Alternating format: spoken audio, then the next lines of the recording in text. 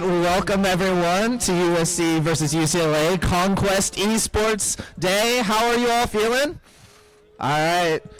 Cool, thank you. All right, just a quick note. We want to thank our sponsors here at ROG, providing us with the PCs up here today. We have the G16 and the G22s. G16s over there, G22s over here. They're small, faster, and more powerful. I have one myself, very portable. I love it. All right, here we go. USC versus UCLA, long history here in Conquest Week. It's gone past, I believe, 6 years as of now for at least our esports program here, and tonight our first event shall be USC versus UCLA Valorant. Tell us more about this. Yeah, USC Valorant's looking hot. We just came off a win last week. We played online versus University of Hawaii. Took them in a 2-1 game, looking really dominant on some of the most popular maps.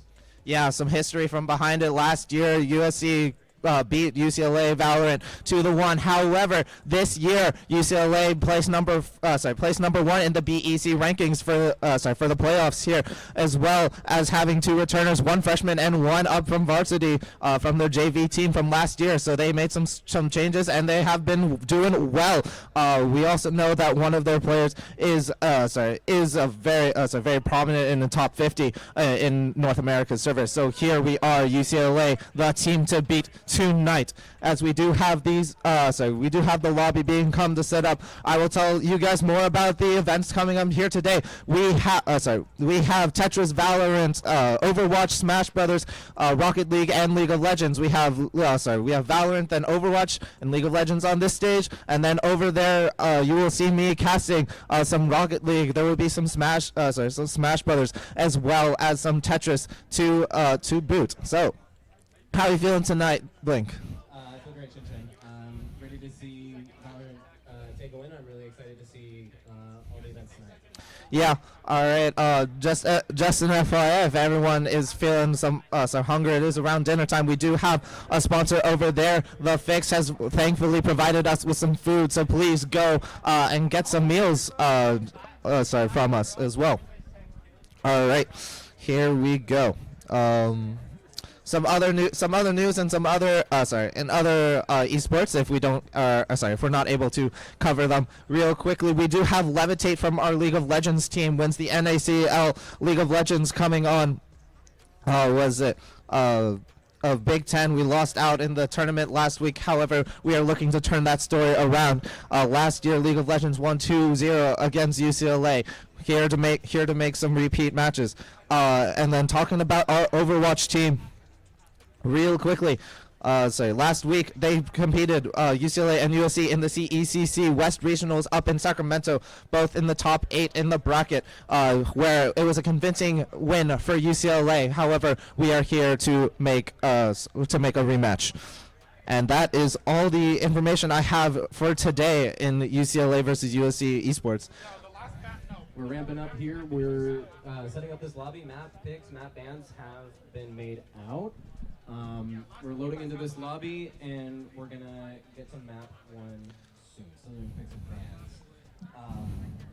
I do know we have UC has a substitution for map 1. We have Zunga, an interim initiator, coming up from our JV team to play with Cardinal in this map 1. So we're gonna have an extra initiator player. He's of course subbing in for Andre, who will be joining us for maps 2 and 3. Yeah, and as well, I do believe we are playing on the most recent patch for Valorant coming in from last night. We have several changes to concusses, several agent changes as well. Blink, tell me what you think about these changes coming in. Yeah, you were talking about this earlier. You mentioned how some of Phoenix's abilities have been changed, and some of Sage's slow ability has been changed. Both those agents are currently relevant in the meta. I would be very shocked if we see a Sage or a Phoenix pick tonight. The more relevant thing that you mentioned to me was the change in concussion. That effect, both in the case of Breach Vault Line and Neon Relay Vault, could have some effect on tonight's games. You talk about how they affect dash distances. A lot of the reaction, especially for a Jet player, if they get stunned, they're just going to tailwind out of that effective line of sight. But that is going to become a lot more difficult in tonight's match. So I'll be expecting to see a lot less Jet in the face of the Breach Heavy. Yeah. As well, we also saw some run and gun changes with a little bit, not going into the very specifics of the numbers. However, spray and accuracy while on the move has been changed to be a little bit more. So it looks like Riot Games is trying to cut down in on the run and gun meta that has started from all the way since it basically came out, right? Story of their lives. I mean, they're not going to be able to solve run and gun until they solve gun mechanics at a fundamental level. We can talk about that on Riot. Yeah, well, yeah, it's very strange. But also we come in with the new with the new shields coming out. The regen shields coming in at 25 shields, beating out the light shields as well. That you have to like deplete your full shields and then it regains the shields afterwards. Tell us how that's going to change a little bit. Yeah, something like a regenerative shield. I wouldn't expect to be relevant at the highest level in a game where headshots make something count. If you're getting hit 150, there's no health bar to regenerate, right? Where I do see that coming in is something like a pistol round or a full buy or a half buy rather, where you're more likely to take some damage and have a chance to regen. But I do expect that to have an effect on characters like Sage and Sky or even Clove, who intrinsically have that ability to heal. Yes, and then one last change that we want to go over is specifically for the Phantom, the fall-off damage has gone extended even further, allowing them to play in those larger ranges to compete against the Vandal, which one-shot, headshot, in specific ranges. Tell us, how do you think that's going to affect kind of closer range maps in terms of gun choice? Yeah, I mean, Vandal versus Phantom has been a long-heated debate, but it does seem like Vandal has been the more dominant one as of late, and for professionals that really want that one-shot headshot at long range, it's going to be their pick. But if there's some initiators or some duelists that really want to go in and make a splash close range, I think they might find some success with this new Phantom, for sure. Yeah. All right, the pick. We have some notes from our production team that the pick bands have been ready here. We'll see whether or not we get them. All right, here we go. UCLA banning Abyss and USC banning Unbind. It appears that our first map will be on Sunset. Sunset, not a popular map, I'll tell you that much. I have yet to cast a Sunset game. I'm very excited. It's a very unique, specifically the mid-site. But Haven and even Split, if we go to a decider,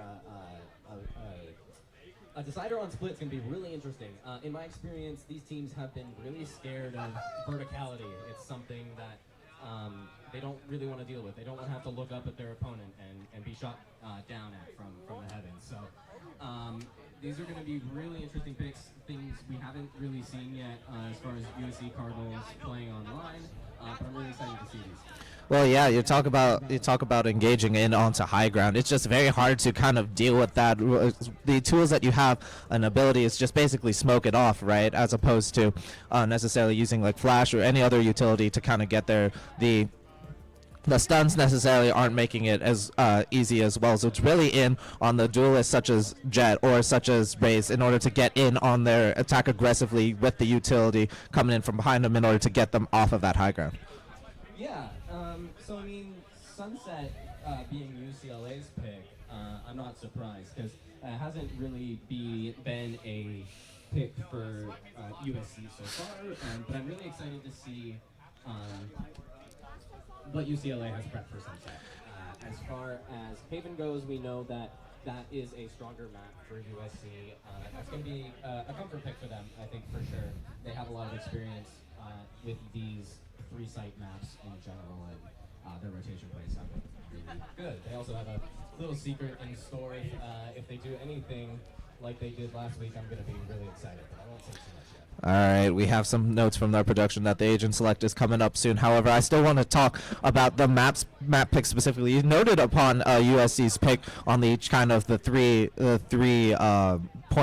three-point maps, and generally we see a lot of retakes coming in from them. They sacrifice some space in order to get out all of the util from their opponents. How are you? How do you want to see UCLA adapt to this kind of playstyle? Oh yeah, something that's been really powerful for USC, and a lot of the teams they've had to face have had to adjust to this, is the ability to kind of adjust your strategy based on economy. Being able to change your ability, if you're going on B site, if you have different weapons, you're going to want to work at closer range, and that's usually most effective on certain sites. All right, and to cast real quickly on the settings menu, we have main functions in on the top left. Sorry, I need to practice in on my shoutcasting. All right, here we go. Back to normal. Yeah, but USC being able to switch things up, go full rush onto a B site versus take things slow and keep the opponents guessing, A or C site is a really effective tool, and it's a double-edged sword at the end of the day, because if you rush B site, it's really easy to take, but it's also really easy to retake, and that's something we've learned over these past few weeks. I've seen it play out over cast, and I'm really excited to see USC hold it down this time. Yeah, it seems that whenever they need to attack B, once they get that space, they need to be able to keep pushing in on keeping that pressure, or else they will be kind of caged in, as we see a lot of the time occur on Haven. All right. Yep. So yeah, that's as much as we have so far. Yeah, as far as we'll say Sunset goes, each map seems to have its unique mechanic, and Sunset is the first, as far as I know, to kind of copy one of those. Right, it steals the closing door mechanic from Ascent. Right, was the original map to have it. Sunset's a pretty controversial map. The way the mid map rather works is really interesting in terms of market leading onto B versus the connector on the opposite side leading more towards T side for A. So it's gonna be a really different experience, especially for two teams where rotations are gonna be so important to make things like that happen. Yep, I totally agree. All right. Still waiting on players. All right, apologies, folks. Thank you for your patience. We are still waiting for the lobby to be currently set up. However, yeah.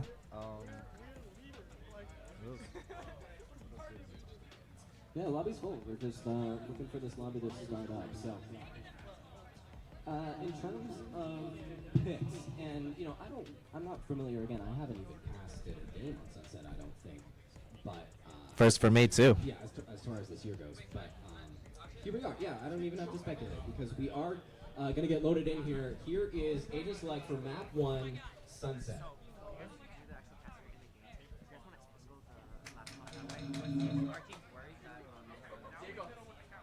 There's a delay. They're getting anxiety about it. I'm Ryan, by the way. Jack. Good to meet you. Nice to meet you. This, because we also have to see the. Yeah. Oh yeah. All right. Some notes from production. We have taken in the adjustments, and here we go. Here is the agent selects. We have the Omen, Raze, Killjoy, Breach, and the Gecko coming in from UCLA, as we do see USC hovering in on their picks as well, kind of matching them with differences in terms of Neon coming in for that duelist, and Cypher locked in for that controller. Yeah, I mean, I won't read into it too much, Shinshin, but there was a certain level of confidence which UCLA locked in their agents compared to USC kind of hovering. Oh, they were ready. Debating, yeah. They very clearly have a strategy marked out for this map that no other team has really been playing, at least against USC Cardinal here. So I'm really excited to see their strategies work out. The double initiator comp here with Breach and Gecko. Gecko kind of being this more flexible initiator that can work with intel and flashes, and kind of has something for every type of initiator, but having that passive globules ability to kind of refresh those abilities and have a little bit more sustainability in a longer round, as opposed to Breach, who really just dumps out his whole kit. That a good Breach player can certainly make that last as well. So we'll see what kind of laps or UCLA rather tries to run around on Sunset here. I can't talk about player position. Yes, it is a live show, so now we cannot talk about the player position. Now let's talk about this Cypher versus Killjoy here. Cypher mostly used in for kind of that utility game. However, Killjoy is just has a turret, right? Has the alarm box. It's kind of more of a passive necessarily. kind of sentinel strategy. Yeah, of course. Big difference between Killjoy and Cypher is always going to be that Killjoy has to stick around, right? Cypher can place a trap wire and leave it, while Killjoy has to have an effective range and be close enough to her alarm bot in addition to her turret. We did have a little bit of action outside A. The initial Silver Dart there did scan a few of UCLA outside A. And here we go. Currently planting on B side. All right, and here we go. The trade's coming in. We have we have Dookie in onto Rizo and Zach finding one onto the Neon. The Breach finding his second onto Endocrisis, and Zaz finding one. There is one left for USC to defend it. He finds two. Zunga in onto Duck and to Zaz, looking for more. Yeah, Zunga here stuck in both. Is going to try to rotate to the Rod. Ooh. UCLA Conk is going to find that headshot with the classic. That's going to be a round one pistol secured for UCLA. Yeah, very strong round coming in from UCLA. It was a very opening picks. Great showing coming in from Zaz, and was Chewy Ditch. Apologies. Yes. All right. 10 seconds on the timer here. UCLA has quite the force by here. Two Phantoms. Yeah, that's right. Can't call anything, can't call positions. Basically, our job is to shoutcast for both of each other, talk about the metagame, and then to recap shoutcast. It's strange. This is new. LAN is something else.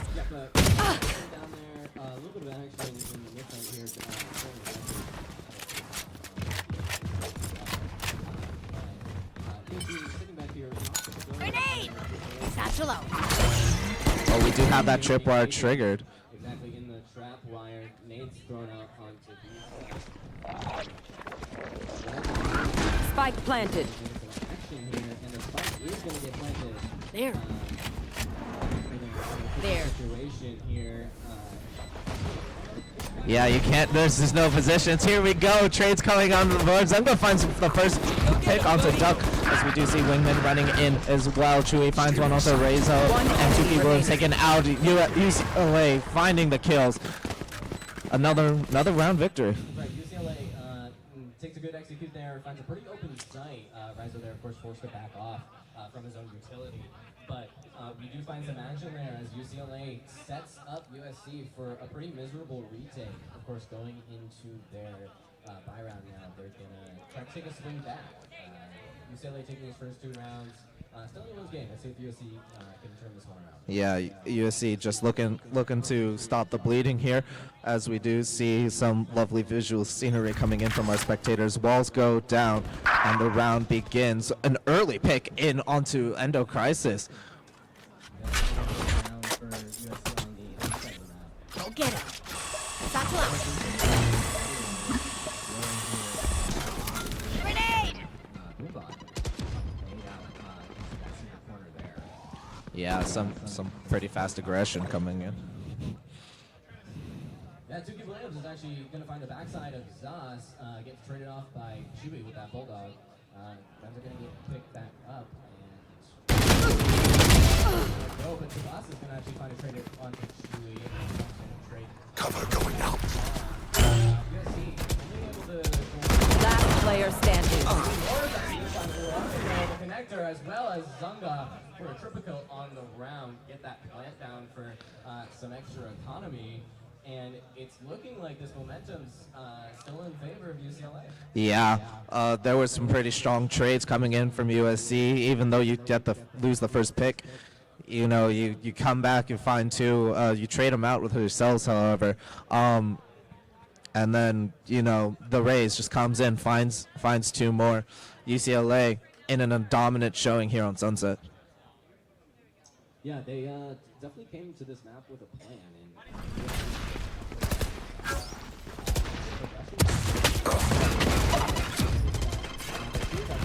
Cover going out.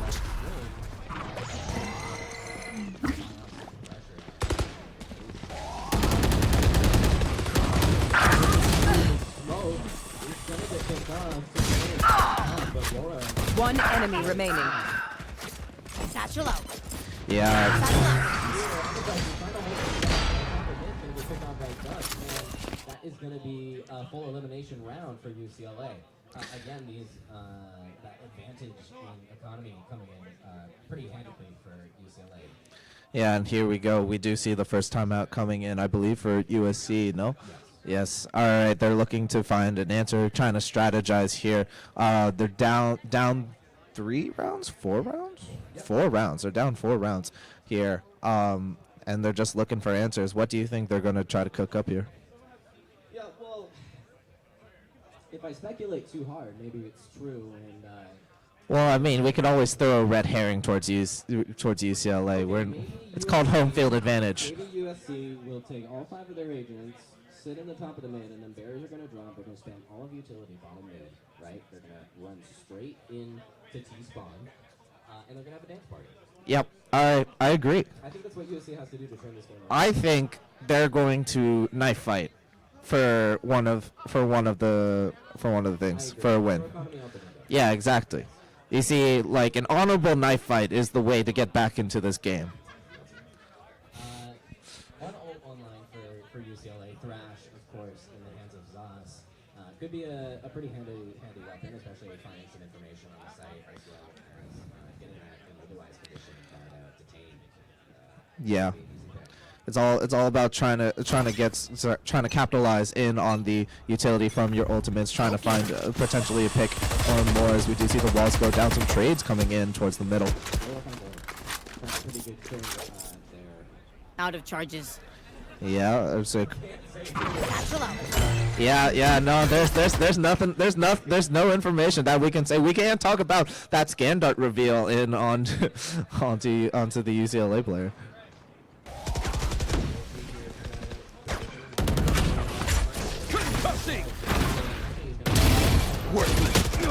Tuki onto Aurora, that gets traded off by Chewy.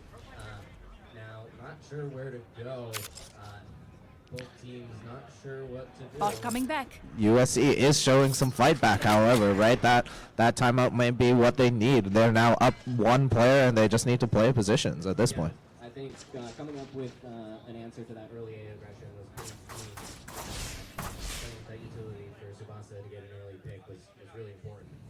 We'll see what UCLA does in reaction shortly. 30 seconds on the clock. The tension is building. Here we go. Seconds left.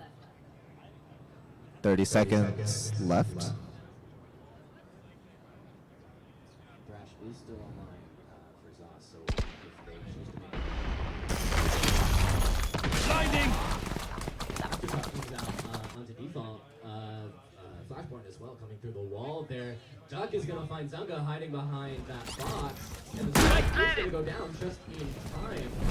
USC needs to make a reaction here. Oh yeah! Monster on the loose! So, rolling right, it's going to make USC's retake even trickier. Tsubasa is down to a 2v.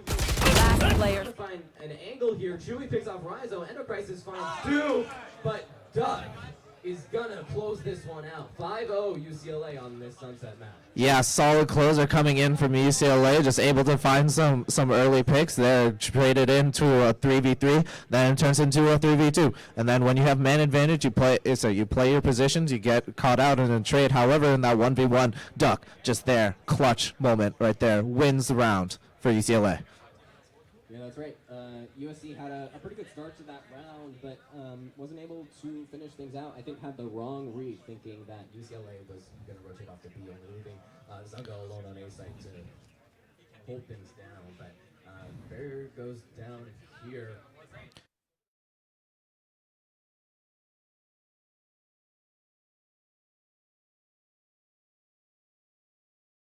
The showstopper comes in and finds 1 onto Endocrisis. Rizo in on the trade, finds 2 onto Zora and Zaz.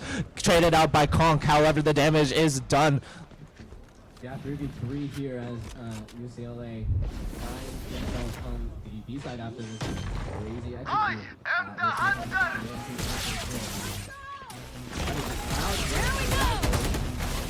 Alright, here we go. We do see the Neon ultimate coming in, getting taken out by Kong, traded out by Tuki Williams. However, the trades go side of UCLA, and Duck finds the final kill, planting down the spike. UCLA finds another round win. That's right. UCLA doesn't look like they're going to be stopped anytime soon. One ultimate online for them now from the Shadows, as well as USC's Endo Crisis has that online. In addition, USC has Neural Theft and Rolling Thunder. These are some big playmaking abilities that we'll see if, obviously Neural Theft needs to find a pick from the Shadows is pretty situational, but particularly that Rolling Thunder is going to be pretty handy if you're going to try to initiate a retake or try to stop and execute. Barriers drop and Duck finds a pick onto Endo Crisis, and another onto Rizo, tearing up B main. That's 2 dead bodies outside B site, and USC's already down, in trouble, 3 to 5 players. Yeah, and just you got to use this advantage, right?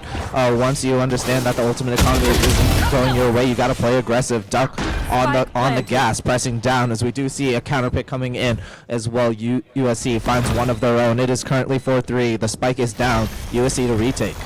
Yeah, so also able to find a new equalizer hit. Fast lane's going to come up. Retake trying to take place.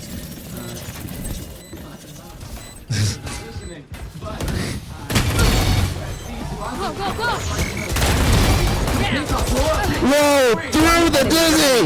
Last player standing. Tries to trade onto Zaz, and it's Constant. but Duck comes around the corner.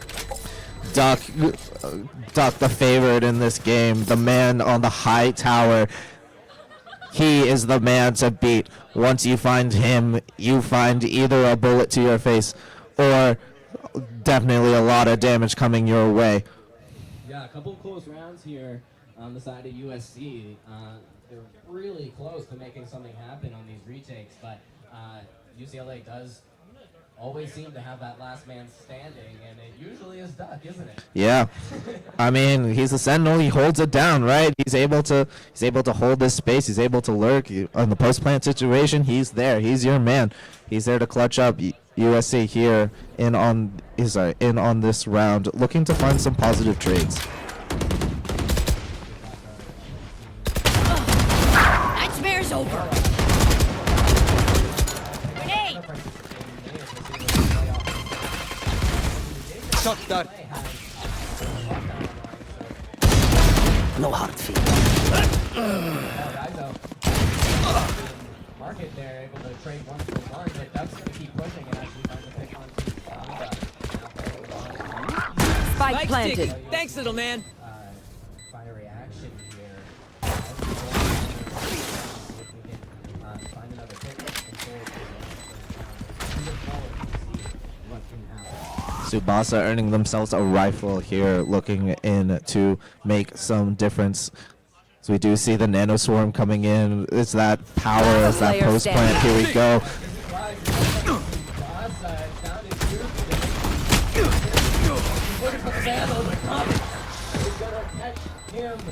Staring at the floor. Yeah, caught in between a rock and a hard place, right? You have your golden egg right in front of you, just out of your reach, right? You have the breach utility trying to do some damage in protecting in that spike. UCLA on the post plant. Phenomenal. Yeah, you talk about breach utility, but I mean, it's everyone's utility coming out of B main there for UCLA. I mean, Nanoswarm's on the bomb. You see Dizzy flying out of the B main entrance. There is nothing that USC could have done there to take a favorable peak in the 4 members of UCLA.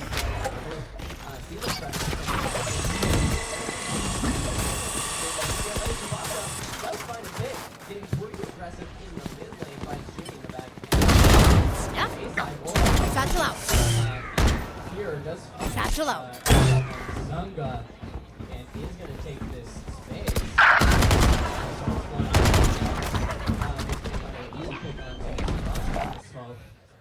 Zas planting the bomb here, but Rolling Thunder just comes out as the same time as this Killjoy lock up for UCLA. 2D forward, that's why they're on the bomb. That's Rizo. Trey's 1 for 1. Oh yeah! There's a chance. Monster on Here the we go. loose. Drop it down. One enemy remaining. Oh! Endo crisis, and they're And it's just getting the ball clean off up the right main there. You- JT.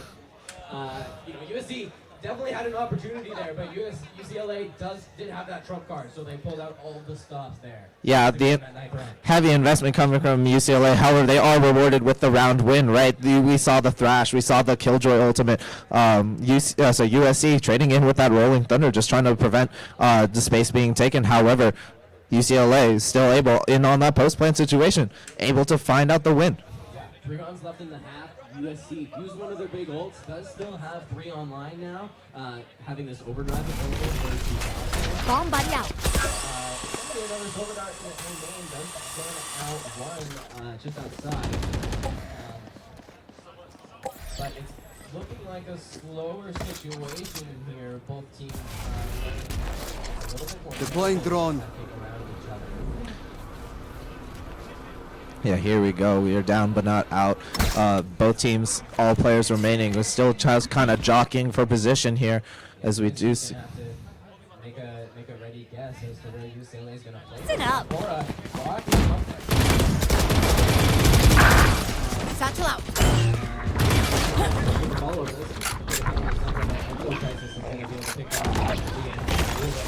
Oh! Spike planted. Take this! Coming through! Pulling out all the utility to cover it up. Valparaiso trying to find a pick on the A site. The bomb is down in this corner here. Dark cover comes out covering. Last player standing. Tsubasa with the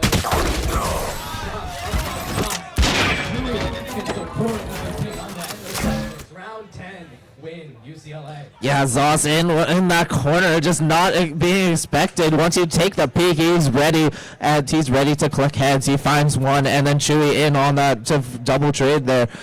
Very strong teamwork coming in from UCLA.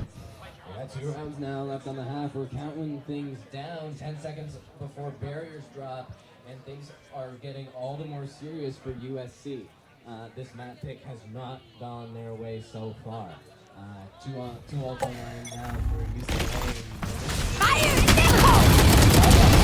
Dash in, does find Aurora before the showstopper. Flash out! That is a valuable trade if you're USC. I mean, you take that all the times out of 10. You start in on the aggression, you catch him lacking, and then you're able to find the trade and kill. I mean, he walked in onto 5 people for UCLA. They definitely were not expecting that. Yeah, that's right. Tricky catch and put that box there and able to put that inside as cover. I think Anilan is kind of able to take a really precise timing and find a pick in that fashion. Really, really great work there from Tsubasa.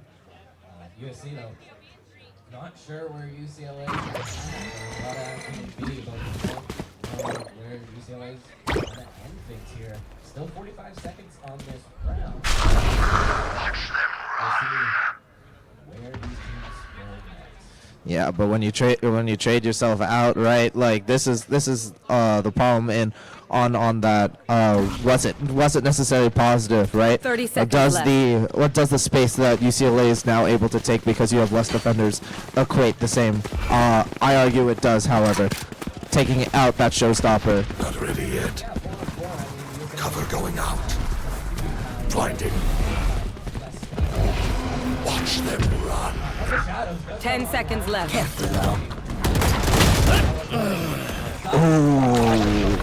Rizo entering onto B-Site's bomb is going to make its way down. Aftershock coming onto that plant location. But Conk gets scanned out on top of that box. No more. They scouted out. Player standing. Oh! Running out of garage. Finding great timing and finishes off the remaining 2.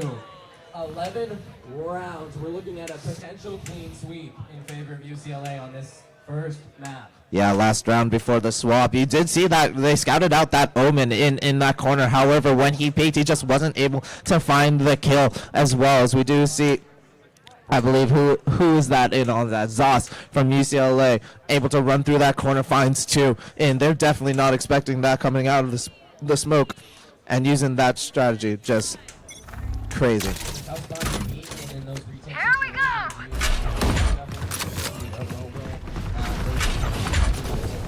Oh yeah! Yeah, here we Monster on the loose! Satchel out. Satchel out. Follow the B site here. We'll see if they can finish up this execute cleanly. USC gonna need to make something happen. Tuki does, finds one. Spike planted. Where is everyone? Chewy Rizos. North left is gonna come back live. CLA. I'm out of here! Too slow! Ooh! I'm out of here! Dash does find a clean headshot on him. Earns himself a rival here. The gun deficit isn't as bad here. Roaring Thunder comes out, finds some players, but the follow-up is not there. USC coming in the retake, spamming towards the B main. Flash point outside B. One enemy remaining. Chewy finds One enemy remaining. gets a board with Trevor. Shorty on the Tsubasa. Bombs half and Enterprise.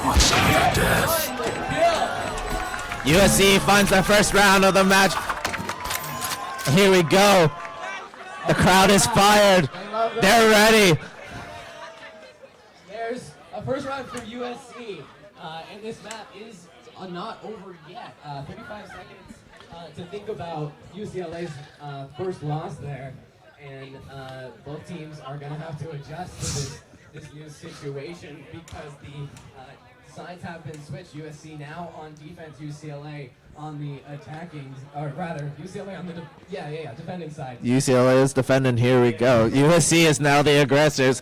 All I'm saying is that without strategizing a little bit too much here, I think a knife fight would be a great way to finish this off. You can't advise them to do that. It'd be biased of us to give away USC's result. Yeah. Apologies.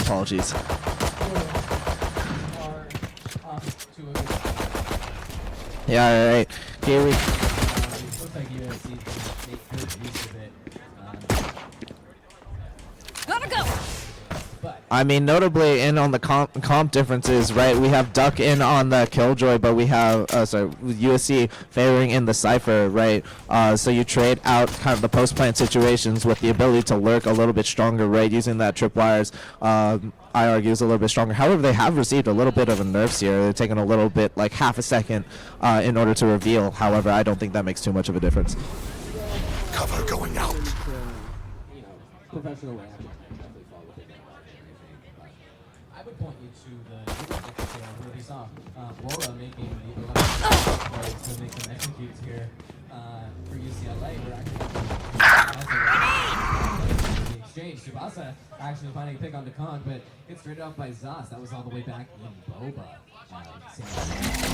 Yeah, and without your duelist, here we go. The engage coming in. Rizo trading out with Zos as we find one. Bora finding one with the classic Tuki. Finding one on the trade. Duck finding one onto Tuki. It is now a 2v1 situation. Here we go. Endo Crisis trying to find an answer. Hits one on them, but it's taken out by Rora. Not expecting coming in the flank, but USC showing some fight here in the pistol round. They are going to surrender that pistol round, and they're going to have to force it up again because this is match point for UCLA. And if they win this next round, they win this map one. We'll be having to take it to the next. Yeah, it is a force up here for USC, and they're going to have to make a good eco strat happen if they want UCLA to stay on this game a little bit longer. Yeah, you got to leave it out all on here. The first map is about to be over, but can USC? The real story is that USC just got to focus on this round, right? Just got to focus on taking it round by round in order to inch their way up. UCLA only needing one. Here. Shadows traveling. What's going to happen here, but a little bit of stray through that mid-smoke. Flash out! Right there. Concussing!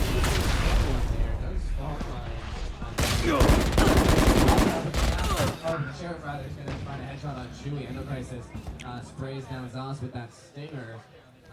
And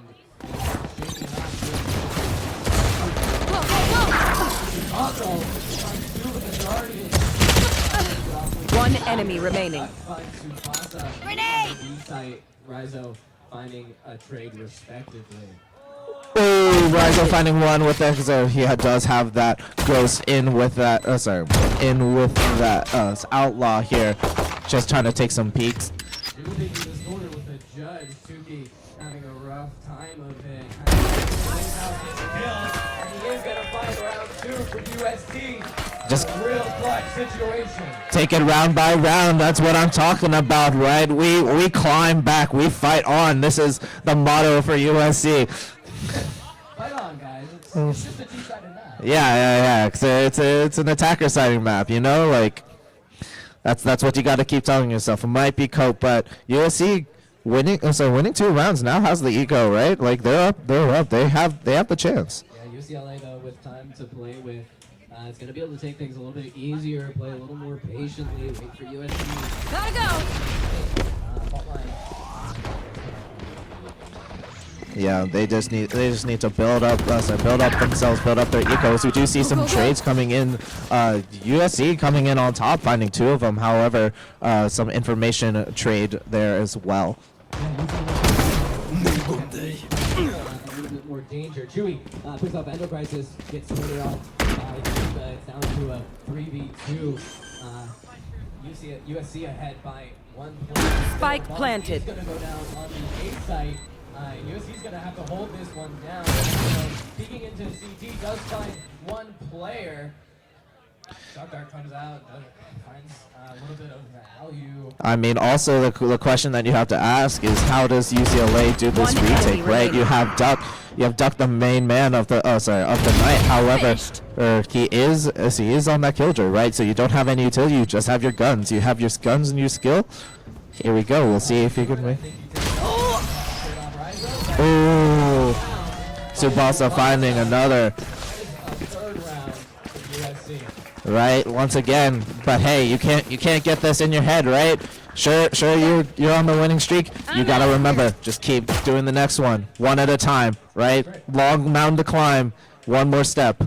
Yep, we'll win the next round, and we'll win 9 more, just like. And then we keep winning and winning and winning and winning. That's the hope for USC here and on this Sunset map. 5 seconds on the break of these barriers. We'll see how this lines up. Somebody else.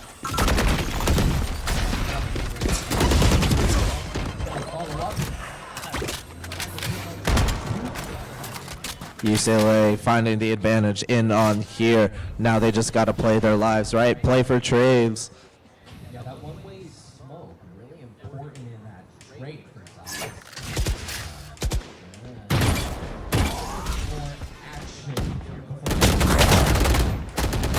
Some sprays coming in towards mid as we do see Raze finds one onto Raze. So USC now down 2 players.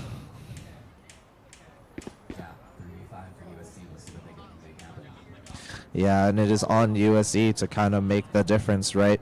We have, I'm out of here. they still have Tsubasa, and they still have the ability to make those kinds of explosive plays. Go, go, go. I'm out of here. Another fault line comes onto market, and the smoke is going to fly down, but the fast lane's going to get USC a little bit of room to work with. Last player standing.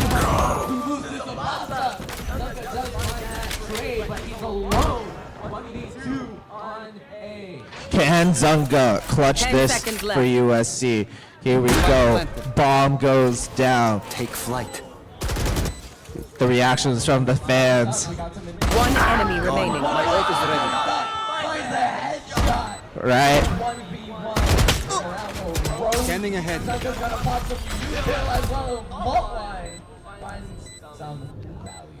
Alright, yep. Here we go. Turns the corner, finds it! Zunga clutches! USC! Round 5! 4-12, USC. Alright, here we go. You just keep going. One round after another. But let me just highlight some beautiful mechanics coming from Zunga in that. You never take the 1v2 in on that. You take one lane at a time. He finds one and then finds the other after doing a little bit of a dancing around. Here we go. UCLA looking for the answer.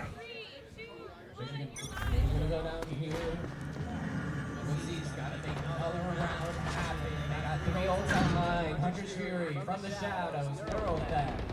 Let's get some information, let's get a pick, let's make this round. All right, here we go. A little bit of Joshing coming in. Tsubasa finds one onto Duck. The Sentinel is notably down, pops the ultimate, looking for some kills. Shocking.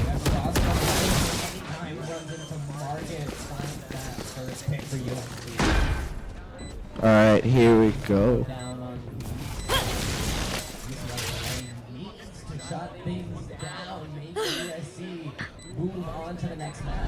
Kind of taking in a cheeky angle here as we do see. Here we go. Dizzy finds one. Trades come out. Kiki Williams on top of it. However, USC finds another round win. A bow and arrow is old-fashioned. Sometimes old ways are best. Yeah. All right, here we go. They were necessarily down in the gun disadvantage. However, their savings have matched USC. Here we go. Right here.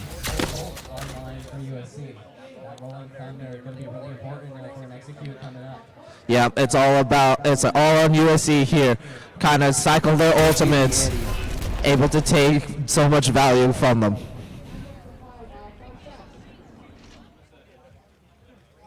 We're gonna a little bit of a lull here. Not a lot of action, not a lot of contact between the two teams. Yeah, everyone's being quiet. Alarm bot does go off. The knowledge has been gained. LA knows someone's on A side. All right, yeah, Tsubasa, kind of the person to watch here. To find opening picks, makes those explosive plays. Here.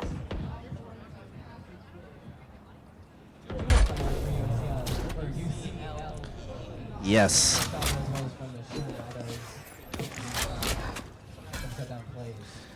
University of California, Los Angeles.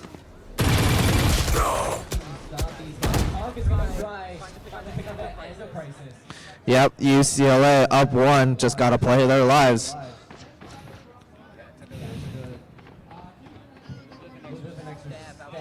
30 seconds left. Yeah, with 30 seconds on the round, though. However, USC in to make the difference. Duck finds one onto Rezo. Yeah. An unfortunate pick coming in from USC. Yeah, Rezo going down there, pretty important for the Sentinel. Spike is gonna go down though on A side. All right. Gotta go. Trying to take onto Zaz. Paranoia flies in CT side. Aurora! Remaining. That showstopper. Yep, we're to shut the door. Here we go. UCLA takes map one.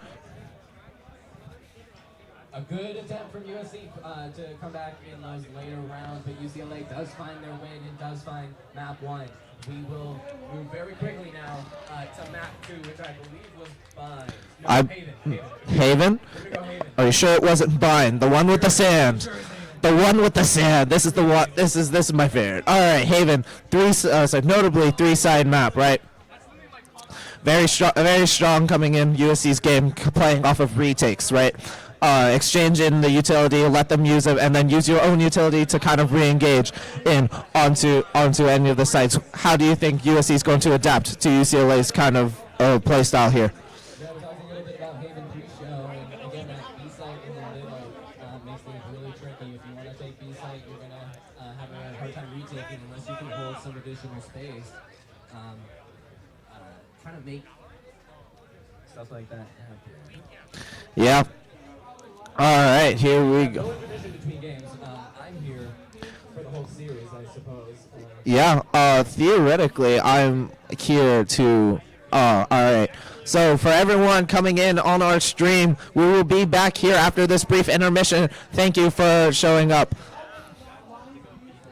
And for everyone here, for this brief permission, we do have some action coming in on stage 2, but we also have some activities coming in over there. You can go get some food. You can visit our sponsor, ROG's table. There's some activities to do over there. You can enter in the giveaway in the enter in the giveaway. They're giving away some fun stuff.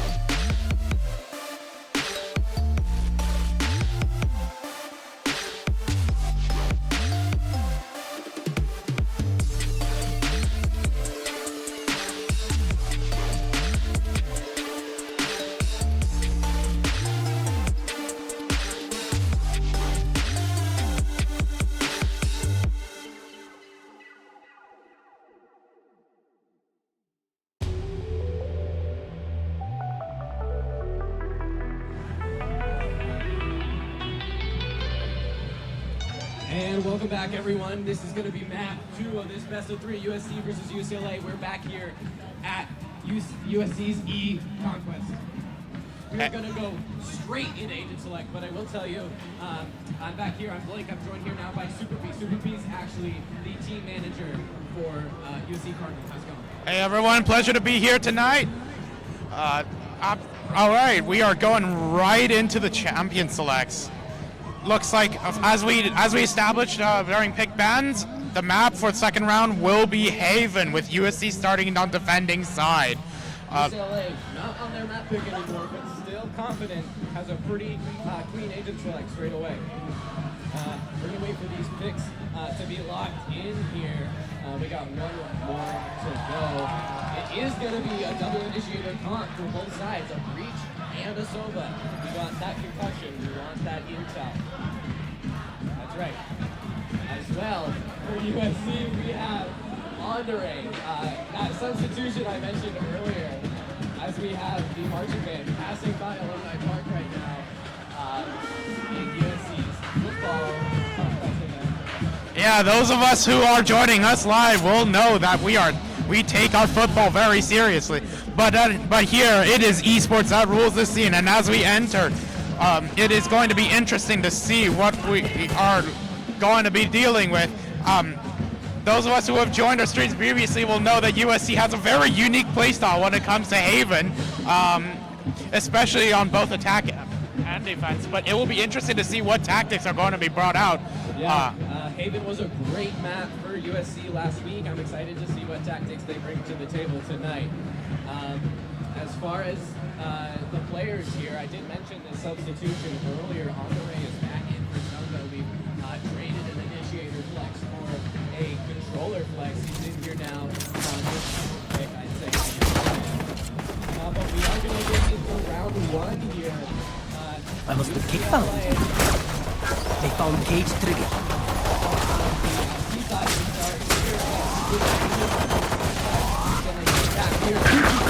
Some action on Zaz. Chewy is going to pick off 2, but Rizo is going to find 2 in exchange.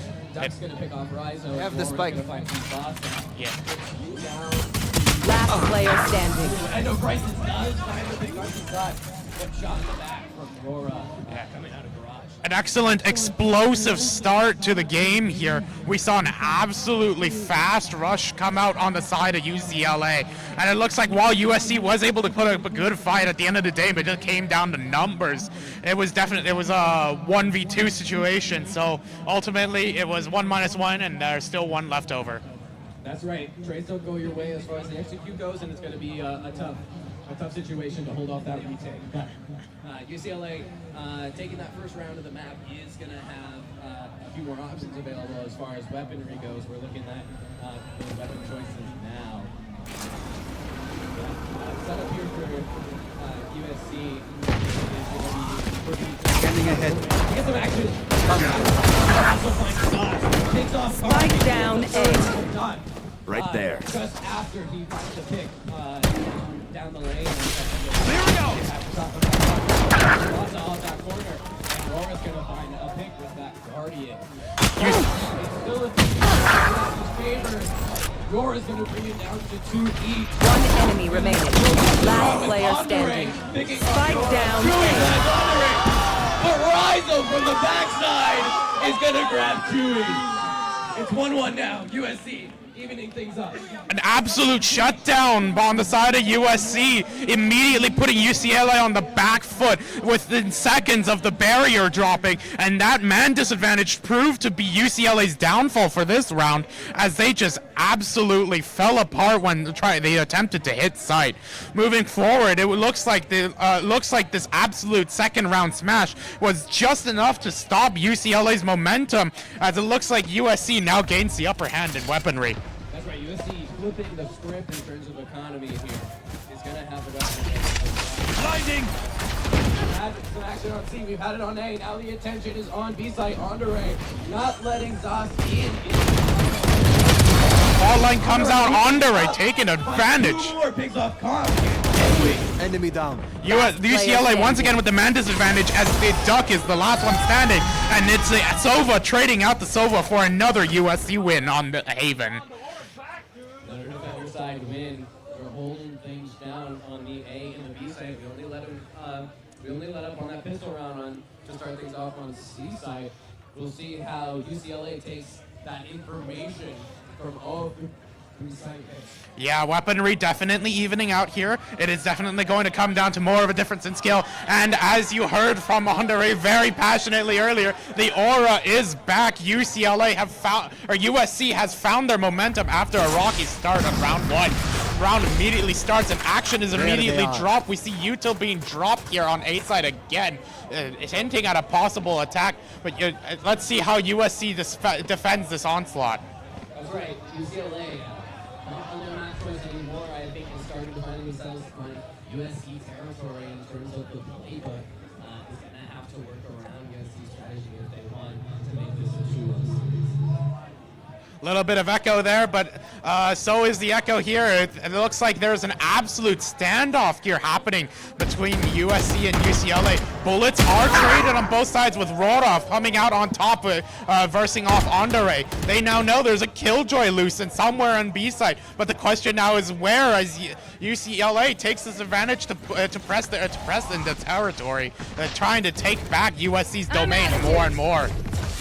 Cutting through the silence after that, AMA and War was able to find a pretty important pick in the first round of USC before anything can happen. Now they're up 5 players to 4 as they 30 seconds left.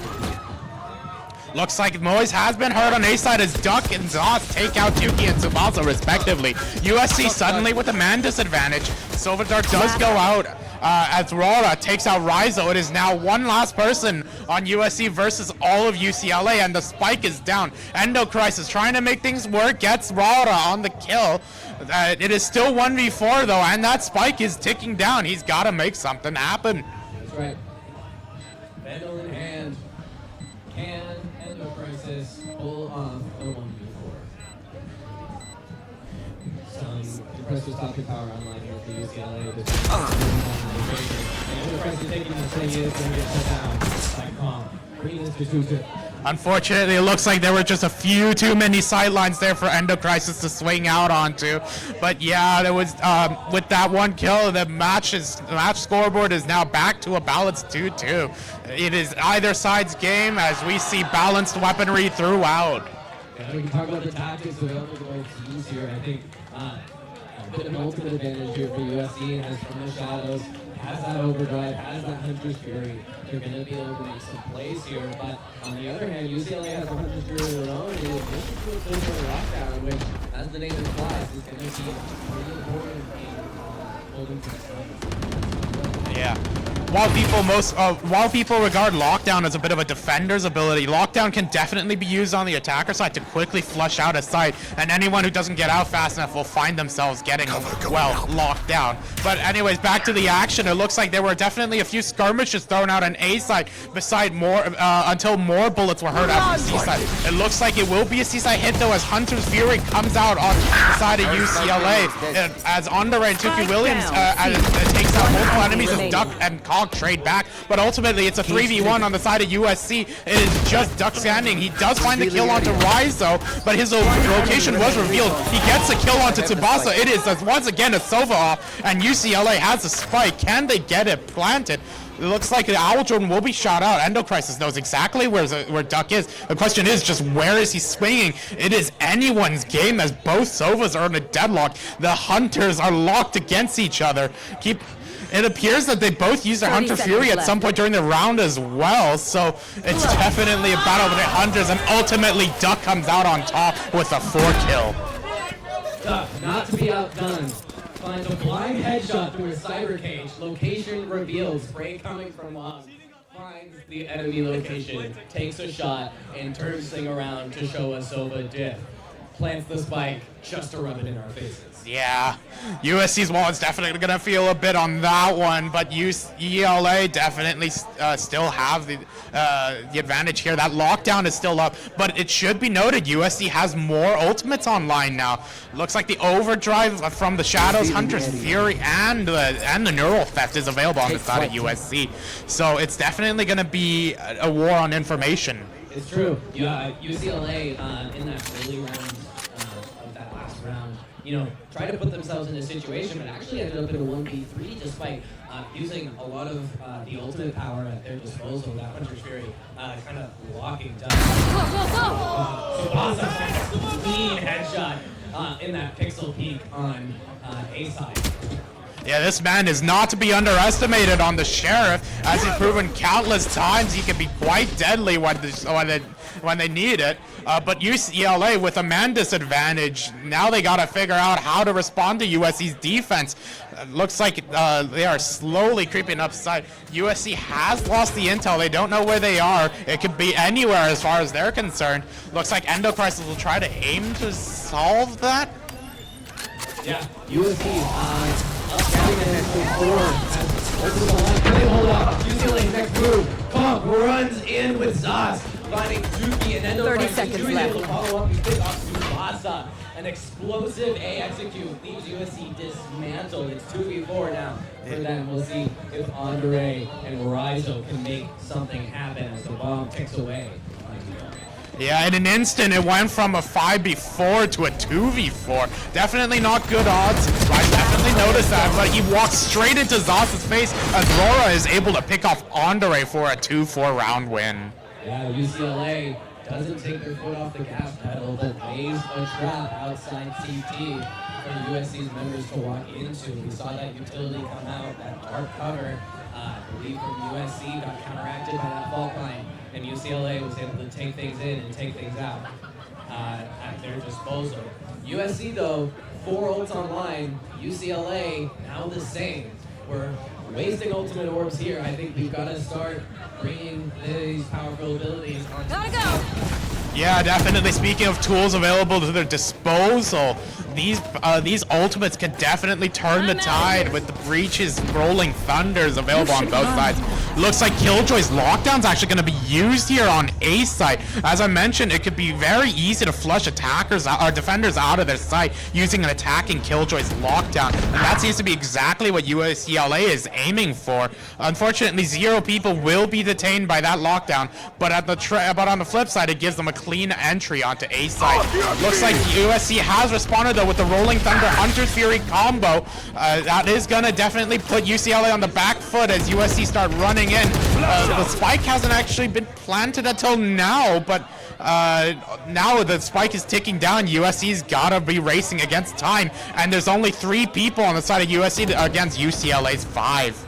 We saw Endocrisis trying to hold things off there with Hunter through his own, but UCLA is not going to be warded off. They're going to take this space and take this site.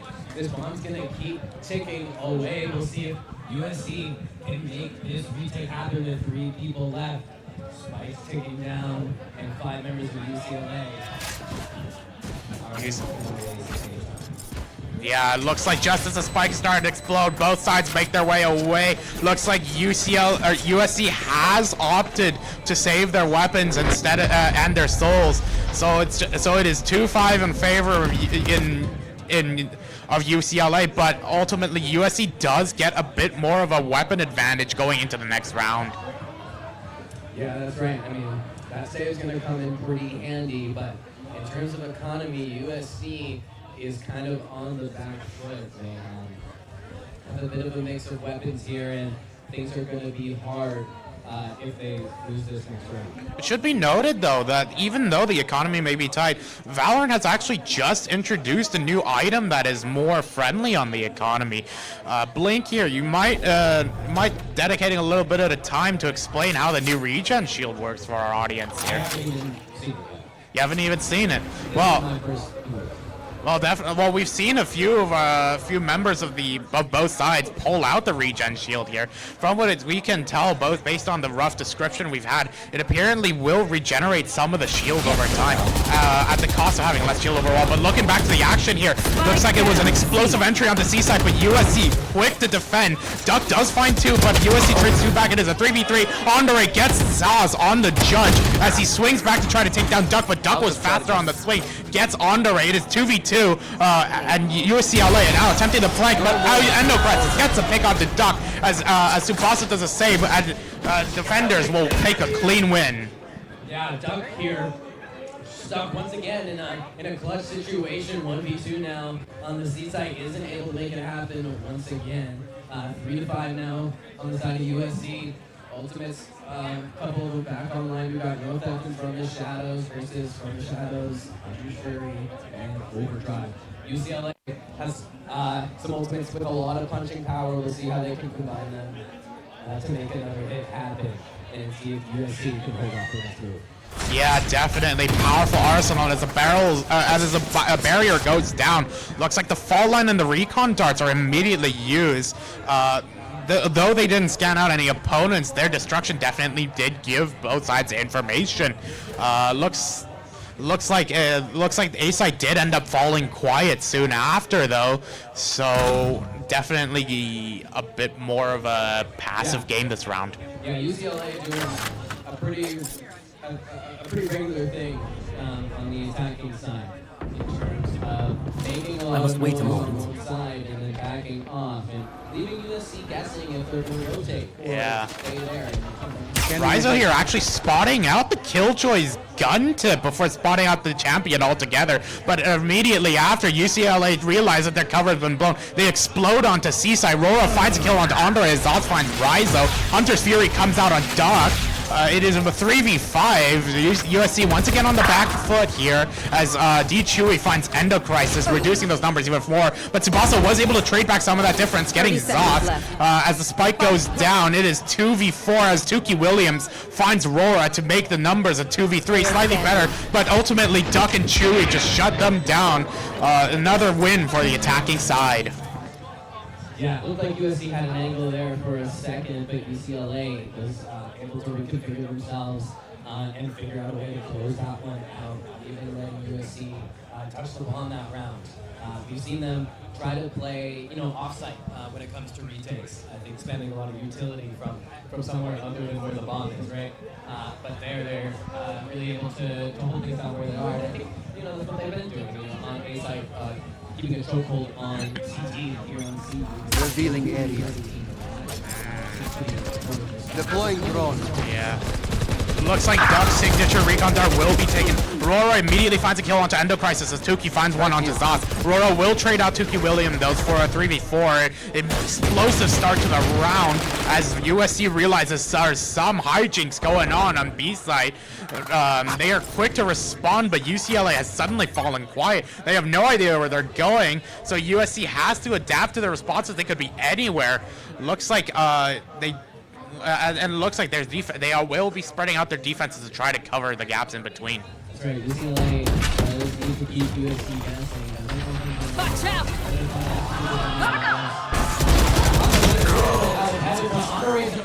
Last player standing. But Monk is going to find an extra for them onto Tsubasa. It's a 1v3 situation for USC. The bomb is going to get planted now on A side, and we'll see if UCLA can keep another round for themselves. Yeah, Raizo here trying to make what he can work, but ultimately Chewy just had the angle on lockdown. Instant takedown to the head, and that's going to be the end of the round. Yeah, interesting flank situation there for Raizo, but it seemed like UCLA had a feeling, knew that Raizo could be there, and kept tabs on the wrong there. Yeah, who knows? Sometimes you just need to trust your gut and move on. But yeah, looking at the ultimates though, there were plenty expended in the past few rounds. So ultimates, not that many online. There is From the Shadows on Andre's side, as well as Neuro Theft from Raizo. But Zas has Overdrive, which is once again a very powerful Looks like as soon as the barriers go down, though, immediate action is felt here on A side. Tsubasa immediately gets a kill onto D2 as Duck trades him back. There was definitely a lot of util used on A side. USC suspects an A side hit as UCLA position getting ready for an attack. Gotta go. Tuki's gonna trade off Zod, but Conk is gonna make that trade. Last player standing. Finds 2 here, finishing off Andre as well. USC in a similar situation. Rizo 1v3 needs to make this retake happen alone. That's up on the truck here. He is gonna be able to trade 1-for-1 or finding 3 kills by the end of that 11th round. Last.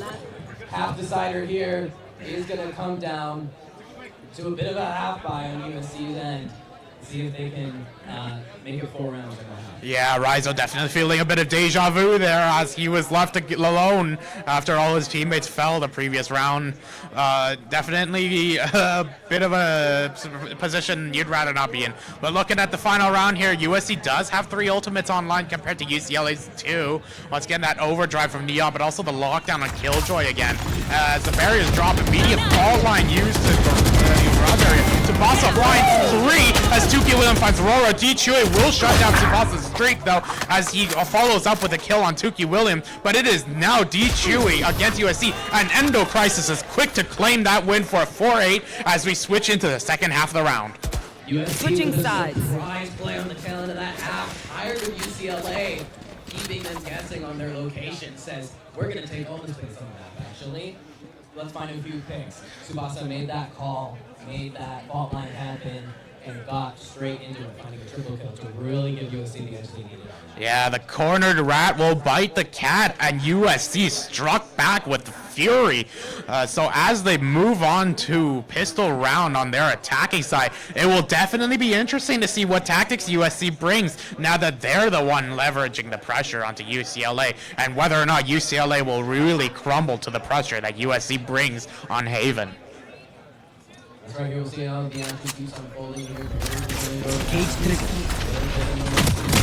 I'm out of here. That season, but Tsubasa's quicker on the Go, trigger, go, go. and Andre is also going to find a pick on Aurora in garage doors.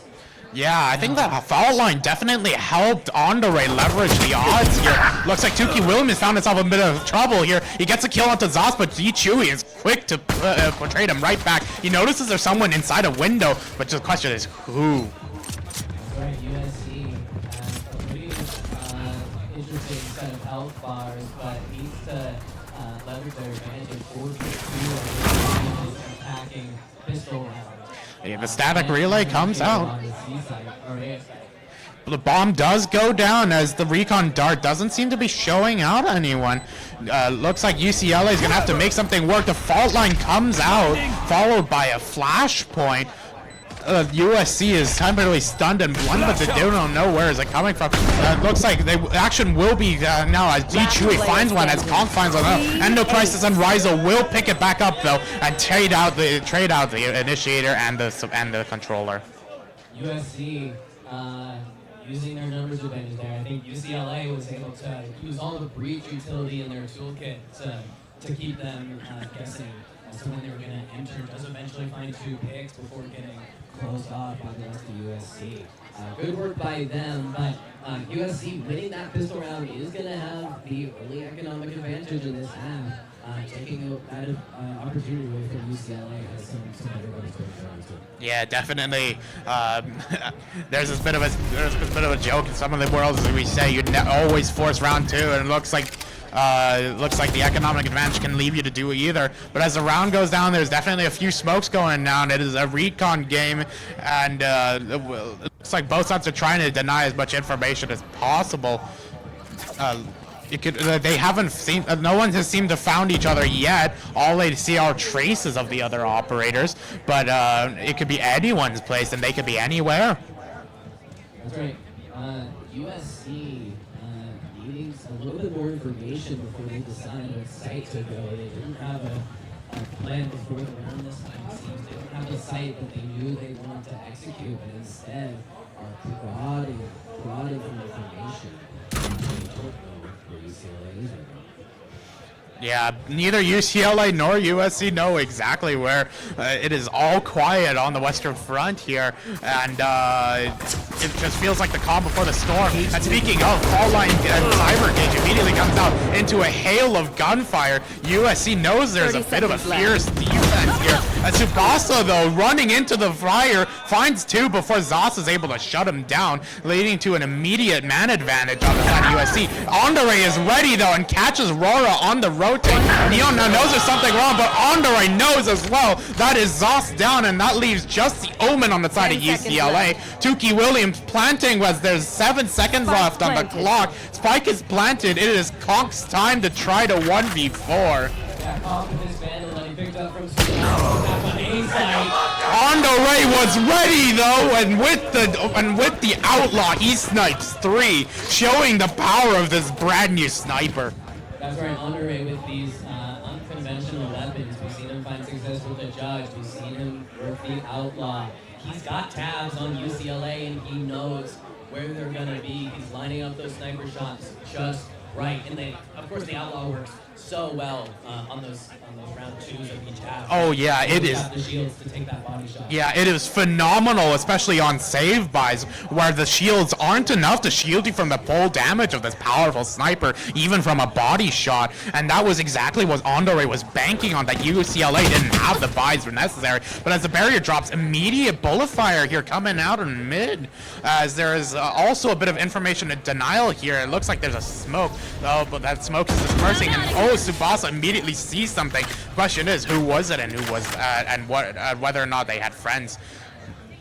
That's right. USC sees a little bit of action on B-side. Aurora actually walking down C-Long was able to find a quick pick on Torizo. That's going to be an important sentinel down in the rest of this round for USC. Minute on the clock here. USC does make a decision. Aurora Spike down mid. With before the outlaw shots can take him out. Yeah, the outlaw may be powerful against unarmored or lightly armored enemies, but this time Rora came prepared, and even though he was taken to an inch of his life because of the damage numbers on the shotgun, he certainly isn't dead, and that was what he was leveraging.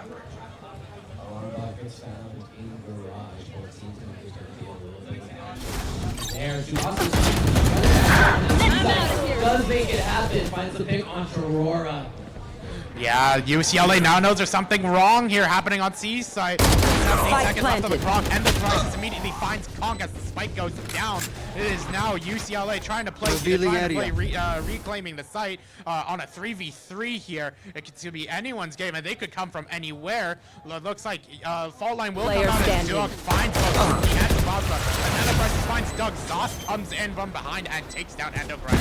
That is going to be a round going over to the side of UCLA as they figure out who gets the honor of defusing that spike. That's right. I think Enterprise is there able to find an extra pick in Garage.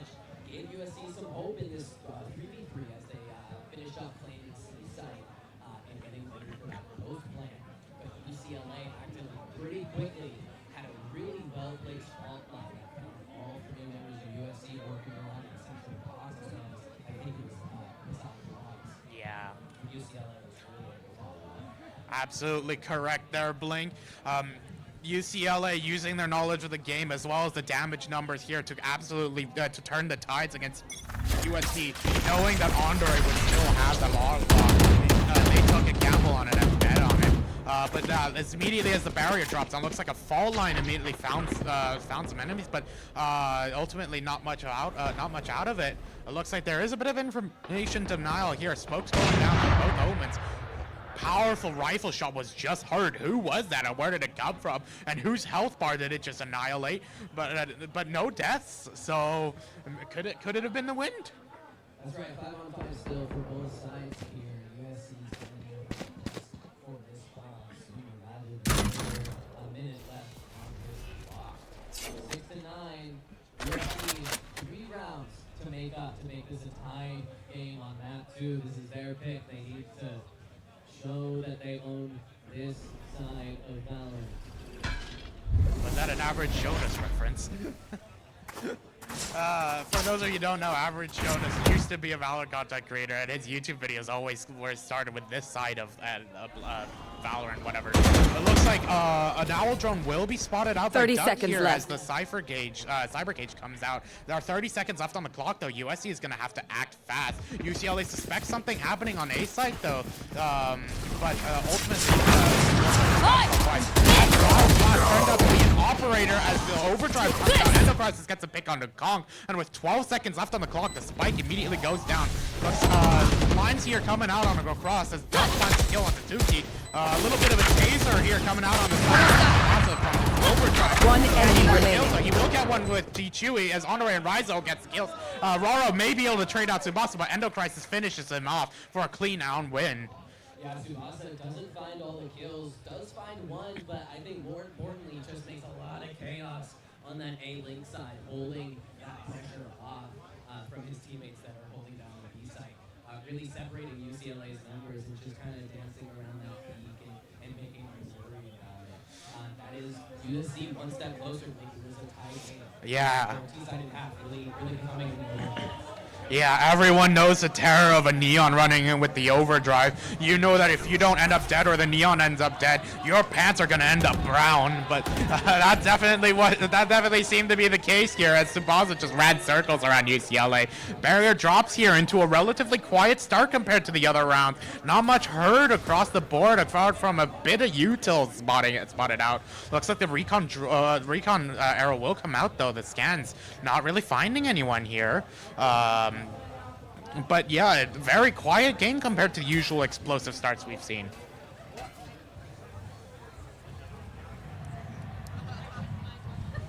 It looks like we have a bit of issues on the mic here on Blink, but let's just continue the cast here. 1 minute left and still not even a peep coming out from neither side. Looks like there is a bit of noise here made at various points across the map, but ultimately it could be anyone's game and anyone could be anywhere. 40 seconds left. Let's see what's happening. A fault line was heard as arrows and util are used throughout the map here. Looks like USC running in and the bomb goes down. It is now UCLA, USC 5-on-5 playing retake. Yeah, we talked about this B-side falling a lot. It's going to be tricky for USC to hold this one down. Enterprises, though, does find the first pick from Chewy. Reach down. Honore with the operator on the side. Ready with that sniper and finds Doug as well. And Enterprises, Rizzo is going to pick up the scratch.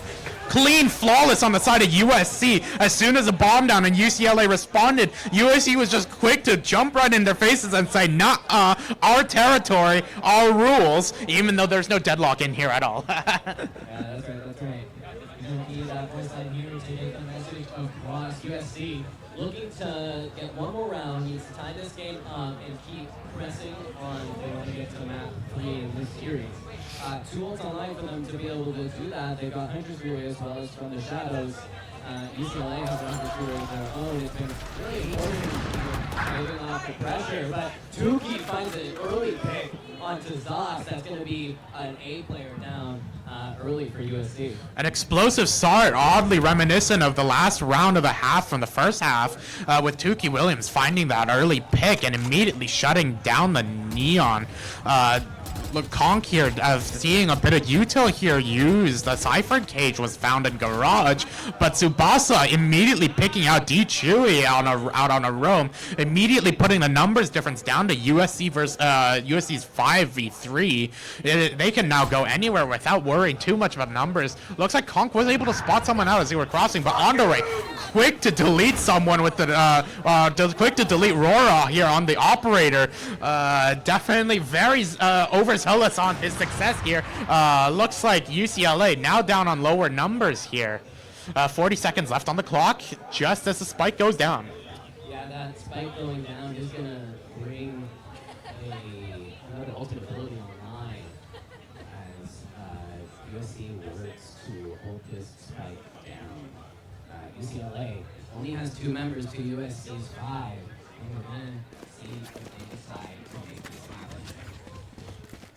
Looks like as both teams start evacuating site, though, it becomes pretty clear that UCLA is opting to save, but UCLA knows exactly where they are. Duck does find the kill onto Tsubasa with Neon's fallen operator here, and just as the spike goes down, it is going to be a saving game and seeing who can preserve which weapons, but it is just a fight on the other side of the map. Duck gets another kill onto Endocrisis, and a third kill on Friso, as well as a fourth kill onto Tuki. It is a 1v1 from the Duck.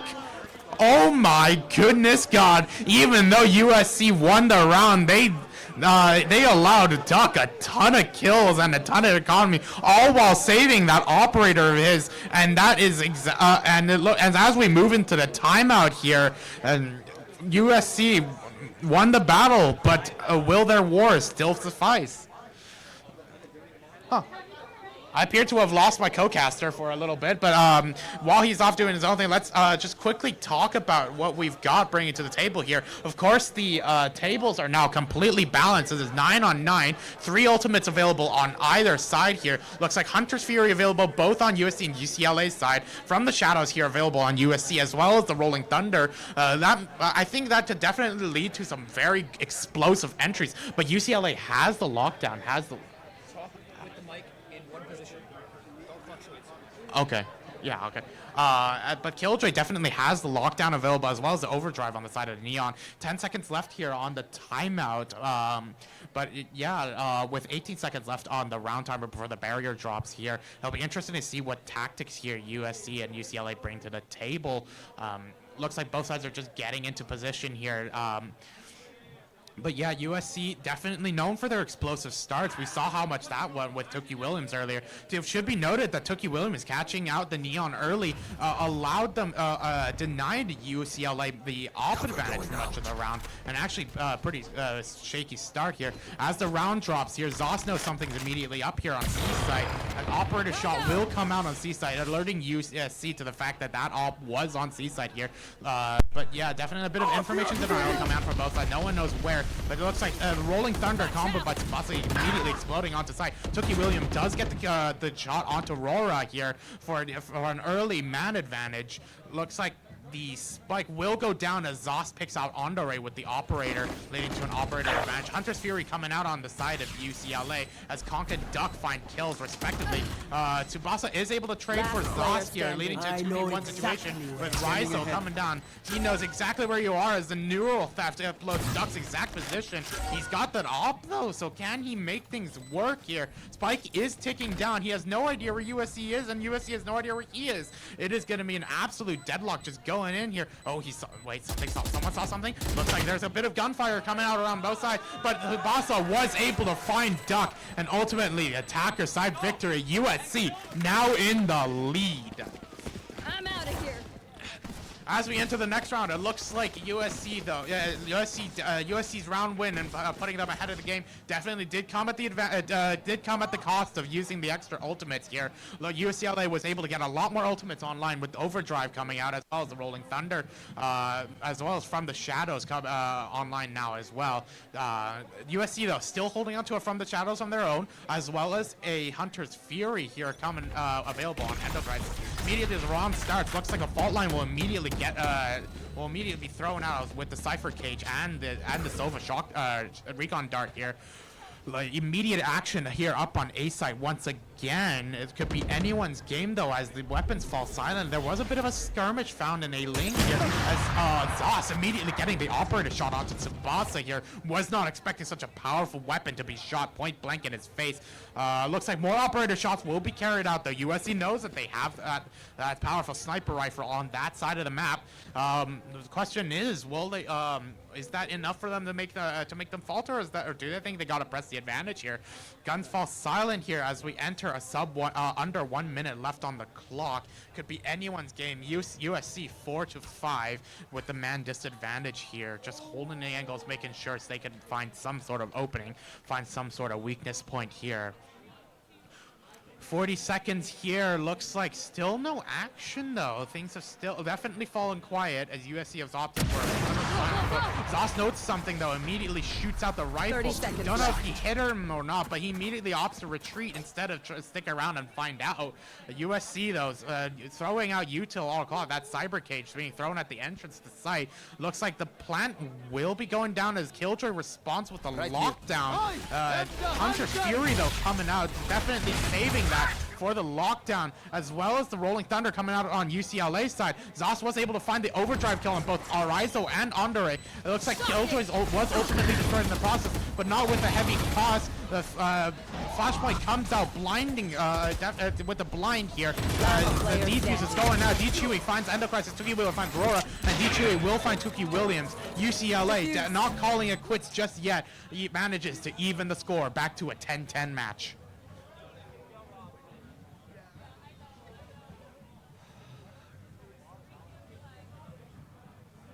It is now 10-10, and it looks, and USC definitely learned their lesson with their previous encounter here. Ultimates were used across the boards. Only ones being left are from the shadows from both omens available here.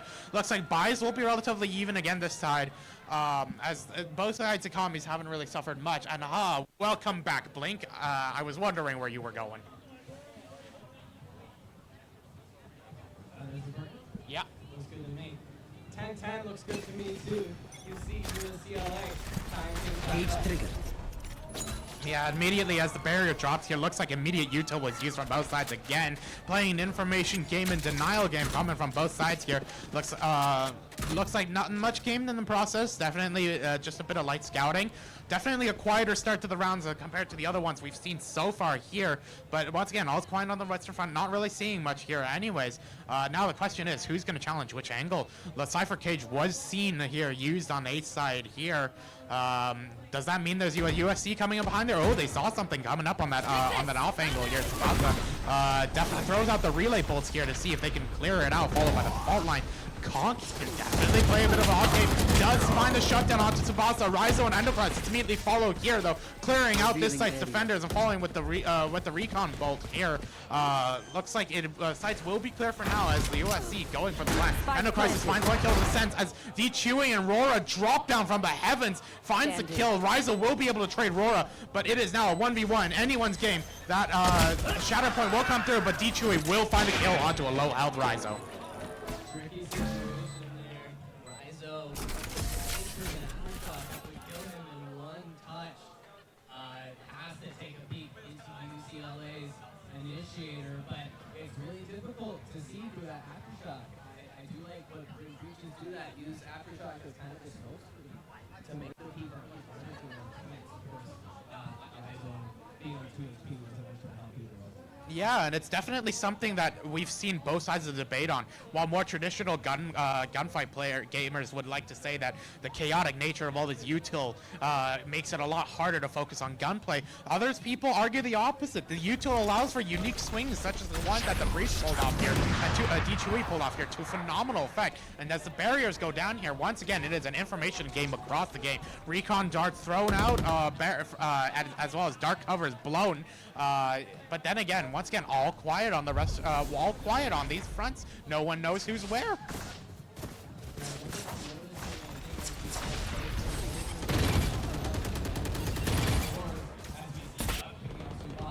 Here.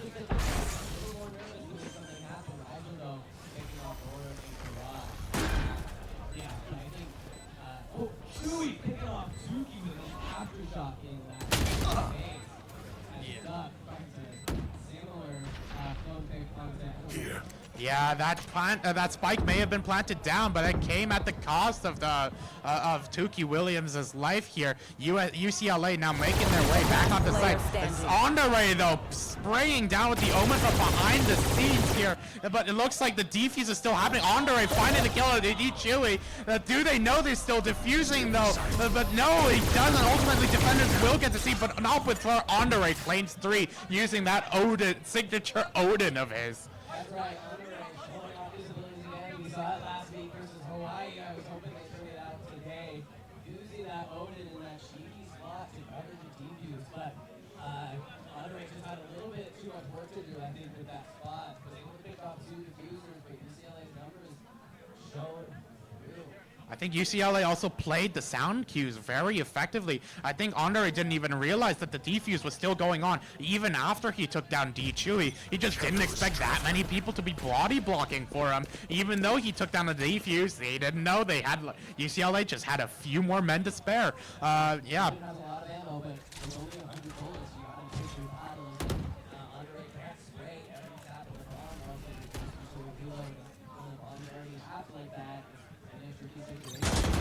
And remember, going through walls deals less damage. Each bullet is less effective than it was previously. But yeah, just as the barriers drop here, definitely a quiet game here. As a bit of utils used on both sides. Zos will get the pick onto Ryza with the operator, though, alerting USC to the fact that they have that powerful weapon once again here.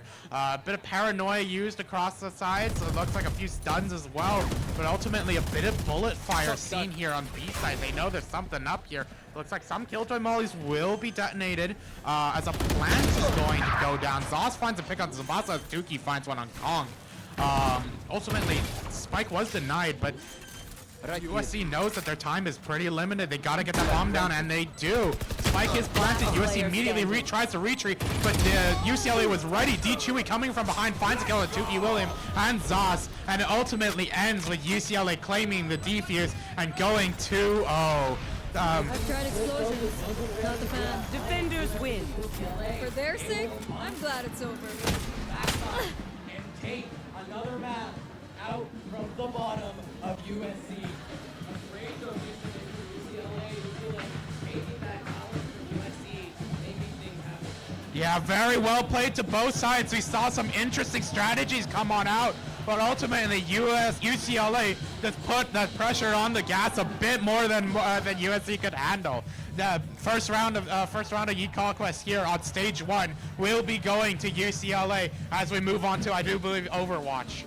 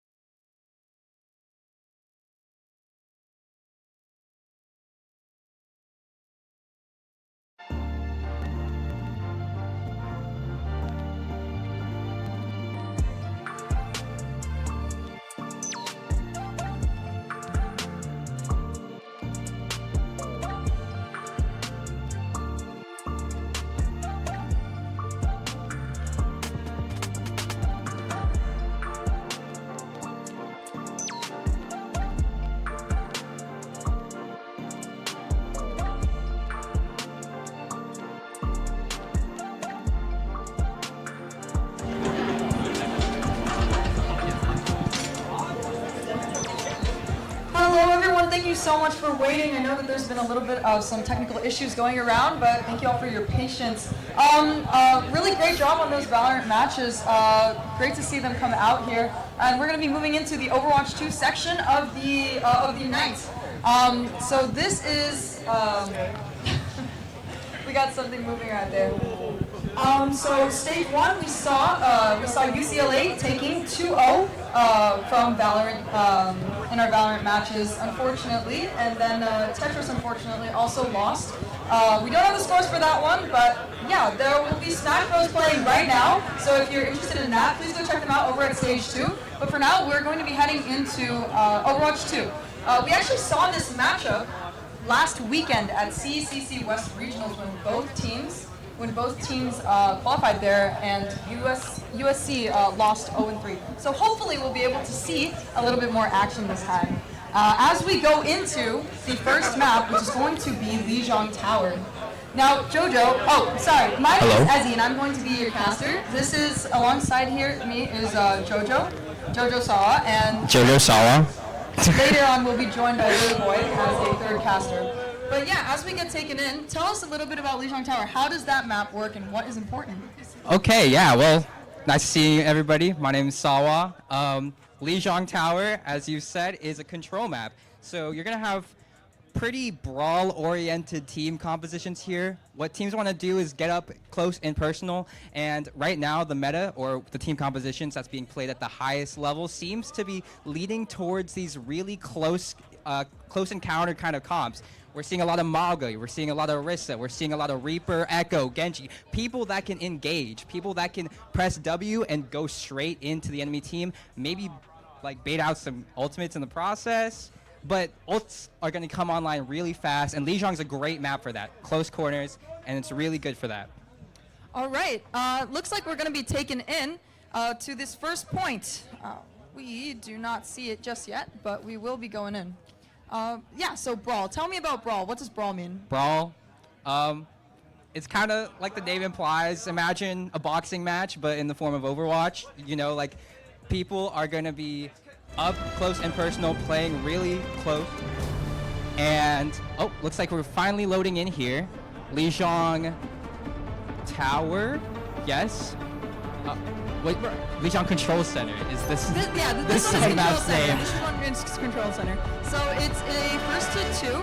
There are 3 points that each team will have to capture, and we will be narrating that. So tell me a little bit about these teams that we're looking at. The graphics are a little bit off. USC will be on the blue side. And I'll keep you safe. So tell me about this team comp. What are we seeing here? We're actually seeing Lucio on both sides of these teams. And why is this surprising? Lucio's really surprising because that's not really meta. That's going to be really close range heals instead of the Juno speed ring, which provides speed from very far away.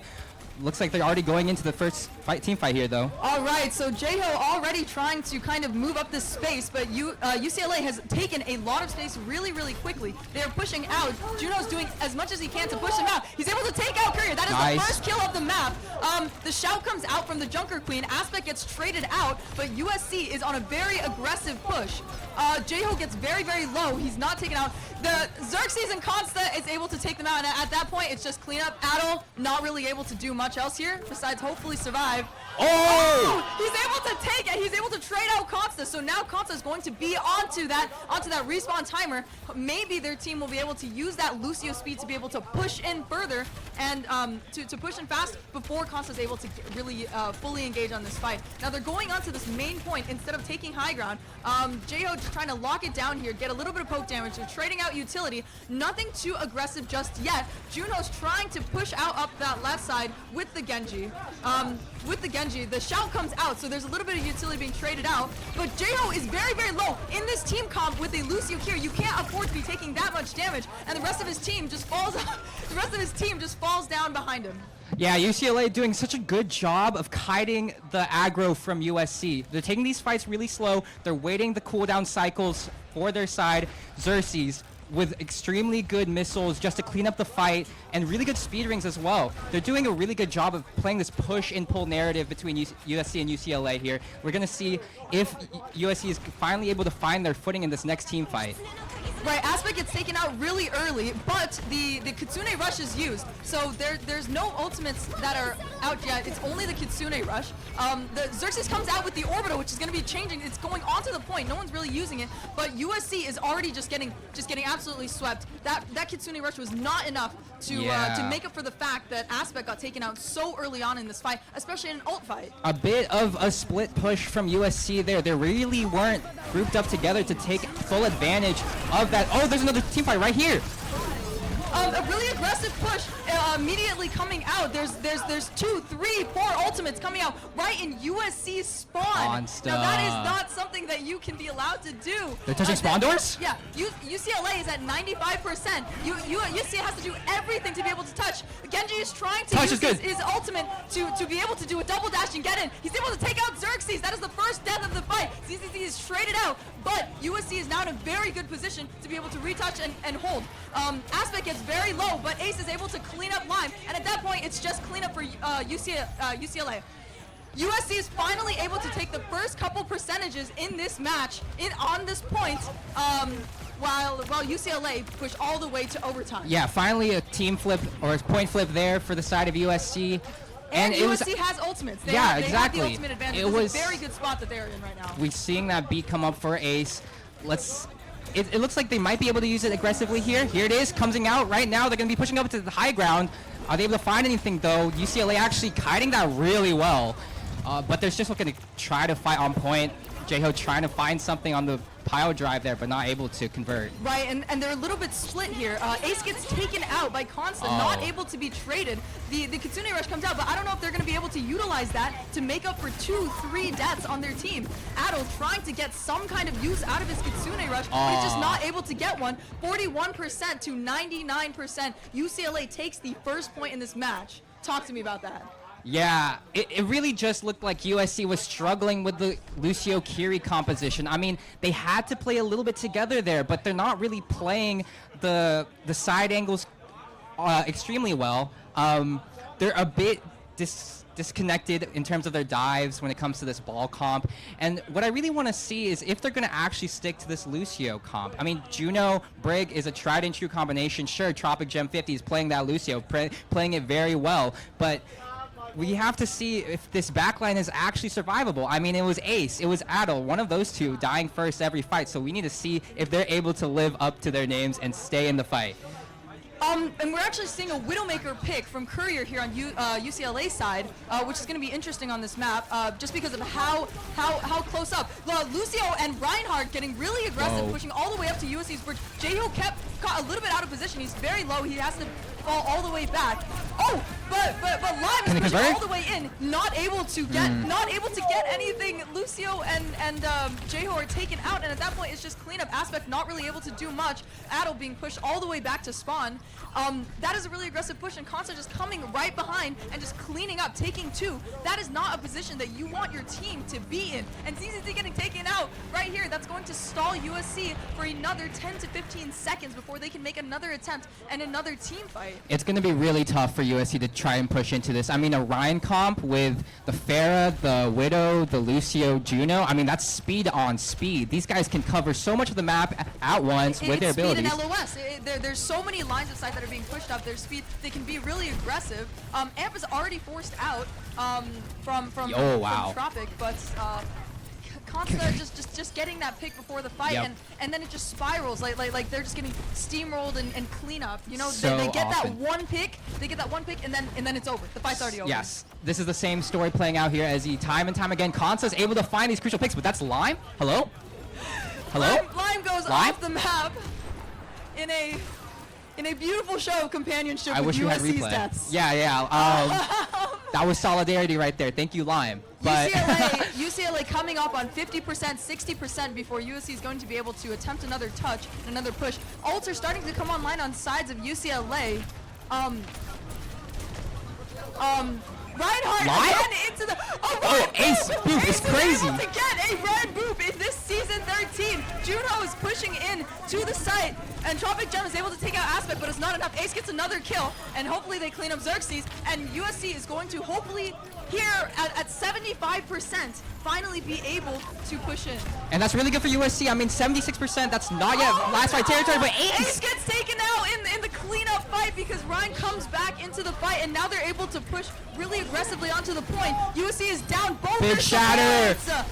USC's down both their supports. J-Ho has that primal, but it's not going to be enough. He gets pinned off the map. Lime is dead. J-Ho's back, but what else can he do? What can he do into this? What can he do against the Pharaoh? What can he do against all of that healing, all of that damage? They just need to live. That's a team fight win for them. As long as they keep this up, just live, maintain point pressure, they're good. Ace actually fighting the Consta pick, so that's going to keep them in this fight.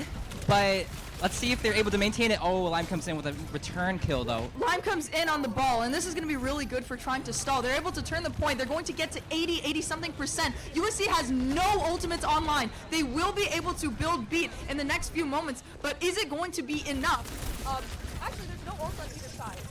There are no ults on either side. Xerxes able to take one. They're trading, but USC is still up one. They don't have that essential beat for this push. Someone needs to touch. 95% and 97%. No, someone needs to proc overtime. Touch. Aspect just in the last second able to proc overtime. That gives this team a little bit more time. They're able to get Constant jumps off the map, and USC is able to flip the point 40% to 99 overtime. This is the same thing that we saw in the last points. I'm literally counting almost double-digit deaths just environmental kills on this map. UCLA really liking to just take a dive into the deep end off of Lijiang Tower there. But this is really good for USC. I mean, they're coming up on some ultimates. UCLA pretty dry in that regard.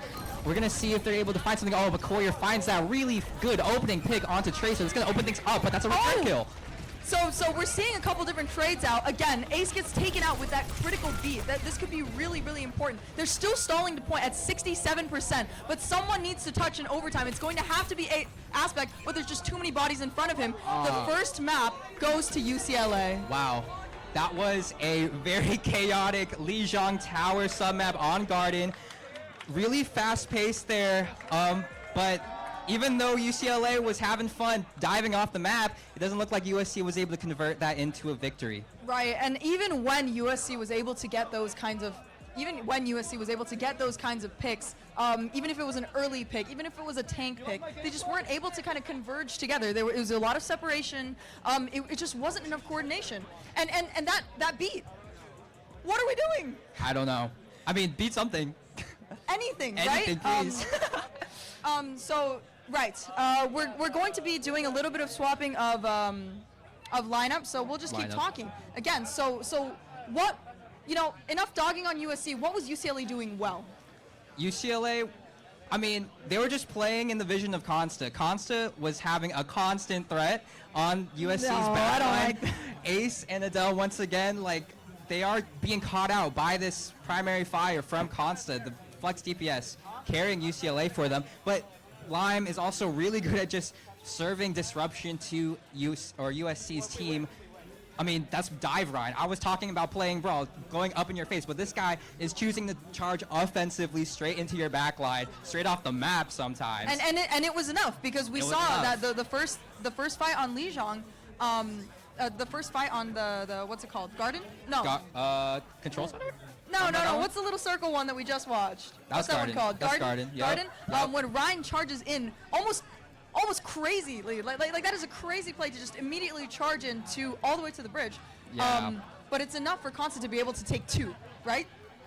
2 and himself, so make that 3. He's good for 3. He's good for 3. Everyone, he's good for 3. Yeah. Right. Real quick, if I could, just want to let y'all know, Amino is still out here selling boba. If you want some really good boba without feeling terrible about it, it's super healthy, as well as ROG. Huge shout out to ROG. Thank you so much for coming out here and sponsoring this event. They're the reasons why we have all these PCs. We're able to set up. We're even able to be here in the first place. And if you're hungry, actually, it might be too late. Hold on the ROG thing. There is a giveaway up at the ROG table. ROG table is going to be right over there by the entrance. There's a giveaway of over $3,000 worth of items. There's like some PC in there. There's like a 40-something GPU. It's some crazy stuff. You can just head on over there and they'll be able to set you up with everything you need to enter that giveaway. You do need to be here in person when the giveaways are announced to collect your prize. But hopefully you'll be sticking around all the way until the end for League of Legends as well after. But yeah, what do you think we're gonna see? What do you want to see more of? What do you think we need to be seeing out of USC? I mean, it kind of looks like UCLA is doing a little bit of silly maxing here with those team comps. It's not exactly meta. They're playing the Lucio, Juno, Rhine. Honestly, USC, match their freak. Like, go crazy with the team comp. Play to your strengths. Play something far out of left field. Answer the disruption with your own disruption. Play separately if you really want to. And just play your own game. Be confident. Play together. Be decisive with your pushes. It really all comes to that. Right, and I mean, we've seen this matchup many times before. I know for a fact that Tropic Gem, the UCLA Lucio, has a very interesting relationship with our own Lucio player, and I think we saw a little bit. I think we saw a little bit of that kind of rivalry here, and that might be part of the reason why both teams are kind of forcing a sort of off-meta comp, just to be able to, no one wants to get stuck playing one comp the entire, however many months it's been. Yeah, now that I think about it, maybe that's why Ace was holding on to that beat. Like, maybe they were just trying to do a Lucio 1v1 in the corner, and we didn't see it. He needed to be on Tropic's head. I get it. Yeah. He was waiting for the moment. So talk to me about why this is off meta. What is meta? What is the meta backline? Why does it work? Sure. Why not? Yeah. Why aren't we running it? I mean, if you're watching at least collegiate Overwatch, there was the collegiate Overwatch finals this past weekend, CECC if you were catching that, as well as some third-party tournaments over in China. But what we're seeing out of all these games so far is, once again, this really core backline of Juno, Brig. And then that backline. Why is that good? Of course, yeah. Juno Brig is just so good because, well, Juno provides that speed, but importantly, from long range. Her ultimate is basically a combination of nano boost and healing. And then you have Brig. Brig is the bodyguard for that whole team comp. Her sustain is crazy. She has a shield. She has rally. She fills in all the gaps that Juno has. Exactly. Right? And Tons of that's field why potential. it's the perfect combination, really. And pair that, we didn't even get to the tank matchup. We have Maga. Maga with that lifesteal and cardiac overdrive. He's going to just press that E button. Everybody on the team, no matter what, they're taking damage, but that's fine. It's going to be healed back right up.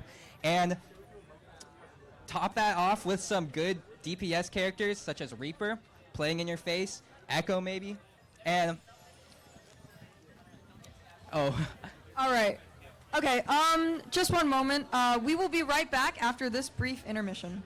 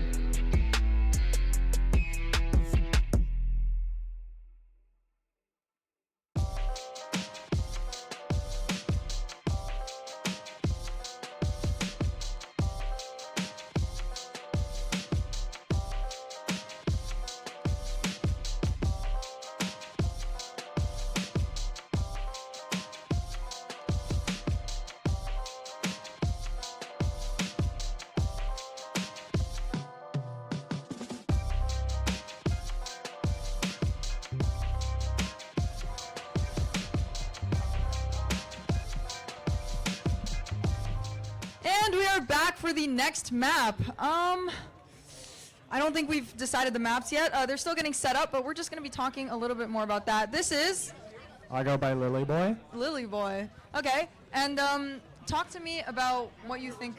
What do you want to see up in this next point? What do you want to see more of?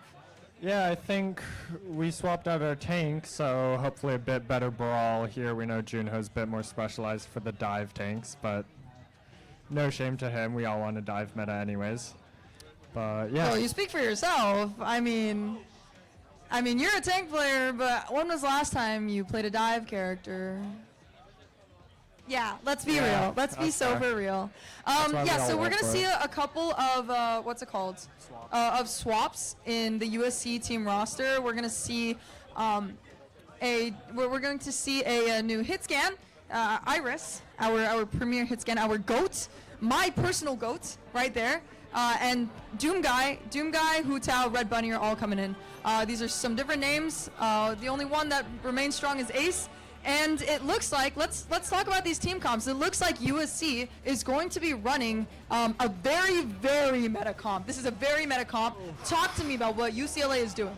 Yeah, it's disgusting. That's what it is. So we see the Maga Reaper here for the brawl up close. And we have the Courier here, yes, UCLA versus USC. Sponsored by Asus ROG. But yeah, so we have Hu Tao and the Genji because the blade is super strong here in brawl meta. Maga is super fast with the speed wing and charge buff. Right. So Maga recently got a buff in the recent patch. So that is you are not seeing that incorrectly. That is a 5-second cooldown on his dash. That means he is able to be moving all the way around. Hu Tao trying to contest Consta on this high ground. He's able to win it out just for a little bit. The pack's coming out, but Doom Guy getting dangerously low. He's pushed way too far up. He's lucky that they're playing this standard Juno Brig comp. Iris taken out as the first kill of this match. Doom Guy was able to kind of get that health back up, but at the cost of what? His back line is being shattered. Definitely is being shattered. He's getting tossed around by all these different movement abilities, and they're just getting cleaned up. Red Bunnier is able to move back towards...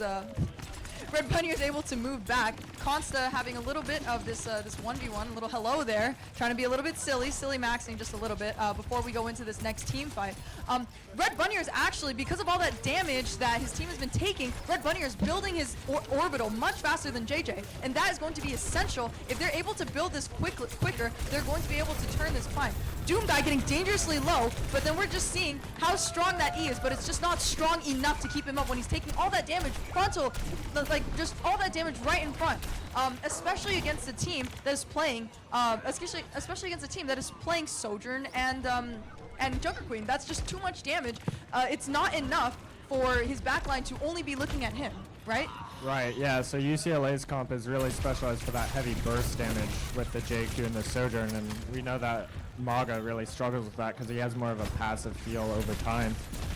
So UCLA just really being able to take advantage of that burst down squishes. We see a nasty flank by Learn to Swim catching Red Bunny with the axe, and that's pretty absolutely much beautiful walk in, just completely ignoring that Maga. That's how you have to really be playing. That's how you have to be playing Junker Queen. There's a lot of ults online, but nothing's getting used just because there's kind of no point. 99-0, down 2 players. USC is just not able to clean it up. Oh no, okay. That's just disrespectful. Consta takes out the solo ult on Hu Tao. Really bad BM. We don't like to see it at all. That's not what we want to see in a friendly showcase match.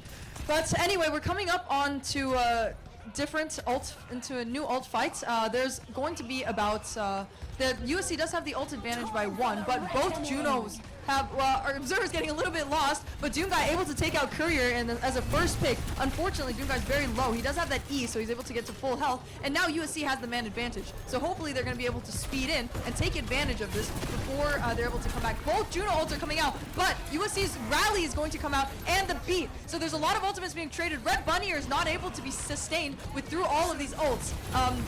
USC's backline just collapses. All of those ults are just not enough. Doom Guy able to get 1 pick, maybe 2, but USC just doesn't have any heals right now. They've got nothing, and it's just Doom Guy. There's just not much more he can do. Right, yeah, we saw Learn to Swim with an early engage with the Rampage, forcing Doom Guy out and really forcing those cooldowns out early, which eventually leads them USC to lose the fight. A really just drawn out fight, both support ults on both teams coming out, and coming into this next fight, only Eris has his ult online. Right, and USC is essentially going to be, they're going to have to get very, very creative and very, very good with their cooldown usage if they want to, if they want to be able to win this. Iris gets taken out first. He was the only ultimate that they had, the only one that maybe be a Hail Mary. Ace is able to take out JJ. That's gonna be really huge, especially into a team comp that is very squishy. You know, Jungler Queen's very squishy. She's at 96% for her ult, and if she's able to turn this, it could be very deadly. Hu Tao takes out Courier. Do we see that? Oh, that anti-nade is absolutely devastating on a tank like Doom Guy. But thankfully, Iris is able to get back in time, and they're able to kind of clean up and catch that point. Hu Tao and Courier trading out, but they're able to take JJ back to the spawn room. USC is able to take the first couple dozen percent on the second point. Yeah, just really drawn out fight there. Eris going down early, but able to come back and pick off 2 with his ultimate. So we see coming into the next fight, both blades are up, but UCLA does have beat close to it, at least, which could counteract Hu Tao's blade. So we'll see here, will Hu Tao has to pull the trigger fast. Beat comes out early. Hu Tao's still holding on to that blade, so that's their win con right now. Ace going down. Consta getting 2 with the blade. Hu Tao only getting 1 on Courier and goes down to Tropic Jam MC. It's unfortunately the blade diff right here. Especially with that beat advantage, there's just not much else that you can really do. Consta gets dangerously low. He's still trying to contest point. But USC should be able to clean this up, maybe. Not a... I don't know USC about comes that. back though with both supports, and now it's just 3v3 on point. OT comes in, no, USC really close to support ult, so does UCLA. UCLA swaps, and JJ gets 2 off. Coming into last fight territory, USC holding on to their blades. Right. USC would manage to get into overtime, but UCLA just capped in time. Hu Tao is going to probably have to be the one that is going to touch, but unfortunately he's just too low. There's too much going on, there's too many bodies in the way. UCLA goes up 2-0 on this map on Saragossa. Right, Doom Guy going for the last minute touch, but unable to actually touch, and just ends up giving UCLA more ult charge. Right. USC does have the ult advantage here, but we have seen them, all due respect, we have seen them throw the ult advantage before. Red Bunny are getting desperately staggered. Ace is going to be taken out as well. That is going to set USC back by, 20 seconds maybe to contesting this next point. So USC really shouldn't be looking to get too aggressive here without any of their backline. They have absolutely no backline, no support. Hu Tao is taken out in this aggressive angle. Their backline is back, but it's already too late. Red Bunny is taken out. Courier and USC backline tearing it up. Right. This kind of positioning is just like this is juvenile right here. And USC still has the ult advantage here, but they have stalled for so long that UCLA is now going to be building all 5 ults as well. We are looking at a fight that could potentially have 9 or 10 ults. Right. Doom Guy pops ult, saving his life. Pops ult, he's not able to get traded. And both. Oh, that nade is just so dangerous. Not the nade, sorry. The Queen ult. And, USC used 3-4 ults, and it's just not enough. They used 3 to UCLA's 3, and they just, they're already down 2 points. They're getting to be 50%. They're down ultimates. They need to make something happen here. Someone needs to step up and take the reins and say that, no, you can't just walk onto our backline like that. They're a really aggressive beat blade. Consta gets 1, maybe gonna get another here. Ace and Hu Tao. Ace coming dangerously low, gets picked off by the Maga, or by the JQ, and it's just back to spawn once again. 80% on the clock to this last point for UCLA. There's no one on this team that can really make it there in time. Maga maybe tries to, but he just doesn't have the abilities to really get that together. And UCLA takes his first map in a clean 0-3.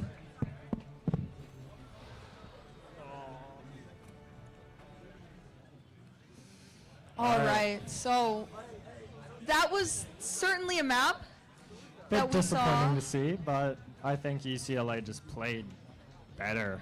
I think. I don't even know if we could even say that. I honestly feel like there might have been a little bit of trolling in that first Lijiang map, and then in Saravasa it was just already too late. That momentum was gone, the energy was gone. You know, switching up the team comps, the players, it's just really difficult to adjust to that as quickly as they needed to. Right, yeah, I mean, we saw That's the end of it, unfortunately, because another game ran a little bit too long. We're not able to do our scheduled best of 5. That was our best of 3, 0-2 match against UCLA here at Conquest. Thank you so much for watching. A big shout out to all of our production team, to all of the observers and everyone else. Big shout out to ROG Asus, our sponsor for this event. Could not happen without them.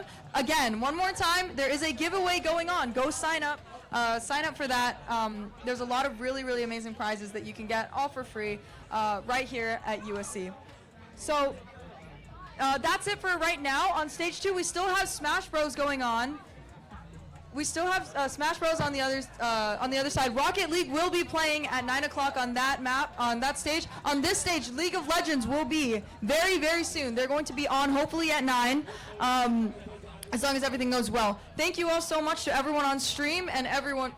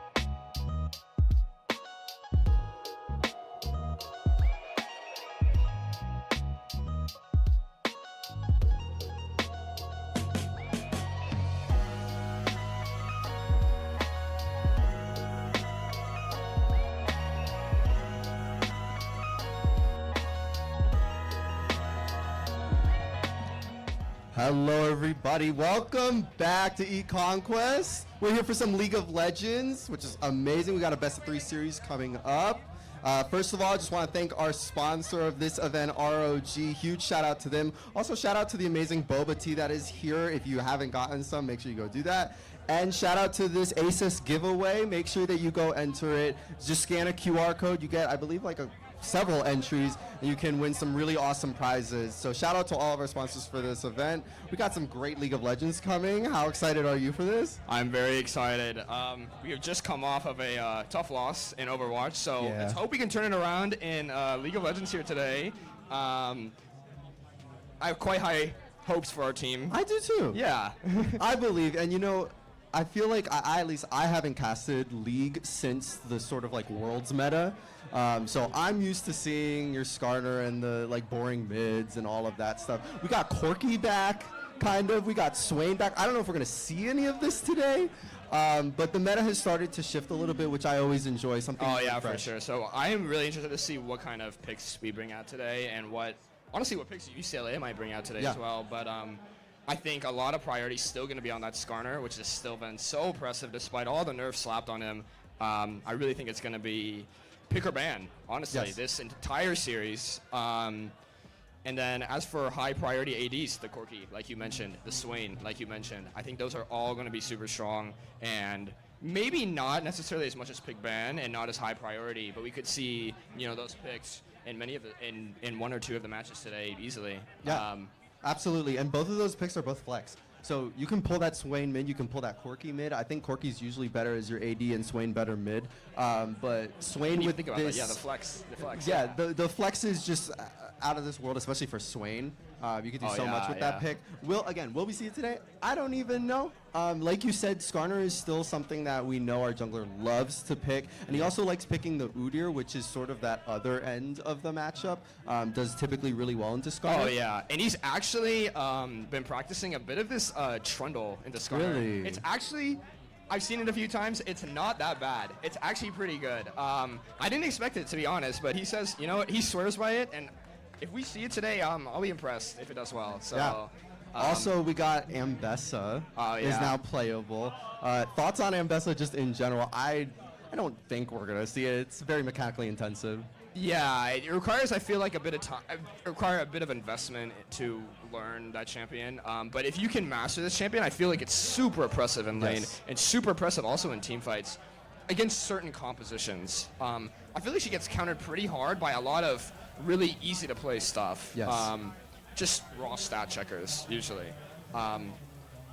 Like you said, I don't think we're gonna see it as much because just looking from what our top laner plays and what I think is gonna happen, I don't think people are just comfortable enough on this champion to just start picking it up. But you never know. And we've seen a bit of it like in the jungle, but I don't think any jungler is gonna wanna first time that thing. Yeah, I looked this up the other day. Ambessa's highest win rate is in mid lane right now. Oh yeah. I believe at like 52%. Yeah. Which for like a new champ in league standards, which is typically releasing with like 47% win rate, I mean, it is pretty impressive. But again, like you said, it gets countered so easily, especially against ranged matchups. That's just so hard to play. Any other picks that you're expecting to see today or like want to see? I'd like to see.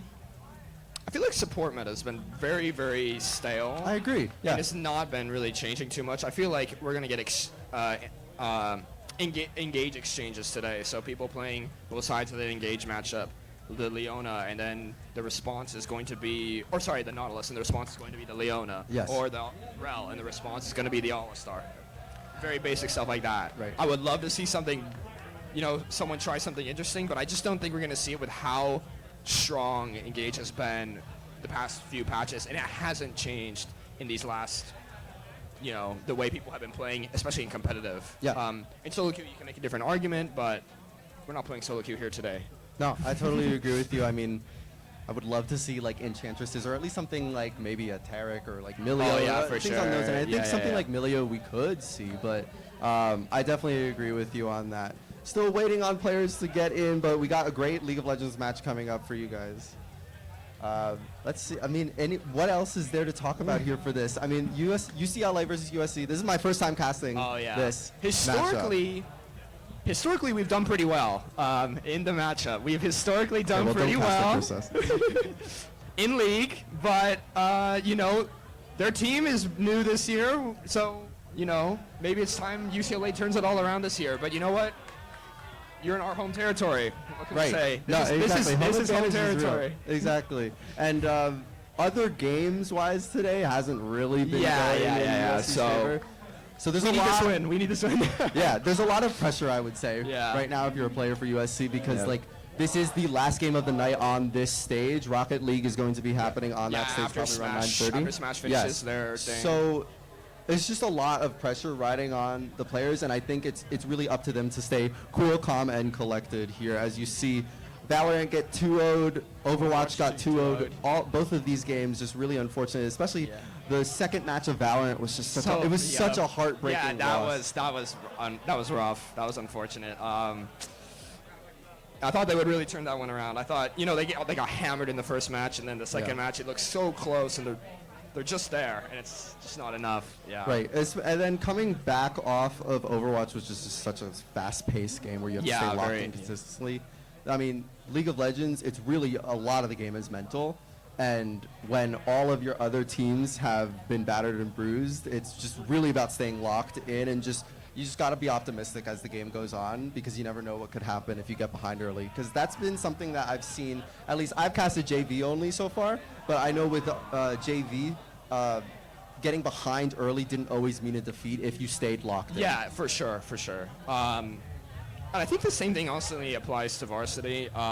It's just going to depend on what the comp is going to look like, to be honest, and if it facilitates that comeback potential, honestly, right? If we're drafting something like Renekton and then we pick Nidalee and we lose early. Exactly. I feel you. I just don't see it turning around that much, you know? Yeah. I think there's a lot of really proactive champions, though, that are really, really great in that mid-game into the late game, especially in the meta right now. Yeah. I know jungle meta, though, has been sort of stale. It has started to shift a little bit. I mean, when you look at solo queue win rates, you're going to see like those uber farming junglers like Karthus are always doing well. Yeah, they always do well, yeah. I mean, Graves' win rate right now is really, really, really great, but you just don't pick them in this type of environment. Yeah, exactly. Yeah. Whereas you see something like a Vi that has pretty bad solo queue win rate and has so much attention in every single aspect of competitive play. Yeah, I mean, I think it's great that you bring up the Vi, especially because someone like Ahri is great champion right now, great pick, something that's easy to play, at least super well for these players back here. And Vi Ahri is such a strong combo, and I wouldn't be surprised if we see something like that. I think it's really the game plan is just to have really consistent mid laners with a proactive, engaged jungler, and then back up that with the support. Yeah, I know Varsity has really loved this Yone blind. It is actually, you know, we saw it a lot in Worlds. Yes. But Yone is not weak. He's still strong. In fact, personally, I will maintain he's OP. But I don't think people will hate you for that opinion. He has such high prio, especially what we've seen in Varsity, and it's worked out really well for them in a lot of their practice matches and a lot of their real games too, where they blinded this Yone on one, and it seemed to work out pretty well.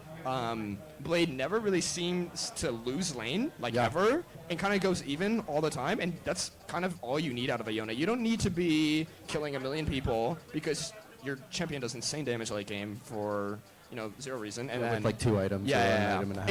And you have really safe trading patterns too. Yeah. So, I'm with you on the Yone. I think at Worlds we saw Chovy bring out Smolder against Yone, and that is an incredible pick against Yone that I think consistently performs really, really well. Yeah. The problem is you can't just Smolder mid for the first time. Yeah. Like there's a reason why Chovy is picking it and not every other mid laner into blind Yone. We saw at Worlds that people were trading Yone and Aurora, but Aurora has sort of just fell off completely. So yeah, wait, are there new changes in for her? Don't think so. Are we on the new patch yet? I don't know if we're I think the new patch came out recently. Well, we're hopping into draft. We'll figure it out. So we'll figure it out then. The Silas ban immediately. We got USC on blue side and UCLA on red side. Warwick is being banned out. We got our one trick. That is Fender's Warwick. Yup. Going to be banned away immediately. And 0718 loves a Silas pick. And that's the Rek'Sai banned away from Gyu. I really like the Rek'Sai ban personally. I think Rek'Sai, when played really well, is sort of just unstoppable. Yeah, super impressive. And especially if you aren't playing someone like the Graves where you can match him in farm and early, then it's really, really difficult to play against. Speaking of, Graves is also being banned, another great champion right now. And the Cassante ban coming out again, targeting Fender here, who's been playing this Cassante a lot. Let's see if he draws yet another ban. Ban like Orin as well. I mean, I feel like it's a really early ban for Orin. That would be kind of crazy. Skarner not banned actually. Okay, so they're going for the Katarina. So the Ash okay. Blind. I like Ash Blind. I think it's just like such great setup. You get vision with the hawk shot. Your ultimate is just it sets up team fights so easily. You can get picks really easily. And someone like Vi is open. Ari is open as well.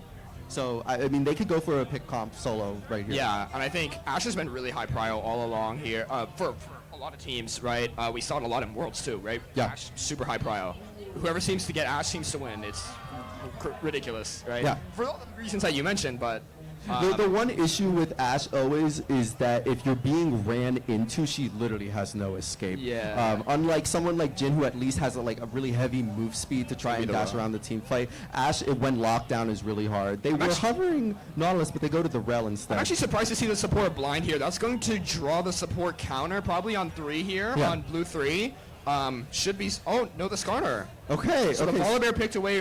The Volibear picked for Fenrir, who's been practicing a little bit as champion in the Skarner, which has been high priority for I feel both teams honestly, but for USC especially, GJ Kings. This is like his champion. Absolutely. This is what he plays. I mean, Skarner and the Udyr. Yeah, it's Skarner and Udyr. Skarner. It's so funny because, again, like I said earlier, it's those two opposite sides of the matchup where if they're going to pick Skarner against you, then we'll just take the Udyr, and GJ Kings is so good on both of those champions. And that is the Jax. A traditional counterpick to the Volibear, but I've seen Fenrir play this Volibear, and he can kind of pilot this thing to beat a Jax. Jax does start to win this matchup around 2 items. I play the Jax side of this matchup a lot. But to get there, it's very difficult, and Volibear has insane early lane presence. That's going to be, I think, a lot of top focus for these grubs, honestly. We should see this game. I absolutely agree, because I think both of these teams right now with the Volley and Jax side lane, they both want 6 grubs, like, online as soon as possible. Do you see the LeBlanc ban? I think that's going to be 0718 drawing yet another ban. The Poppy, we should see 2 support bans here because they did pick the Rel. Going to be the Seraphine. All-Star not banned out. I'm actually a little bit intrigued by that. It's probably going to be the All-Star here on 4, is my guess. Right? You have Jin Rel. Rel is super annoying to play against. That's insane engage, but All-Star shuts her down almost so effortlessly. Yeah. All it takes is one headbutt. Yeah, and it is favored. Rel can play the side of the matchup, but it's kind of like, you know, it's a counter for a reason, right? Right. It's not like game over, but it is hard to play. I mean, I'm thinking about these mid lane bans for USC because USC has to know that UCLA is going to counterpick in the mid lane. Yeah. So what is that sort of safer mid pick in order to execute that? They Lilia, that is the AP they need, but not seeing Lilia a lot. I mean, this is a lot of AP, so you have to think of your USC that, like, maybe this is a AD mid laner. Like, maybe this is a Tristana that they're looking towards. A Yone is still up. Because, I mean, Jax AP has, like, a decent amount of AP skill. A little, yeah. I mean, they don't have to fully commit to it, but usually you don't want double AP mid jungle. That's true. That is true. I didn't think about that, yeah. That's going to be the Ari for Blade. Yeah. Oh, my. The Senna. I mean, instead of the Alistar for, like, the backup, I mean, you could just go for oppression in lane. Ronaldo also not a horrible pick here as well. Very good into stuff like the Jax. I think Renata's probably more consistent than the Milio here, but we'll see what it gets. Synergize very well with Ash, Okay, so that is going to be the Renata. A little bit more of a, I would say, skill. Like, you have to have a little more skill than to play all the stars. Yes. So, but, you know, we have Challenger players playing today. I hope they can pilot their champions to the best of their ability. So Renata does seem like a very good pick to me here. And that's probably going to be Probably Corky. I mean, I totally mid. forgot about the Corky. Yeah, the Corky. Yeah. We did talk about it a little bit, but Yeah, we totally forgot. I think this is a good pick because the mixed damage from Corky sides up with the Jack's mixed damage, so it makes building into them like kind of awkward for Skarner, especially. Like, what is the item that you build after Heartsteel in this game? Do you build magic resistance? Probably. Yeah. Because it's effective against 3, but not fully against that Corky or Jax. The way Corky's been played the last few patches, he's very much like a close. He's no longer that R poke guy that does like a million damage on his rockets. It's now I go in, my W does 200 damage level 1, my E shreds your magic and armor by like 11, and my Q, it's hard to hit, but it also does like a ton of damage. And we've been seeing max E Corky recently too, which is really good because it just shreds so easily. I don't know if we'll see it against Ari. You probably just want the pushing power instead with your Q max. But yeah, changes to Corky again. Like we were talking about, Corky and Swain, they got those weird kind of random changes that instantly just catapulted them to success. So just overall, these comps, thoughts on what is the success point for both of these comps? What are both of these comps trying to do to succeed in this game? Actually, very interesting question. On the side of UCLA, it's a lot of engage for sure. With Rel, you're signaling I want to go in. With Ash and Renata on USC, you're signaling I want to play back, right? Yes. It's a front to back composition. Skarner acting as the main tank, Volibear as a bruiser, side lane pusher, and that's not so much, but he does play very well in the team fights as well. I've seen the Unending Despair built on Volibear that does facilitates his team fighting very well. And can afford to play acting as like a second tank. With Renata, you no longer have like 3 tanks, All-Star. The All-Star acts as like, even a third tank in this composition, but with the Renata, you're kind of buffing the Ashe early. You have a lot more lane presence against Jhin and Rel, who kind of are stuck doing nothing, unless, you get a nice, Hex Flash kill with Rel or something, but, the lane pressure is a lot more impressive for Ash and Renata for sure. Yeah, I totally agree with you, and I think that's something that they're going to want to build that lead on. They're going to probably be looking towards bot lane a lot this game. I mean, GJ Kings I love his map play on these champions like Skarner and Udyr, where he can go fast through his clear. He can go fast through ganking, and you just go from top lane to bot lane really, really quickly. So I think I wouldn't be surprised to see him look towards bot lane, especially path towards bot side, see if they can get the push early, because they probably can, like you said, with Ash Renata. Yeah, I'm concerned a little about the gank setup bot lane. It is hard, kind of, with Renata. Relies on like a handshake, yeah, flash handshake. Yeah, I mean, and then it's not Rel perfect. just crash downs away. Yeah, it's more so going to rely on their ability to create the wave in order for Skarner to gank. Skarner is a very good ganking champion, though, so it almost kind of doesn't matter. But Volibear able to do that very well in the top lane. Arya as well, so could see a little bit of that this game, but we don't know. Valkyrie makes it very easy for Corky to get out of any sort of sticky situation. There we go. There we go. I think on the other side for UCLA, something I'm a little worried about is this Lilia if they were to get ahead. I think if USC's champions are really far behind, it's really easily easy for this Lilia to just run around. Run around and run in their whole comp, right? Your only real targeted CC is that Volibear Q. Yeah. Right? Everyone has to be shooting their CC. Ash Arrow, Renata Handshake, the Renata ult, the Skarner, even the Skarner E and the Skarner R have to be somewhat guided. Yeah, and if Lilia has full stacks on her move speed passive, then it's probably not going to hit on her. But again, this only really becomes a problem, I think, if the Lilia gets ahead enough where there's actually enough damage to be output by this Lilia, because I think when a Lilia is behind, it's just really, really hard to even stack up your passive. Exactly. And I think USC is smart enough to also play around that. Yeah, for sure. We got about a minute left until we hop into game. Oh my God, I got just stinks there. Welcome to Summer's Rift, everybody. We're here for this game number 1, best of 3 series, USC versus UCLA. See what happens here. Any level 1 shenanigans you think are going to happen? Probably not. It's possible. But it looks like, no, I think they're just going to 5-point this entire, playing it safe here, both teams. One thing I'd like to point out is Skyo actually has cleanse here on Ashe. Yeah, I was going to say both sides, both ADCs have the cleanse. Against Ashe, it makes sense, for sure. The Jhin taking cleanse here. I guess cleanse into Rel and the possible Lilia sleep for sure, and the Jhin root. Barrier has been super good though, but it did get nerfed, but it still has been very, very good as a bot lane summoner spell. But I think at the highest level, everyone just takes cleanse because heal is so trash. So yeah, exactly. I agree with you. And I think you're right to point out the cleanse for the sleep specifically, because when you look at this Ashe against their team, what else is going to happen if this Ashe is playing the way that she should be playing, like a flash Counter-Strike stun, but then it's being expended, and then you have the backup peel of this Renata and the Volibear. So if they're betting on Skyo in this game, I think cleanse is probably the right way to do this. No shenanigans. Bot laners staring at each other. They don't know that the other's in the bush, or do they? Probably just going to leave and not deal with anything. It's just going to be simple farming going on here. Ahri taking the Airy. I don't know if that's normal now. It probably is. I think most mid lane control mages are starting to take it instead of. Well, Ahri takes it because you take Electrocute if you're. Honestly, I would take Electrocute if I'm playing in low elo because they don't know how to deal with the trading. But Ares very good because a lot of good players will know that level 1, Ari's going to start W. She's going to auto W auto me if she has Electrocute, right? And it's going to deal a ton of damage. A bit of damage coming in from the side of 0718, dealing about half of Blade's health bar. Does have potions, though, to heal that back up. And bot lane with Pryo here, as expected.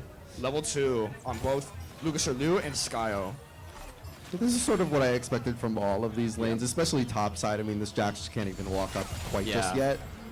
But like you said, later in the game, I mean, he probably can match this Volibear pretty easily. In the side lane at least, which is what you would really want out of the Jax here, to be able to match in the side lane and to be able to push that side lane, right? Yes. If you win in the side lane, you can start winning the game a lot more easily. Both junglers pathing towards bot side, and also USC Ward with did the come push. down. Yes. The Raptor Ward did come down, so they do know that GJ Kings is bot, or pathing bot.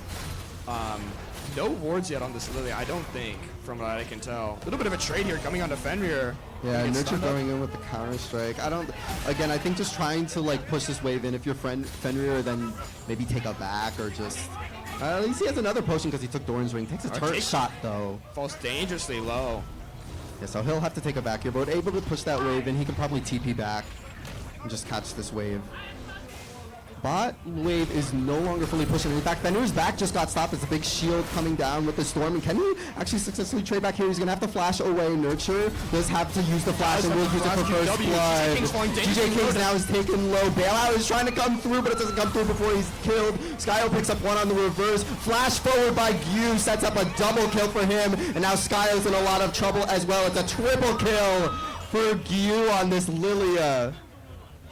We're going to get a replay here. Yeah, from the bot lane. So GJ Kings falls really low. We don't actually see why. He does get the bailout, but is not able to find a return kill. They do find the kill onto the Rel, but they're just so low. And Flash Q here from Q finds both Skyo and Lucas Liu. It's just too much damage. GJ Kings a little just too low at the start of that fight.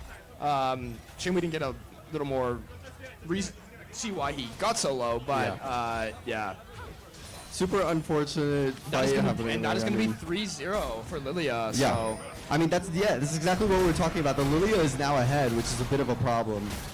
Trade's happening top lane. Again, I think Fenrir doesn't need to be that upset about what happens, although he is now facing Sheen on this Jax. Blade has been pushed into this wave constantly. I think that's what you expect against the Corki. We do see GJ Kings' top side. He was just mirroring, shadowing that lane right now.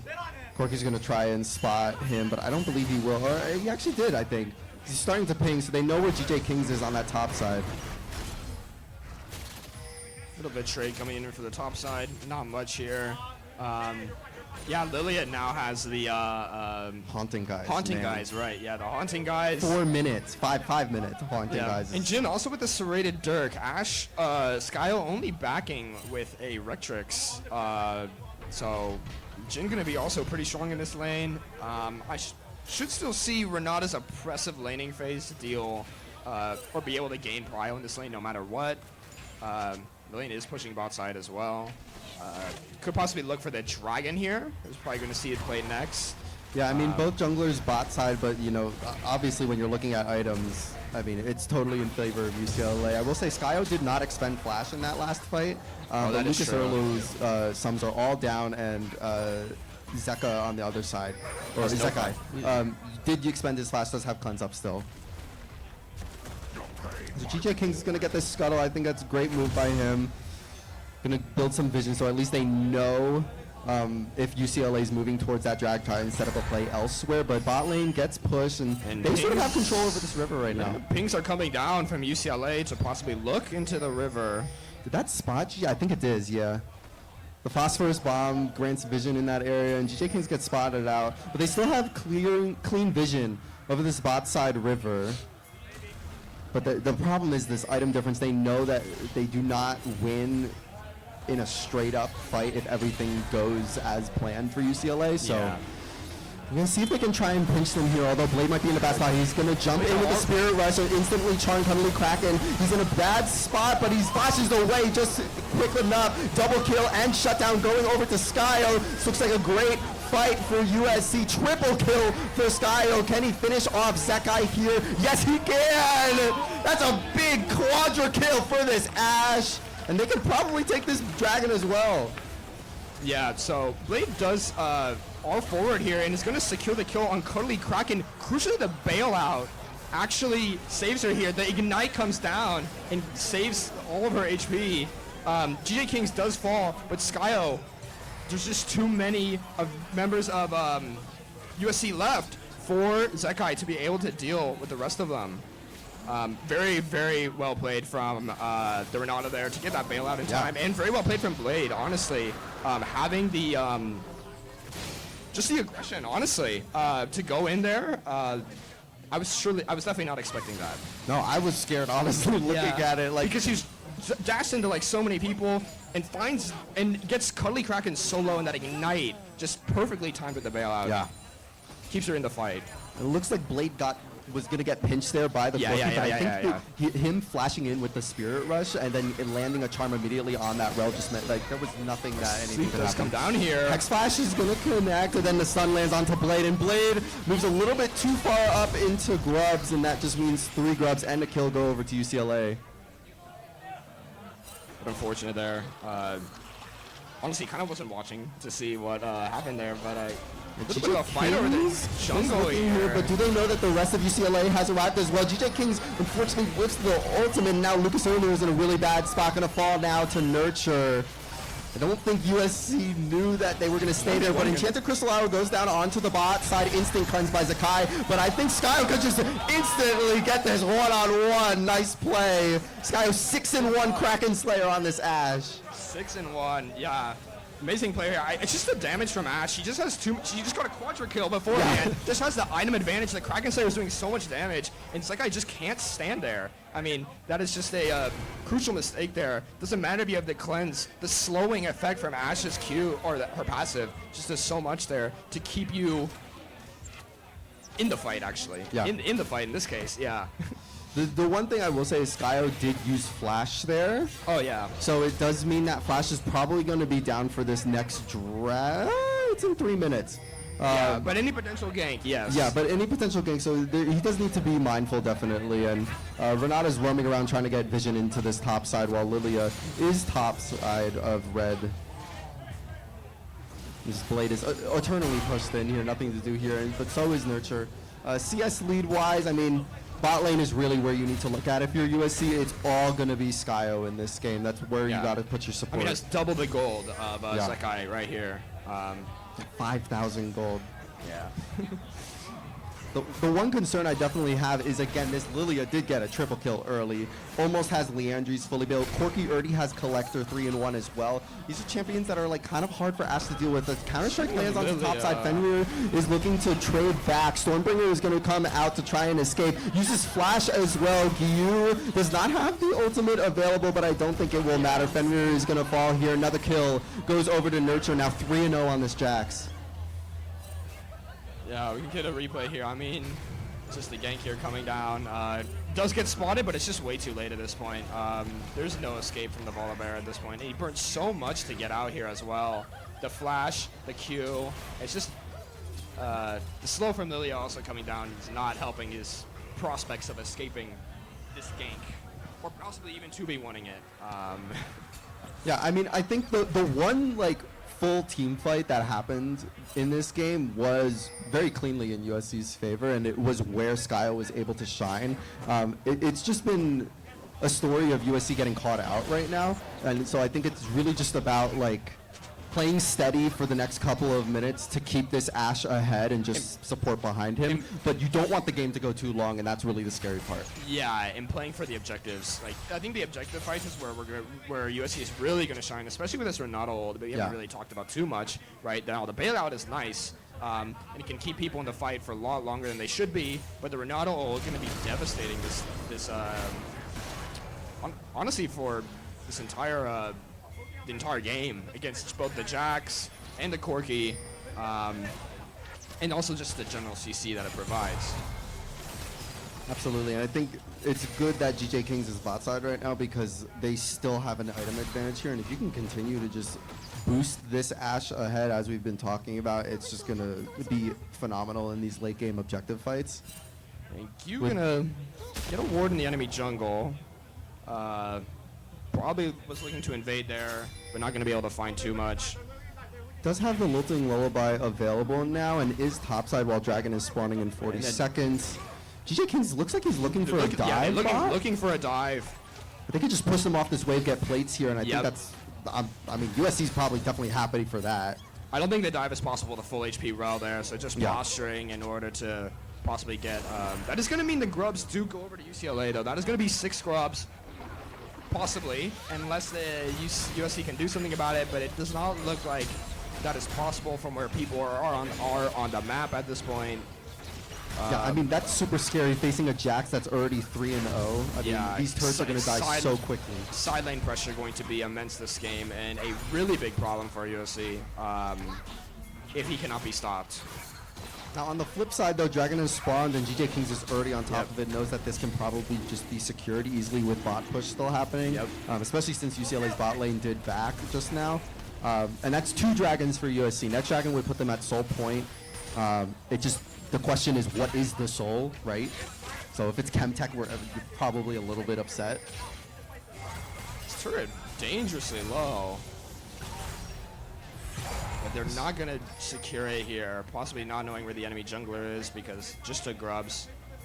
Q actually going to head for the GJ Kings. I jinxed it. It is Chemtech Drake, unfortunately. I mean, it's still a soul if they were to get the soul, and that's great for what it means. A little bit of trade happening in the enemy jungle. GJ Kings is looking here, going to get stunned out of his dive, but a nice handshake into the ultimate from GJ Kings. Nice Metal Storm is going to try to reverse the fight. Cuddly Kraken is staying alive for so long enough for Nurture to TP in, and Skyo is trying to be bailed out, but he won't. Shutdown unfortunately goes over to Rel, but 0718 is here as well, and it's a double kill for this Corki. The TP response from UCLA, it proves massive there. Yeah, just not really respecting the TPs there. They know that they have the TPs, and the turret actually is so low. But 0718 gets the TP down. Even then, I think it's enough that Jax is just here. The overwhelming force that UCLA brings here. Blade's TP comes in late, and she's not able to help out in this fight. They're already dead by the time she gets there. Bit unfortunate. Perhaps a little miscommunication there about what to do in that fight, but that is going to mean Q also gets ahead. Chook and Skarner's? No, just his blue buff. Okay. So, did invade while Skarner was bot side, paying a lot of attention to the bot side. But yeah, that TP play was very costly for USC. And this is a Corki that we're talking about too, and a Jax. I mean, these champions are only going to get stronger with every single item and every single level. It's just really, really scary, and the response in side lane is kind of difficult for USC, right? I feel like you need somebody shadowing a side lane that's getting pushed in. I don't think just one person can really handle it. Rift Herald is going to spawn here now. We'll see. I think USC gets Scuttle. Gonna set up vision in this area at least. Maybe try and take it away. Okay, gonna start it up. Yeah. I mean, it leaves a lot of the pushing potential, which is great. I mean, this is more of just taking it away from UCLA than it is taking it for yourself. Yeah. Try to use this for like the next dragon play or something. Right. I know we said it's Chemtech, but it's better than no soul. I mean, it's something to look to if you're USC right now. I mean, you're down a little under 2K right now at 14 minutes. Not the worst, but it's not the worst, and you have these two dragons to like hinge back on. I think that's really what you're looking for. Is let's just push the lead with these dragons. Let's try to keep stacking our dragons here. And see what we can do and try to get this shutdown on this Corki and this Jax. 300 gold shutdown, 250 gold shutdown. If that goes on to the Ashe or it goes on to the Ari even, I mean, that really, it could be something that could be really beneficial for USC. I'd like to point actually to the Merc Treads that both UCLA side laners have both built. Jax with the Merc Treads and Corgi with the Merc Treads. Leonid, or why did I say Leo? Lilia building the Lucidity instead. But yeah, really respecting the power of USC CC. I mean, every single one of their champions has some sort of CC, some sort of, and I think tenacity affected CC is the big thing. So, you know, Volibear, but I think the big one is going to be Ashe, RE Charm, Skarners, whatever he does. Right. I think, I mean, speaking of the sidelines that we were talking about earlier, if they have set up around Dragon or Baron while it's up, they being USC, they can just look to rotate towards the Jax or the Corki that's pushing side lane, just try and get that pick, because they need to get this shutdown gold like ASAP before the game gets really out of hand.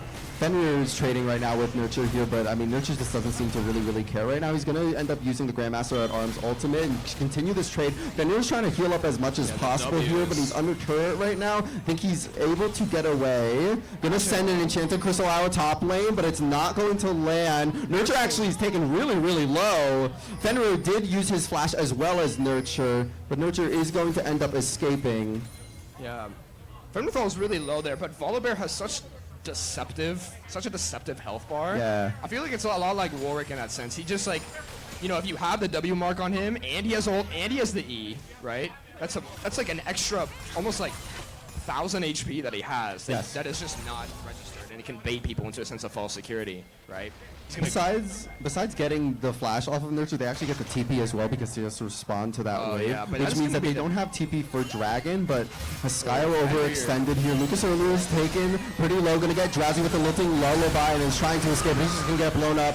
Hostile takeover doesn't do a whole lot, and meanwhile 0718 is here, and look at the Corki damage, just massive. GJ Kings is trying to body block as much as he can for his Ashe, and look at the missile barrage. That Corki hurts. That hurts a lot.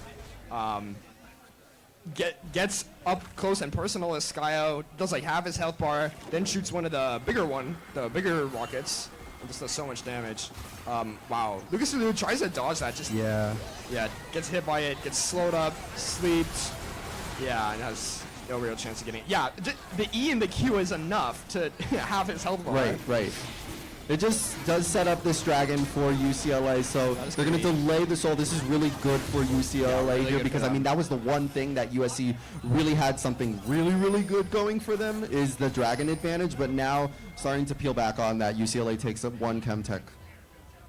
They're going to look up towards top side now, though. GJ Kings and Fenrir are looking here. They're looking to turn onto Nurture. Counter-Strike comes out, means that the damage is going to be delayed, but the shutdown does go over to GJ Kings. Probably wanted that to go onto the Ashe, but nonetheless, they get the shutdown gold and they get a pick. Yeah, so it's initially a 2v1. They see the Corki TP coming down, but Nurture, I think, plays a little too aggressively here. And there's just not enough damage from Corki to be able to kill Fenrir. I know we say Corki does a shit ton of damage, or a lot of damage, but but Fenrir has a lot of tankiness with the Unending Despair. There's no fives, right? Anyways, they do get Corki TP out of that as well, and I mean, basically for nothing. So both TPs down, honestly, on both sides of the map. And with no real objective up until like a minute for Baron, and that is not something that USC is anywhere near getting the chance to do. it's a pretty equal game state otherwise, other than the 4K gold lead that UCLA has built up for themselves. Yeah, but I mean, a look lot bot of lane that. again. This Jhin is So- it's so just behind. so behind. The thing about Jhin though is he almost doesn't need to be ahead. Like I feel like, you know, if he's ahead, it's good too. But like when he's behind, it's not like he's useless. It's almost like he's like another Ashe, right? Right, it's the R slow, right? The CC from like a million miles away, right? Yeah. But yeah, I think even despite being 2,000 gold down, still can provide a lot of value. We just haven't seen a whole lot of it yet. Rift Herald does crash into the mid turret, does get the mid tier 1 for USC. Gonna open up on the map a little bit here. Yes. Especially towards the bot side where the bot tier 1 has already been taken. Baron is coming up here in 5 seconds. Yeah, I mean, knocking down that mid turret really helps rotations when this Baron is spawning right now, especially because you know Corki and Jax are going to be in side lane. Nurture does have his TP available now. Fenrir isn't going to have his up for like probably another 30 seconds, so they have a bit of a time window advantage for UCLA there. Yeah. In fact, I wonder if they just like sort of start looking around this Baron right now. It is like somewhat risky because you know there's always an enchanted crystal arrow that could come out. Yeah, probably just looking to ward here, get some deep vision here. Yeah, control ward gonna come out into the blue brush. Should see the ward from Cuddly No? Okay. Does get the ward down into the, gosh, I forget my bush names. It's right there, you can see it. But yeah, Corki almost fully stacked this Manamune at this point. And Lilia now on 2 items. Skarner also on 2 items, but he has very cheap. Oh, Lucas. No, Lucas Erlu's getting caught out here. It's a nice route by this Jhin. That's what we're talking about. Jhin can be useful no matter what, and that's probably just going to be Baron. Yeah, probably just Baron. Gonna shove out this mid wave and probably just rotate. Yeah, okay, so we are gonna get a rotation to Baron. And this Baron goes down pretty fast once Jax gets here because of this armor shred from Also looking to the cheese Corki. here, actually. They can with this Rel. She does have flash available. But USC respecting, not walking up too far. The vision is hotly contested in favor of UCLA slightly. I don't think they're just gonna. I think they're just gonna drop it now. So just gonna drop the Baron. The Baron damage, I feel like the Corki does have damage, but the Jhin is just not strong, and his Baron damage is already low, right? Lilia and Jax can do a lot to it, but Jax was in base. Right. So I just think maybe they don't think their Baron is fast enough here. Regardless, I think still whatever play it was in favor of UCLA getting the pick onto Lucas Erlu here. So Infinity Edge now finally built by Zakai on this Jhin. That's going to help out a lot. And meanwhile, USC is starting to clear out the vision into this Baron area, which is going to be great for them. The other person who really needs their second item is Blade on this Ahri. Yeah, has double book build. Yeah. Love the books. At least he's studying. Venus Codex did get nerfed. I know a lot of people love to run that the double book build, but I think that's going to be. Just I don't know my AP mage items. Horizon Focus maybe? Maybe Horizon Focus? I doubt Storm Surge, right? Like, could possibly be. But Ashe almost on 3 items here. Has the BF Sword and the Vampiric Scepter completed. Probably going to be the Bloodthirster. For Ashe, notably has relatively low damage items, the Runons and the Kraken.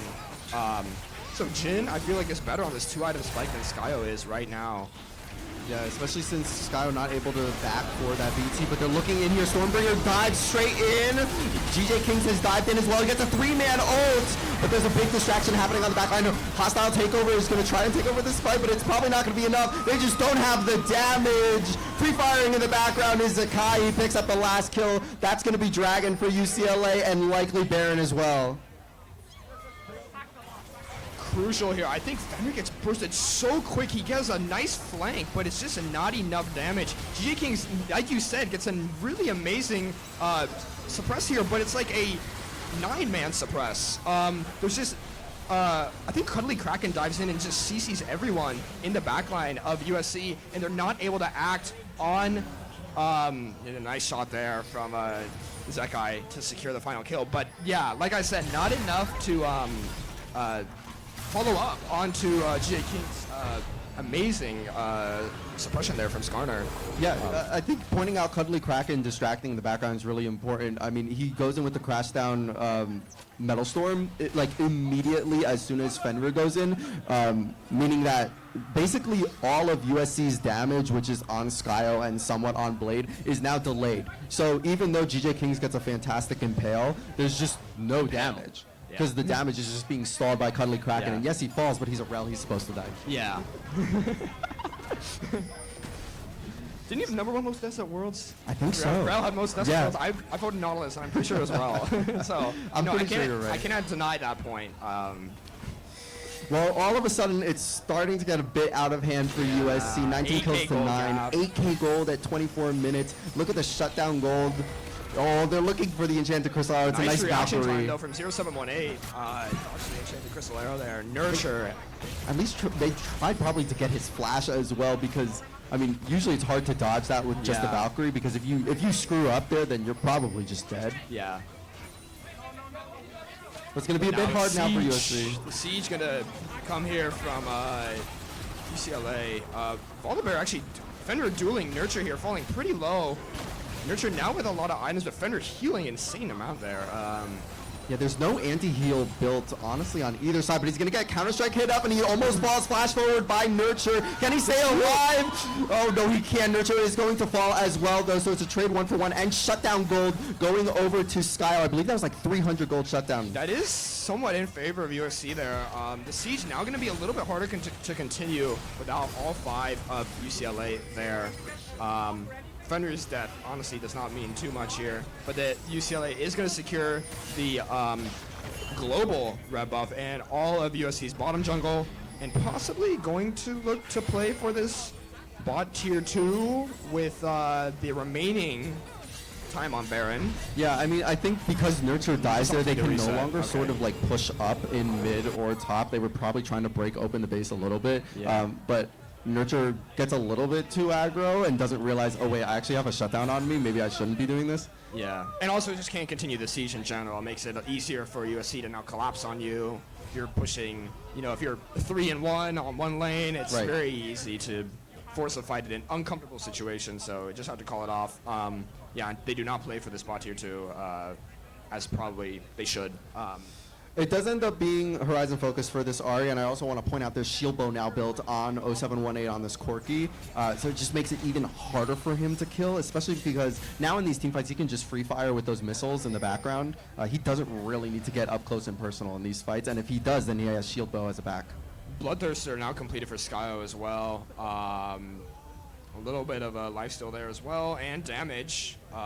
Looking for probably the well, it's going to be the LDR, the Mortal Reminder, has the Last Whisper built. Right. I would hope that it's Mortal Reminder. I mean, you got a Lilia Jax, right? I think you need anti. I don't know, like, I know everyone used to build Mortal Reminder, like, a while ago, because literally the stats were so, like, Yes. it was, like, completely, the stats were comparable for, like, less gold or something. Right. And you got, like, the swoons on top of the fact that you got Armor Pen, Yeah. with Giant Slayer being removed from the game. I don't know what people build anymore, if that's still any different, but...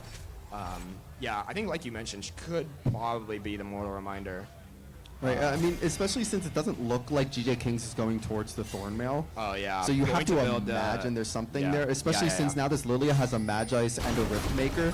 Fenrir is caught out once again, though. He's going to use the Stormbreaker, but it's not going to be enough. 0718 is now godlike. They can continue the siege down bot side, probably get this turret as well. You can see Cuddly Kraken is flanking around the other side. 2 members of USC actually in the top side right now. Means UCLA is going to be able to hit free hit here for just a little bit before they do have to get out here. Oh, Blade looking forward with the Spirit Rush, gets the flash out of Zakai, which is something to get out of this siege, and they prevent the turret from being taken at least right now. But still around like 13 seconds until Fenrir is back alive. This turret still should die. GJ Kings is trying to do his best, but with Nurture's Counter-Strike up, it's really hard. Now Blade has been caught out, has to use his own. Nice impale, hits 3 into the hostile takeover. Skyo is trying to free fire as much as possible. Flashes away from the Metal Storm. Does he have the damage? Can he do this? He's getting another kill. Nurture's gonna fall likely here as well, and Fenrir has joined the fight again. Skyo has a double kill. They're looking onto Zakai as well. Fenrir picks up the shutdown. Gyu is going to run away with his Lilia movement speed, but that's a great fight and great mechanics by Skyo there. Yeah, so initially it looks pretty good for UCLA. They get the root and they get the sleep onto Blade. Does have to burn the Zonias, but GJ Kings, they just don't respect the Impale. Lands 3. The hostile takeover lands on 2. And honestly, it's still looking not bad. Nurtured is not taking any damage. But Fenrir crucially comes back in on the respawn here. And Skyo is full HP still in this fight, free hitting. And that's all the damage that you need. But yeah, I just think respawn's not being accounted for there by UCLA. It's possibly winnable given that both Gyu and Sekai were full HP until Fenrir had respawned. Right, and also Skyo respecting the Metal Storm, knowing that last time that was the big issue in that fight at Dragon. Yeah, Metal Storm didn't really find, did not flash. find too many there. Right, and because he saves the flash there, now he knows, or because he saves the flash for the Metal Storm specifically, then he can get away, he's still full HP, and then when the fight still looks like even, he's free firing. But the Dragon does ultimately go over to UCLA, puts them at soul point with 3 Chemtech. Now we're going to start up the Baron. They just know they can take this 10k gold, or almost, not quite, 9k gold up at this point in the game. Fenrir, I believe, Fenrir took it back and can TP, but this Baron is probably almost dead already. GJ Kings tries to get the steal, but isn't going to be able to get it. Skyo is trying to free fire in the background, but he doesn't have flash available. Uses the cleanse, trying to stay alive as best as he can. Has bailout on him, but he can't. And look at 0718 and Sakai in the back of this fight. They're just cleaning up. It's a triple kill for this Corki.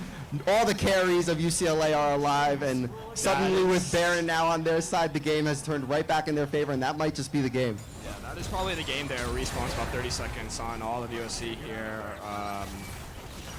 Yeah, I mean, crucially in that fight, I think, like you said last time, Skyo had flash for Metal Storm, and just doesn't this fight. He was dove on by 3 members of UCLA, and while he had the bailout to try to keep him going, just did not have enough damage to deal with the fact that both Gyu and Jax sorry were just so tanky in that last fight. Right.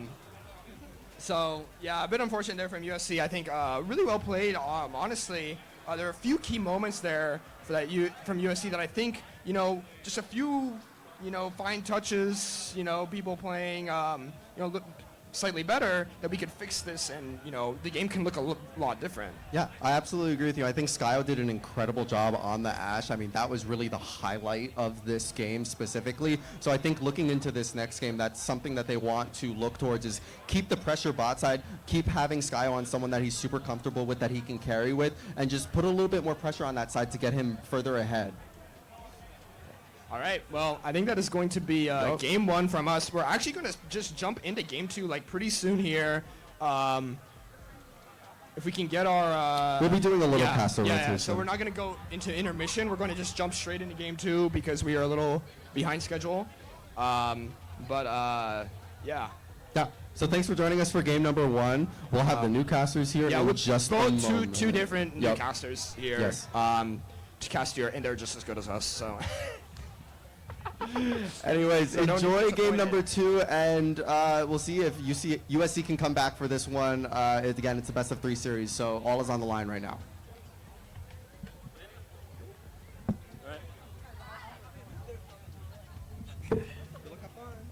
Thanks, appreciate it. I don't know. You don't know? We can find it. Oh, yeah, sorry. I'm gonna do the call. Test, test. All right. We're gonna get started in just a sec, guys. Sorry? Oh, yeah. I guess take those, yeah. All right, cool. Are you ready? All right, I think we're Jesus. We're good to get started and go over the next game that we're going to be going into. Give me 1 second, guys. Okay.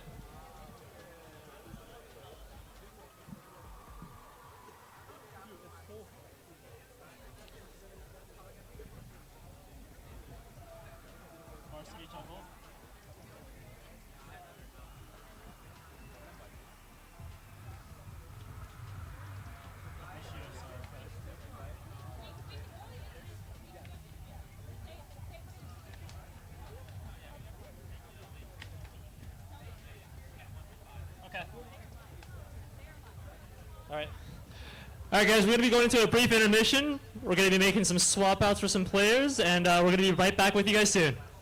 Alright?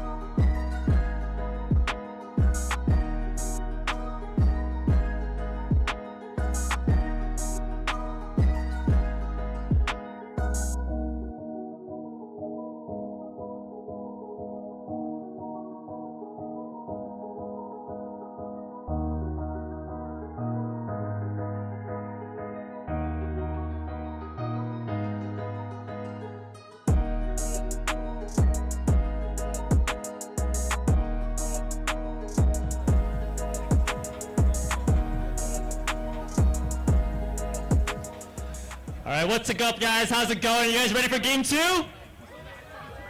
All right. We're going to be our newcasters for the next game today. My name is Kainoa. And I'm Liv.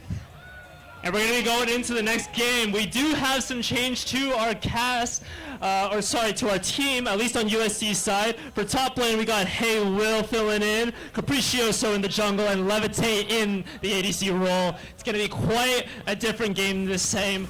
We'll see how it goes. But for now, we're getting into the bans. We do see the Xayah and the Rek'Sai being taken out from each side. What do you think about what's going to be happening, Liv? Do you have any idea? Honestly, I'm really mostly just excited for jungle. Capricioso, I first saw them pick Nidalee in tryouts. So since then, Capricioso's been playing a lot of carry junglers, so that'll be exciting. Yeah, I did hear word that our jungler does play some carry junglers, which is not typical from what we typically see in professional play. Usually junglers be playing stuff like just tanks, Skarner, stuff like that to help the team, but it seems like Capricioso is the type to really take charge, so it'll be interesting to see how that plays out. But for now, we do see more bans coming out. Got the Sylas taken out from one side, and then the Katarina and Smolder as well. The Katarina, of course, makes sense. That's always going to be taken out. Yeah, when you have a mid laner whose tag is Cat, you have to ban Katarina. Exactly. Gotta always take that out. But we do see the Sylas and Corki ban from the other side. It seems like they don't want to be dealing with that Corki again, so it'll be interesting to see what UCLA's response is going to be to the draft. But for now, we are going to be getting that first pick shown, and it's going to be Seraphine locked in. Oh boy. That's kind of a triple flex if you think about it. Talk a little louder. That's kind of a triple flex if you think about it. So I'm going to be excited to see where that goes. I love mid Seraphine, but it's I don't know if it's really the best right now. Yeah, I mean, Seraphine, I think that's what the strength comes from, that ability to flex into many different lanes. And we see the Abessa locked in on USC side. Wow. Wow, that was not what I expected to see. Oh, boy. What is your opinion on Ambessa? Because I know there's been a lot of mixed opinions about her in the past few weeks. She's so... Why does she dash so often? Either she's the most broken champ or she's useless. Oh, yeah, she is kind of that champion where it's like she has a lot of dashes but not a lot of utility. So it's really hard for her to be useful without a lot of kills and a lot of items. But we do see the Zyra picked right after that Ambessa. Yeah, I've never seen a Capricioso Zyra, but you have to assume it's jungle Zyra because Zyra support is more of a bronze solo queue pick. Wow, now we got the ribbon in response. That is not what I'm expecting. This is not a typical draft for, let's just say, a higher level play League of Legends game. It's definitely going to be an interesting time on that top side. And of course, we do see that Ashe now locked in from UCLA's side. But I will say, Levitate does play Kalista. So that is a potential response, but we do have the Zyra, the Ambessa. Who knows what they have planned for the draft? There might be some other stuff they're cooking. Yeah, Seraphine Ashe is a painful bot lane. That slow on Ashe's passive combined with Seraphine's passive means CC everywhere. But we're going to get a Rel in response that's going to be support.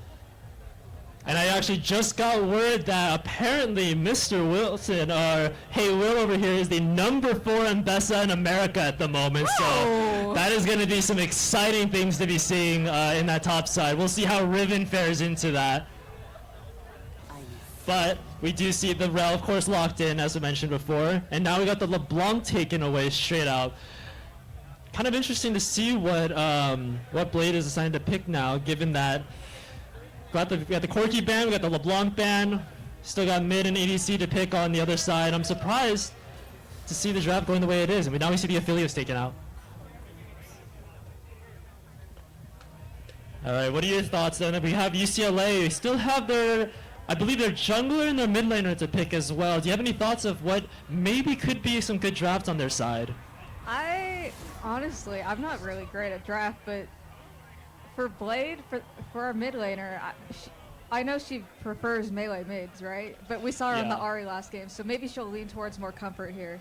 Yeah, we'll see. I mean, Ahri is always that good champion to pick into whatever, especially if you're blind picking. I'd argue she is one of the better blind picks in the mid lane.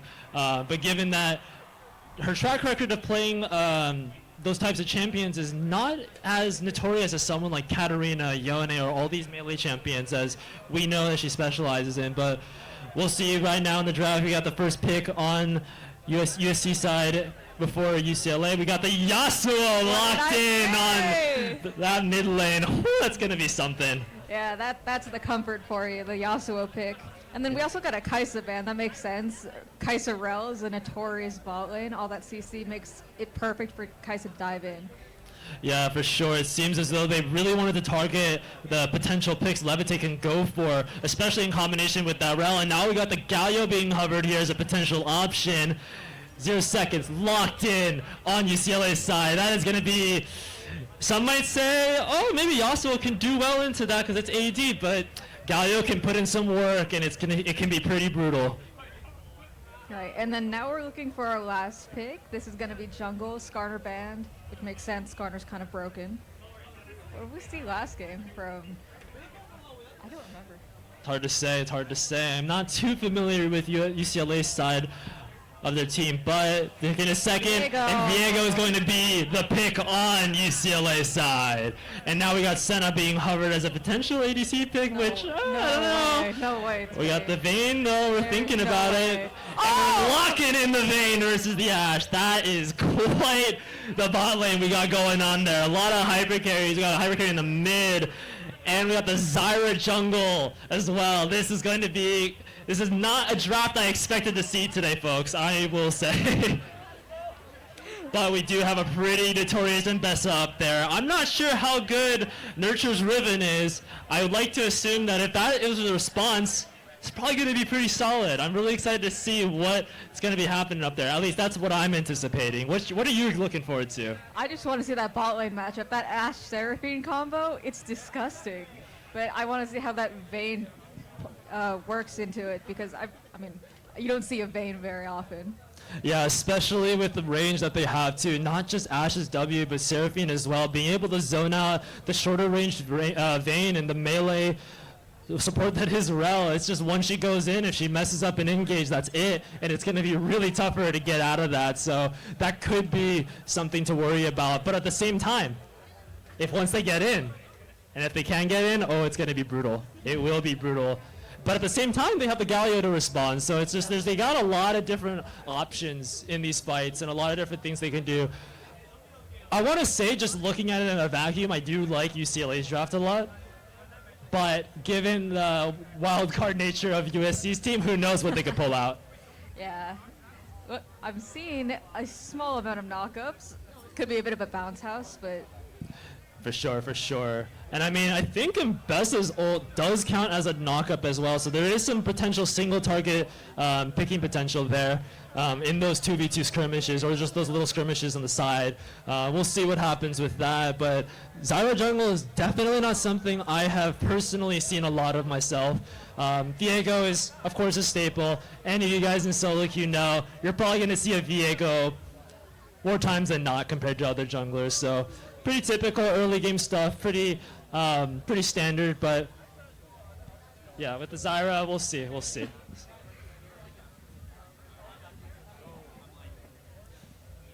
All right, what is your opinion on the draft, though? Do you have any thoughts? Honestly, I'm not sure if I get it. I haven't seen much Mbessa and how she works in team comms, but overall, just by nature of having a Seraphine Ashe, I feel like you have more synergy on UCLA's side. Yeah, for sure. I mean, as we were saying, there's a lot to anticipate. There's a lot to anticipate, and our players are getting started on behind us, but we do have the spectator delay. So do you have a little bit of time? I will remind you guys though, we do have the Asus ROG giveaway that's happening soon too. So after this, I believe either after this game or the next one, we will be announcing the winners for that. So be sure to register for the giveaway if you want to win some cool stuff. But yeah, no, I think it's gonna be something else. It's gonna be something else. Do you have any thoughts about the previous game, actually? Is something I want to talk about. Okay, well, I was kind of guarding jerseys with my life back there, but I looked over once, right? And I see Ashe get a quadra kill. And I'm going, okay. And then I come back, and our Nexus explodes. And I'm like, okay. Something happened. Yeah, something happened in between there. I'm not really sure what.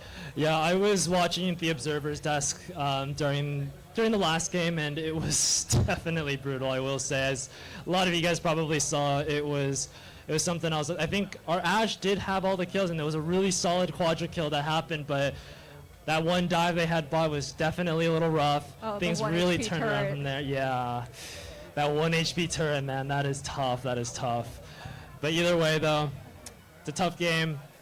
UCLA performed very well, but we'll see how they do into our new players here today. And our rank 4 Ambessa. Rank 4 Ambessa. That is a crazy. I did not know that about him. But I mean, I don't know. Ambessa's kind of Ambessa by herself is kind of a wild card. I'm like really unsure how to feel when I see her just in general. Right. But I mean, we'll see how well he can do though. We'll see. Maybe we'll see some limits pushed today in this game, but. I don't know. I mean, regardless, the last game though, I will say, we did see Blade on that on the Ahri with something that's just not as comfortable. So now that we have the Yasuo pick instead, we might be able to see a bit more of a performance there in the mid lane potentially, especially with the combo of Rel and the combo of maybe even Bessa's knockup and Zyra's ult as well. There's going to be, like you said, a bounce house. A lot going on there for sure.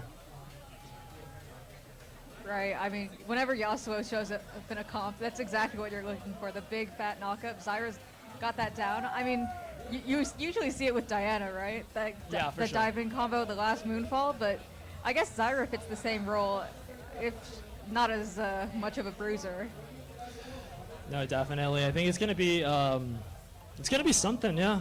Both the Yasuo and the Ambessa together is as I say, on paper it's a little worrying, but given the players that are piloting them, I'm excited to see what they pull out. I'm excited to see what they can do. Actually, what I'm a little more concerned about maybe is the Vayne pick, especially like we were talking about with the range. That's going to be a tough time for Levitate, but it is Levitate. So maybe he can prove us wrong. Right. I'd like to see him prove us wrong, for sure. But anyhow, we're getting started with the game right now. Going into game 2, USC versus UCLA. USC up on 1 game. We'll see if they can close this out, or maybe USC can make a comeback. But for now, we do see UCLA paddling towards that bot side and trying to get that early vision, early cheese potentially. All right, looks like a pretty standard 5-point from USC. I wonder if they're gonna come and get caught out by this. UCLA might start roaming up now. Oh, we do see that Levitate is in that bush. He's going to be avoiding that whole team that is UCLA. They're just bundled together, ready to catch someone, dropping that ward onto the blue buff, trading vision. Yeah, and they're just going to back off now. Nothing to be found there. Yeah, nothing too exciting there. Not quite yet. It's just a, Seraphine, Galio, not too much happening. If it was maybe a Thresh, maybe a Blitzcrank, of course, that'd be more room for some potential pickings, but for now, pretty standard early game, nothing too crazy happening. All right, and I do see that the Viego is looking to start on that bot side, pathing towards top, and looking to potentially give a little bit of extra support to the Riven. They're definitely going to be respecting that Ambessa pick and maybe even going for those grows. But at the same time, Zyra starting on those Raptors, pathing towards bot. We're going to be seeing some opposite action on this map today. All right, we're getting started. You've got to imagine that the Seraphine Ashe, you got the push early, so it should be a pretty easy lane to gank at least. Yeah, for sure. It really depends on what the state of the lane is by the time Zyra gets down there. I mean, she has to kind of walk up and just hope that she hits her root. So, again, it's really going to depend on their positioning. I imagine that that's going to be something that UCLA's bot lane is going to anticipate, make sure that they avoid. But at the same time, they really need to put that pressure down. That is something that's important to them. But it's funny enough, it looks as though Levitate's actually getting the push in. Looks as though they hit level 2 about the same time, but ooh, and then this is going to be flying out of there. And Bessa doing their trades. Looks like it's pretty even up there.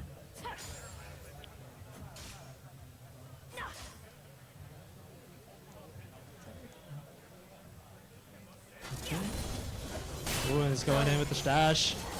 Trading back and forth, getting them back. Bessa losing a little bit more health, pushing in the wave. Yeah, and Bessa's at level 2 to Ribbon's level 3. She can't fight this one.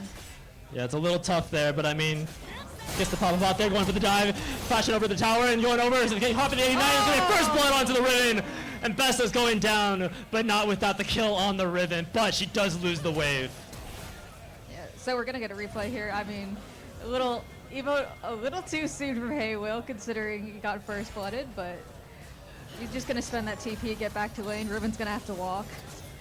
Yeah, at the very least, he will get the TP back and get some of the wave, but it is rough losing a little bit of it, plus that extra 100 gold that Nurture gets for that first blood. But it was quite the bull dive, and it's very exciting to see coming back with a pickaxe, whereas meanwhile, Will's only coming back with his longsword and I forget what that item's called. I have no clue what it is. I don't think any of us really care too much about that one, but we do care about it. Diego coming in for the gank right here. Bessa not without the flash, trying to dash away, but unfortunately not going to be enough. Going to get the knock up onto Will, and he's going to be going down without too much of a fight. That is a kill over to their jungler.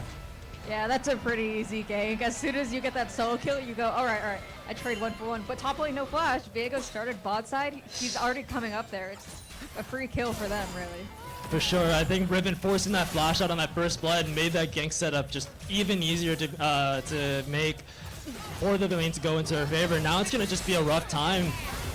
And Bessa, without the TP, just going to be taking a little bit longer to get back there. Ribbon just stacking up that XP, has that pickaxe. Just not much more going for him anymore.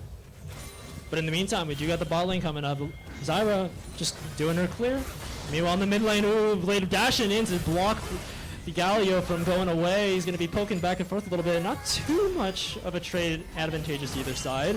But we do see Rel coming in here as Diego is looking at it from the tri-bush coming in. Serving not quite dying there, but Levitate have forced to flash out and get out. But unfortunately, Lucas Lur is going to be getting the kill, or getting down. A good stun, but Diego's there. They're not ready for the Seraphine heal. Once that happens, Vayne just has to run, sacrifices Rel to escape.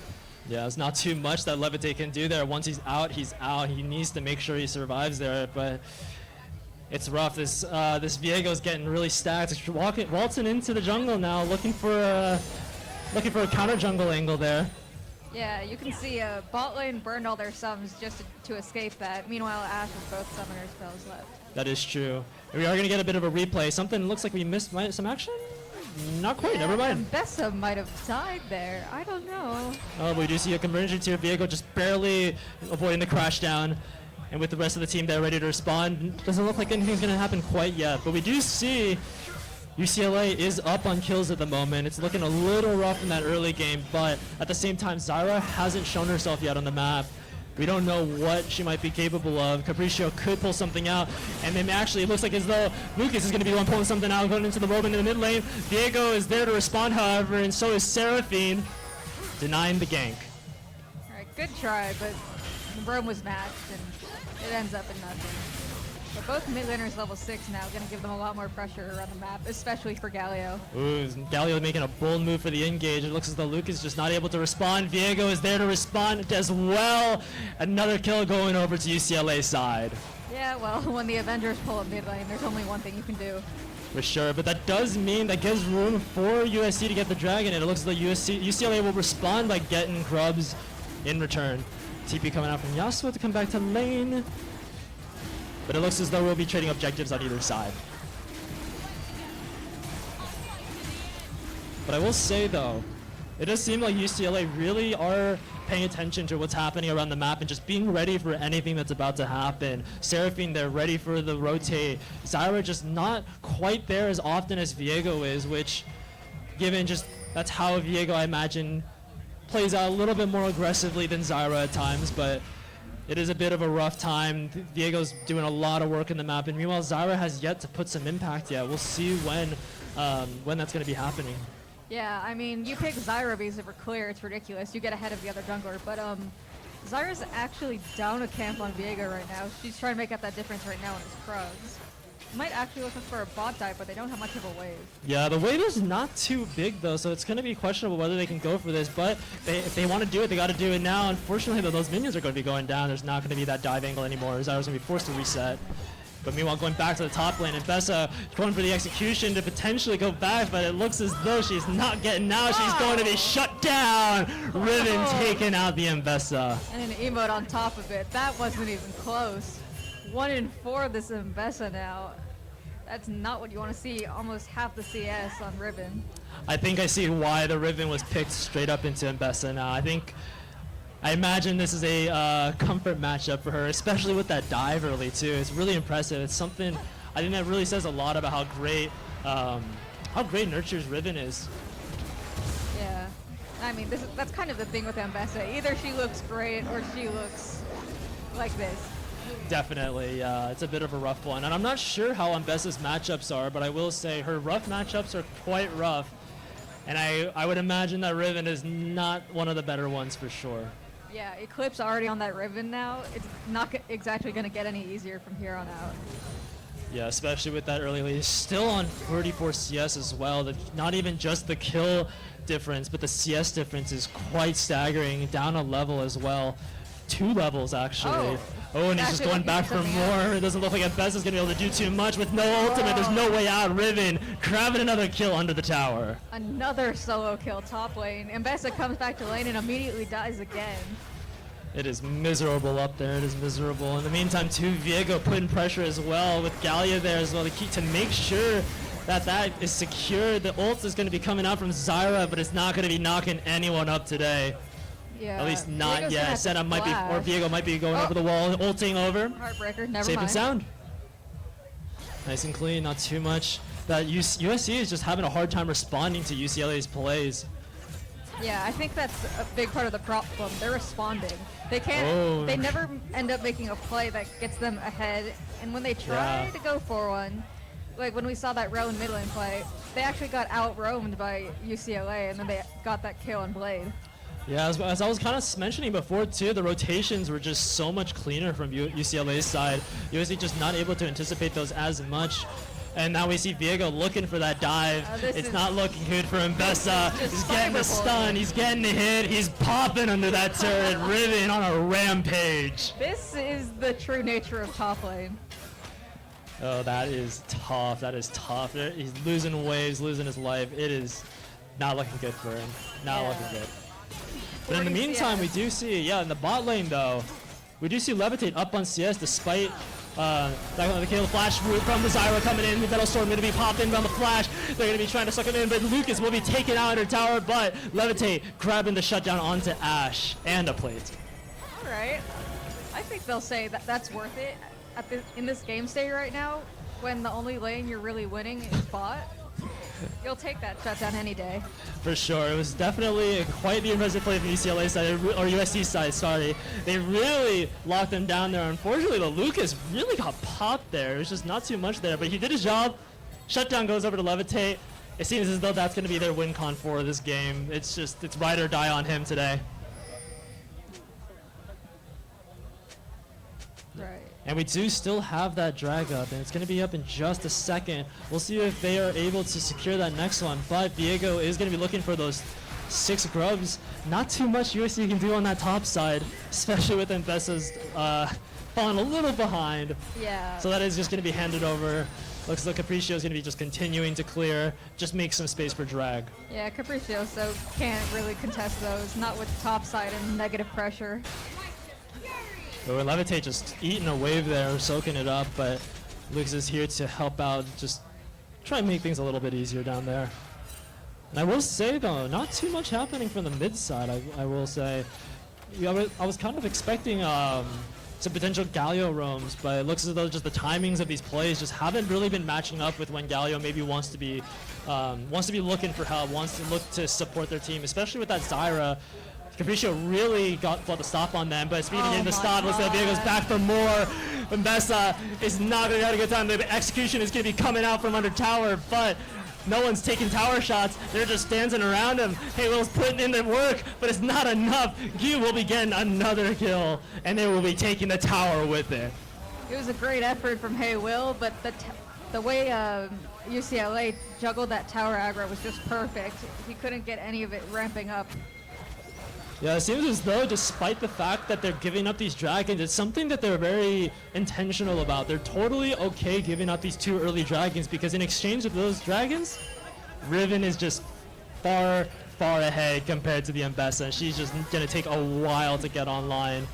And I think that's what they're banking on. They're probably going to be looking to have Nurture be the one to take care of Levitate, as he is the one that's going to be trying to be the hope for USC in this game. Well, the Metal Sword's coming out though, not quite connecting, but it's going to be sucking in Zekai. Teleport coming in from Blade, getting on the play. The Galio ult's connecting as well and responds. The Zyra ult will be knocking up and getting the Yasuo ult as well, but there's a lot happening here. Shutdown going over to Levitate. It looks as though UCLA though is going to be taking all for themselves. Levitate shut down by Seraphine, and it looks as though UCLA will be coming out on top. Yeah, yikes. Alright, so we're going to get a replay here. That's the hero's entrance coming in. The encore is good. And then the knockup, the CC chain's beautiful. Stranglethorns on the back. Captures Gallios. So Yasuo ults. They managed to get that shutdown. But then Blade goes down. Levitate can only run, but there's nowhere to go. There's only so much Levitate can do without his team, true. It's like as much as Vayne really benefits from having that early lead and all that gold, there's only so much you can do with it if your front line just pops. Yeah, and their front line right now isn't exactly much of a front line. Yasuo's not the tankiest, and Mbessa, she has 58 CS. It is not looking good, yeah. With Mbessa not being down there, and I can only imagine what it's like if it's just a straight 5v5, I'd imagine Nurture just looks for that angle to jump right onto Levitate. No matter how much Levitate can anticipate it, it's too difficult. Yeah, Levitate has to attack sometimes. Yeah, all those gap closures on Ribbon has the flash. Vayne, no flash right now, no cleanse. That would be an easy opportunity for Ribbon to get a kill there. Yeah, it just seems as though UCLA just has a lot more going for them. Oh, and that gold difference is disgusting. That is almost double. Or actually, no, that's more than double. Sorry. Yeah, got a decent lead in bot lane at least, but a solid 1k mid lane in favor of UCLA. Yeah, 1.5 in the jungle. Obviously, top lane is. It's like what can they do with what they have? There's just not too much. Everything falls onto Levitate, and we saw how that fight went. They're still going to be grabbing that Herald. They might not have gotten any dragons, but they're putting the pressure on those towers, and it looks like they're going to continue to do so. They're converging onto that mid lane. Yeah. Only Levitate and Lucas here. Asher are coming out to stun Lucas. He's going to be locked down. There's not too much you can do to response. He's going to be taken out, and soon the tower is going to be next. Yeah, they're pushing for more here. Herald's gonna go down. They could probably get this turret with 6 drones. Looks as though they're gonna be pushing in. The Zyral's gonna be coming out to try and respond to it all, taking out the wave, but the Herald is still coming in. It's crashing into that turret, cracking it in half, and soon it is gonna fall. UCLA sieging and all the little grubbies going in, and now Galio is driving right out. Yeah, you saw Will hovering there, looking for a flank, but that level 9 Mbessa isn't really much of a threat right now. Especially not against the whole team. It is tough, and I will say, I mean, as we've highlighted over and over, man, just once Mbessa falls behind, it's just, as a lot of people have said, it just feels pretty bad. Yeah. There's just not too much you can do. It's like a lot of other upper carry champions, you fall behind on them, there's just only so much you can do, no utility. Everyone was so concerned about Mbessa being overpowered because she could dash all the time, but what's the use of all those dashes if, you can't kill anything, you can't lock anything down. Right, and then, yeah, bot turret goes down too for UCLA. That's another injection of gold to that Ribbon, so she's going to be way far ahead. And she's already double Mbessa's gold, so that's saying something. All right, we do see a TP coming out from Galio as well to try and intercept. Levitate is going to be getting caught out along with Lucas. He's going to get popped before he can do anything there. Serafino is going to be locking him down as well. Lucas trying to jump out, but it's not going to be enough. He's going to be out. He's going down. And so, and Blade will be recalling as she is not part of that. That is none of Blade's business. She sees nothing. She's just going to leave. Yeah, the game's already over there. There's not too much Blade can do in response to that. As we said, it's just, there's only so much Levitate can do. Imagine how difficult it is from a Yasuo's perspective in this comp. How do you get in? Yeah. What are your options? I mean, it looks kind of good at first, right? Because you have a Yasuo with that wind wall against the Enchanted Crystal Arrow and the Encore. That's so tilting for Seraphine if you block her giant engage with that wind wall. But so far, these Seraphine ults have been amazing, and they keep hitting. Definitely, they've been really on point. They've been getting a lot of value. We'll say that is going to be a big contributing factor probably to the success of these team fights.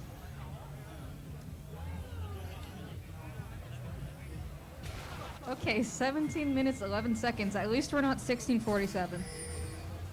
And now, looks like USC's posturing for the Drake. Get a Cloud Soul, but I don't know if they can really contest this. Yeah, it seems like the UCLA just has control. There's not too much USC can do in response. They just have the gold lead. They have the pressure. Now they've given up those 2 drags. They're like, all right, we let you guys have a taste of it. The rest of these Cloud Drakes are ours, though. That's pretty much what's going on now. There's not too much they can do. Galio coming around the corner, wrap it around, just not going to be letting them get in it for free. They want more than just a dragon. They want USC. They're really taking them out. Levitate, first to go down. Galio, going to be canceled, but it doesn't matter. Double kill going on to Nurture. They are completely taking them out. USC just forced to recall, forced to leave. Yeah, we're going to get a replay. Yasuo's still on the way here. It's a 4v5 basically. Strangle Thorns is okay. Doesn't really hit anyone. Levitate goes down instantly after getting hit by the taunt. It's a good Magnet Storm, but it's too little too late, and Zyra just has to back out. Same with Ambessa. Yeah, at this point, ladies and gentlemen, there's not too much USC can do now. We're showing in every fight that UCLA has this game on lockdown, and we can, as we were talking about before, it's just their ability to rotate. I think their teamwork has definitely something to be to mention here. They're really able to respond to plays and be proactive where they need to be, and it's showing in the result. It's showing in the gold lead, and that's something to commend for sure. Yeah, Galio flashes and gets that taunt. Yasuo is still on the way, and they immediately pull the trigger, jump onto Levitate, burst him down, and there's nothing USC can do without Levitate, their main carry. Yeah, exactly. I mean, as much as Levitate can be that carry that they need, it's just not going to be possible into this team. They run too tight of a ship, especially with the Galio, the Seraphine, and then Viego, once one person goes down, Viego just keeps going and keeps going. There's just only so much they can do in response to that. And I will say, if anybody remembers last year's Conquest, this is definitely a night and day difference from last year's performance. What happened last Conquest? Yeah, it was something. It was something. USC really came out on top last time, but now we're seeing the opposite this year, and I will say, it's really cool to see. It's really cool to see. Yeah, it looks as though they're just continuously taking out the turrets. They're just bleeding them out. Yeah, there's only so much that they can do. Ambessa just taken out again. I mean, yeah. Just slowly bleeding them out now. Rel from the crash out. Now a huge ult coming out from the Rel and the Yasuo going in for the fight. And Zyra getting the knock up and Levitate put it in the damage, shutting down the Galio. But we do see Ribbon coming in from the side. We could be seeing a flank. They are cleaning up the team though. UCLA, they got cracked. That's 3 down. Viego forced to flee and Riven just not late to the fight. Flash Magnet Storm from Lucas is amazing. Follow up by Blade with the last breath into the Strangle Thorn. That CC layering, and then you can see Levitate in the backline free firing, rolling forward, and it's just there's nothing UCLA can do. It seems as though that's what USC needed. They needed the jump. They needed to be the one to dictate that fight, and without Nurture there to be able to respond, they picked a great time to do it. Lucas, fantastic flash dive onto that team, and there was a huge synergies there. It was fantastic to see. Looking to get That's the Baron teamwork I like to see. Should be theirs, but Viego Viego getting the shutdown. getting the rel, going back over the wall though. TP coming in from behind Galio, ready to respond. It looks as though the Baron will still be going to USC side, but will they be able to escape? Asho connecting onto Mbessa. Not Mbessa, sorry, that's Blade. Oh, and now Levitate's in the enemy jungle. No mana, nothing. I don't know. Levitate only has so many options. His only option is to try and recall, but it looks as though he's going to be recalling for 40 seconds. That's a double kill for Viego. All right, so they got Baron, but at what cost? Yeah, they got some gold. I think maybe some of them got I think, yeah, so Haywell managed to survive, so at least he has the Baron, and as well as Capriccio. But we'll see how much use they can get out of it. At this point, the Baron is just there to help stall the game out for a little bit longer. And given the lead that UCLA has, it's impressive how USC came out on top on that fight. Even though, yes, Nurture wasn't there, it's demonstrating some hope. A little bit of hopium. Unfortunately, yeah, that TP behind, they just got cut out, couldn't finish the Baron fast enough to get out, and it's still on 2 members, so you'll take that, but I don't know if they're going to get much pushed out with this. Yeah, the gold lead still is 10K on UCLA's side, and despite the fact that they got that, all they can convert it into was taking a Baron where 2 of them survived, but what more can they do with it? Even with that Baron buff, it's going to be hard to make use of it without the pressure. They have all the turrets, they have all the vision, they're controlling the map. It's so difficult for USC to do anything from this point on, and now we look at the goal difference here. Oh. Ribbon is still double Mbessa. That's horrible for USC. It's tough. It's tough. You have a 2K gold lead in the bot lane for USC. There is that, but otherwise every other lane is down. I think at this point it really does depend on how well USC can set things up to allow Levitate to really just take over these fights. He is going to be the one to be doing the damage and to be just knocking people down one by one, but that's the problem. It's one by one. Yeah. They have so many options to just be able to get out. Q just has yet to die too. Viego still sitting on that 700 shutdown. I mean, even if Vayne gets that shutdown, there's only so much they can do. Again, they have to just keep winning these fights. They have to keep on going. USC is not making it easy for them to end, I will say at the very least, despite the lead. Yeah, I mean, Vayne only has 1 cleanse. There's no Mikhails or anything. There's so much CC on the enemy team. She can do a lot, but as soon as someone gets on top of her, that's it. Another thing to mention too is them getting these Cloud Drakes, and especially if, let's say the game goes long enough for them to get all 4, they're going to have some insane out of combat move speed, just rotating around the map as well. I think that's something to consider, and while, you know, not something to really think about, that could be something that USC could really take advantage of. But in the meantime, it looks like UCLA is just sieging in their base. They have all in the top lane, forced a recall, and now the inhib is going to be cracked. Yeah, they're going to back out here, but it's a pretty good response. USC did get that objective bounty at the very least, invading the local gold, but coming back to a base that's in ruins never feels good. I was going to say, that objective bounty at the cost of their inhib, and that's just even more free pressure that they're able to put out. And on top of the fact, man, with that UCLA, with the Cloud Drakes, man, they also control the jungle. They're taking advantage of those little wind circles. They're just moving around. They're making all over the place. It's crazy. Yeah, in the meantime, though, it just seems like the game is still going. Interesting to see how USC is holding down the fort, how they can stall this out. The gold lead is closing too. Yeah, well, I mean, it is getting smaller, but it was a 10K gold lead. Yeah, now it's a 8K. 9. Oh, 9. 9K. Back to 9. All okay, right. I mean, hey, it's something. Yeah, and it's something you have to take at this point in the game. Exactly. I mean, you got to take what you can get at this point, and I mean, hey. At a certain point, if USC can hold on for a little longer, it's just UCLA can only get so much stronger, right? TP coming in on this turret. Is Mbessa going to be able to do anything about that, though? I mean, historically, as we've seen, it's just not been a good time for Mbessa under turrets. Riven does not care. Going to be grabbing that turret anyways, and Viego's going to be joining him. Seraphine coming up as well. They're going to be conversion on that turret. Yeah, just a little poke. Going to back off again. Nothing on the map, really, except just Zyre's jungle camps, maybe. Seems as though UCLA is trying to play this smart, too. I think especially after that team fight, they are not going to be messing around anymore. They don't want to even let this game fall into USC's hand. In the meantime, though, all we can do is just wait. We just have the calm before the storm. There's going to be a big fight happening at some point for sure, but it's just a matter of time. All this preparation, all this time for USC to try and catch up and to at least have a bit of a gold lead. Hopefully, Haywill has a chance to become a bit more of a champion as they're still working on that second item. Yeah, 1 item to 3. That's what you expect, seeing the goal difference between them, but it's still really tough. It is tough indeed. It is tough indeed. It's just we'll see what Vayne can work with. Levitate having the limited front line that he has. It's going to be interesting to see how USC looks to approach these fights, but they're just continuously bleeding out their jungle, taking their camps.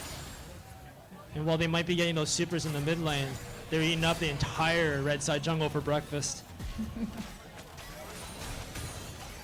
It looks like something might be ensuing here. It looks as though Rel is looking for something. Ward coming over the wall, trying to deny that vision. They're pushing for something. Baron coming up. They might have that pressure. They might be able to bait for it. They're getting the stun off. Luke is getting chunked out quite a bit. Let's see what happens. We got to hold our breath. Yeah, Riven's just going back topside. She's going to push. Looks as though UCLA is going to not quite force the Baron yet. I believe they're probably respecting the potential for USC to jump on them and get the plays. But now it looks as though they're going to be starting it. They got the wave pushed in top. Mbessa forced to respond, but it looks as though she's going to be ignoring it. USC can barely even get into the river. This Galio is just a wall for them. He might have gotten chunked, but so is Lucas. Looks like they're going to be going back in, switching to engage. Just going back and forth.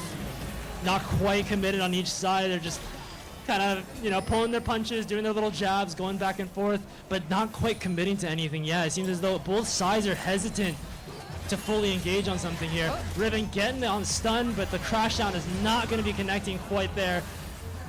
Yeah, and it just looks as though everyone's playing it cautious. Riven is posturing up to get a little bit close. Viego dropping the mist, but not quite committing to anything there either. Yeah, you saw them disengage that fight. The root caught out Riven, so she couldn't jump on top, but now they might be looking for something. It's just a matter of time. They're slowly creeping up. We're all getting the Maelstrom in. The Yasuo coming in for the ultimate. The Galio as well responding. The Seraphine is dropping the ult, but it looks as though it's not quite as one-sided as we thought. Levitate putting in the damage. It looks a shutdown going over to him. Taking out the Riven, and next in line is Galio and Seraphine. He is quite low. He's going to keep going. It looks as though Mbessa is not quite taken down yet. Shutting down that Riven after all that laning phase. Double kill might have gone to her, but she will be taken down. All right, so we're going to get a replay on this fight, unsurprisingly. All right, so watch Lucas's engage here. Flash Magnet Storm into the last breath again. Hero's entrance, Stranglethorns. Look at all those circles.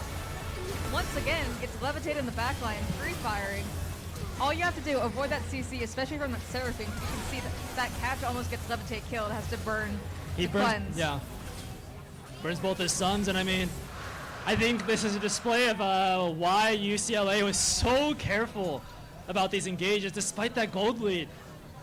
I think that early engagement from before was a warning sign that, hey, we might be down gold, but we're not going down that easily. Yeah, again, it's Lucas and Levitate that really make it happen. The catch in mid lane into Levitate free firing is really what gets these fights won for USC. And then Blade being able to respond with that last breath as well is just the complete constant chain CC. And it's all knockups too. There's nothing they can do to try and mitigate it. They just have to eat it and just hope that they can survive the onslaught that is Levitate. But now, Levitate still does have flash here, but it does look as though UCLA is going to be forcing a Baron here. Only 4 of them are here to respond, but we do see Mbessa actually coming around the corner. Also pushing in, the Zyro coming out, everyone getting knocked around, everyone's going down. Levitate getting jumped on by Nurture, getting taken out, but she will not be going down quite yet. Shutdown going over to the Riven, taking out the Zyra, but Levitate is still going. He's still putting in the work. He's a little bit low, but it looks as though USC is not going to be able to pull it quite well. UCLA coming out on top. That Riven lived for so long. Oh, and they're still going for the chase. Yeah, the Riven was just too much to deal with. Haywill able to survive these fights, but just not quite able to close them out. Let's get a replay of that. Last breath onto 1. Stranglethorn's good knockup, good Magnet Storm, 3-mana encore. And then meanwhile, Levitate's just 1v1ing Riven here, but Riven wins these top lane things. look, Ribbon just gets Zyra there, fighting Blade. Blade goes down, and then they're like, oh, maybe got it. Almost kills Mbessa, and by then, Seraphine with Moonstone, the team looks so healthy on the backside. Levitate has to run. It seems as though UCLA definitely played that fight a lot better, just separating Levitate from everything.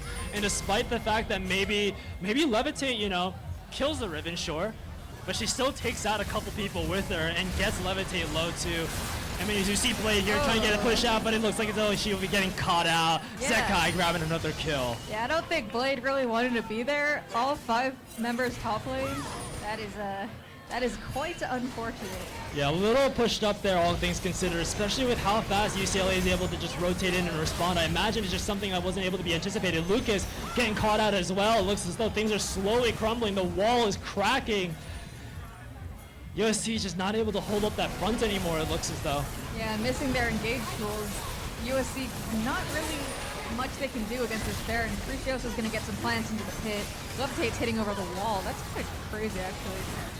Decent damage, but I don't know if they're going to be able to do anything about this Baron. Yeah, and without Levitate having a front line too, it's going to be rough for him to get in there. Baron's core is going to be going over to UCLA. And now in the meantime, with a flash!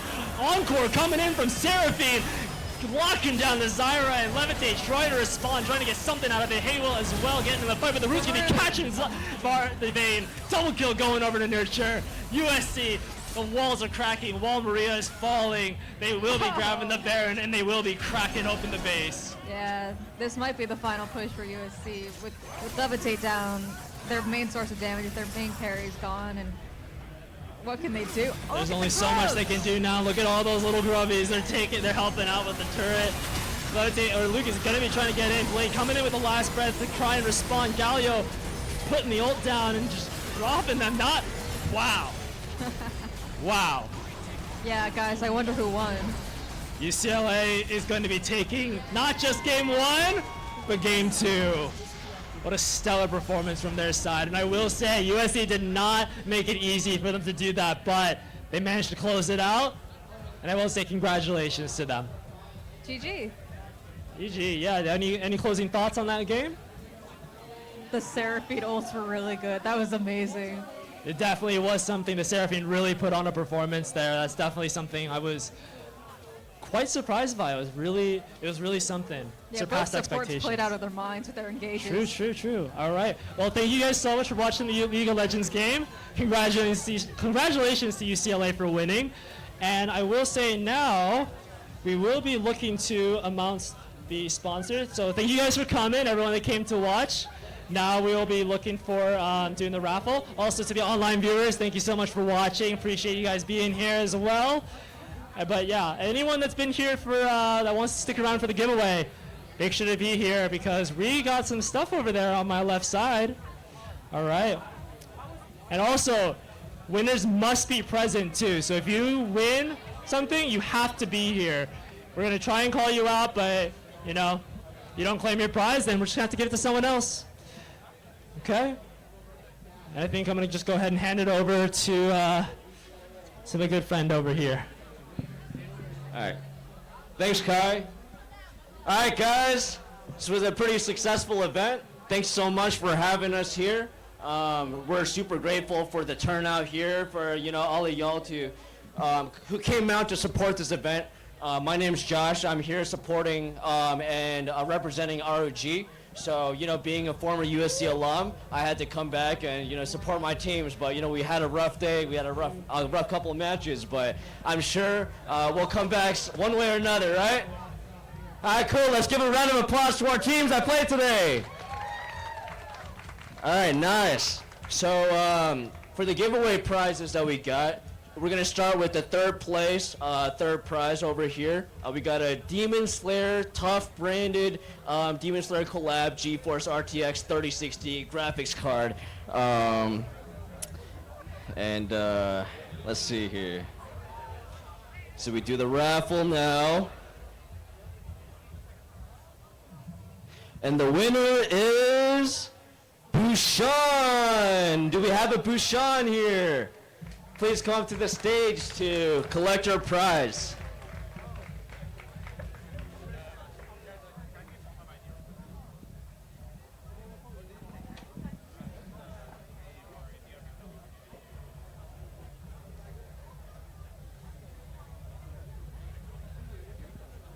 We're just confirming some details just to make sure he is who he says he is. Yep. Yeah. Awesome. Yeah. Nice. Thanks for participating, Bushan. Cool. And for our second place prize, we have a network adapter here, ROG branded. If you have faulty Wi-Fi problems at home, you can't seem to connect to your favorite game, you're getting like 300 ping lag spikes during your Valorant game. Yeah, you know, this comes in super clutch. And to start the drawing here. And the winner is Yo 10. Please come onto the stage to collect your prize.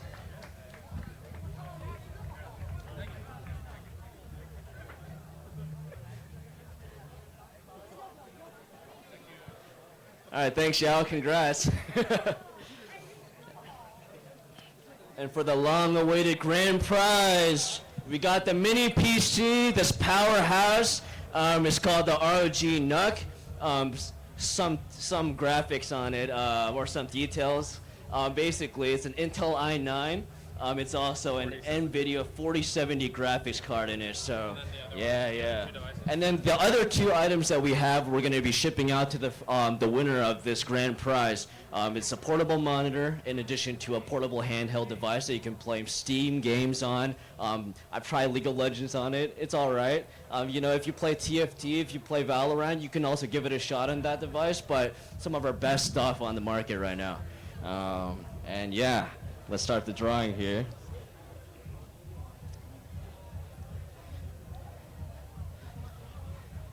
And the winner of the grand prize for the ROG giveaway is Tejas or Tejas, one of the two. Do we have a Tejas or Tejas here? No? Okay, we'll count to 3. 1, 2, 3, going once, going twice. All right, I mean, we'll do another drawing.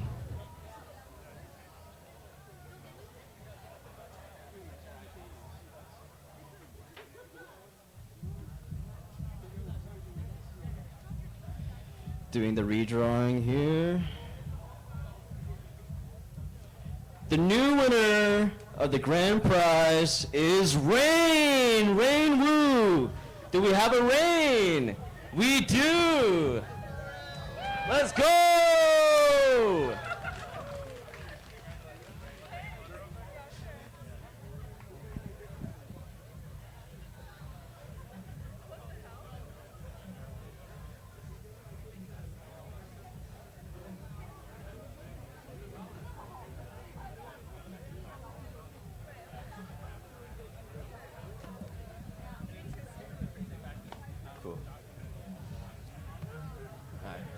Congrats, Rain. What the actual hell? All right, thank you all for coming. This was a pleasure. We'll do more events like this in the future, but yeah, thank you so much for coming.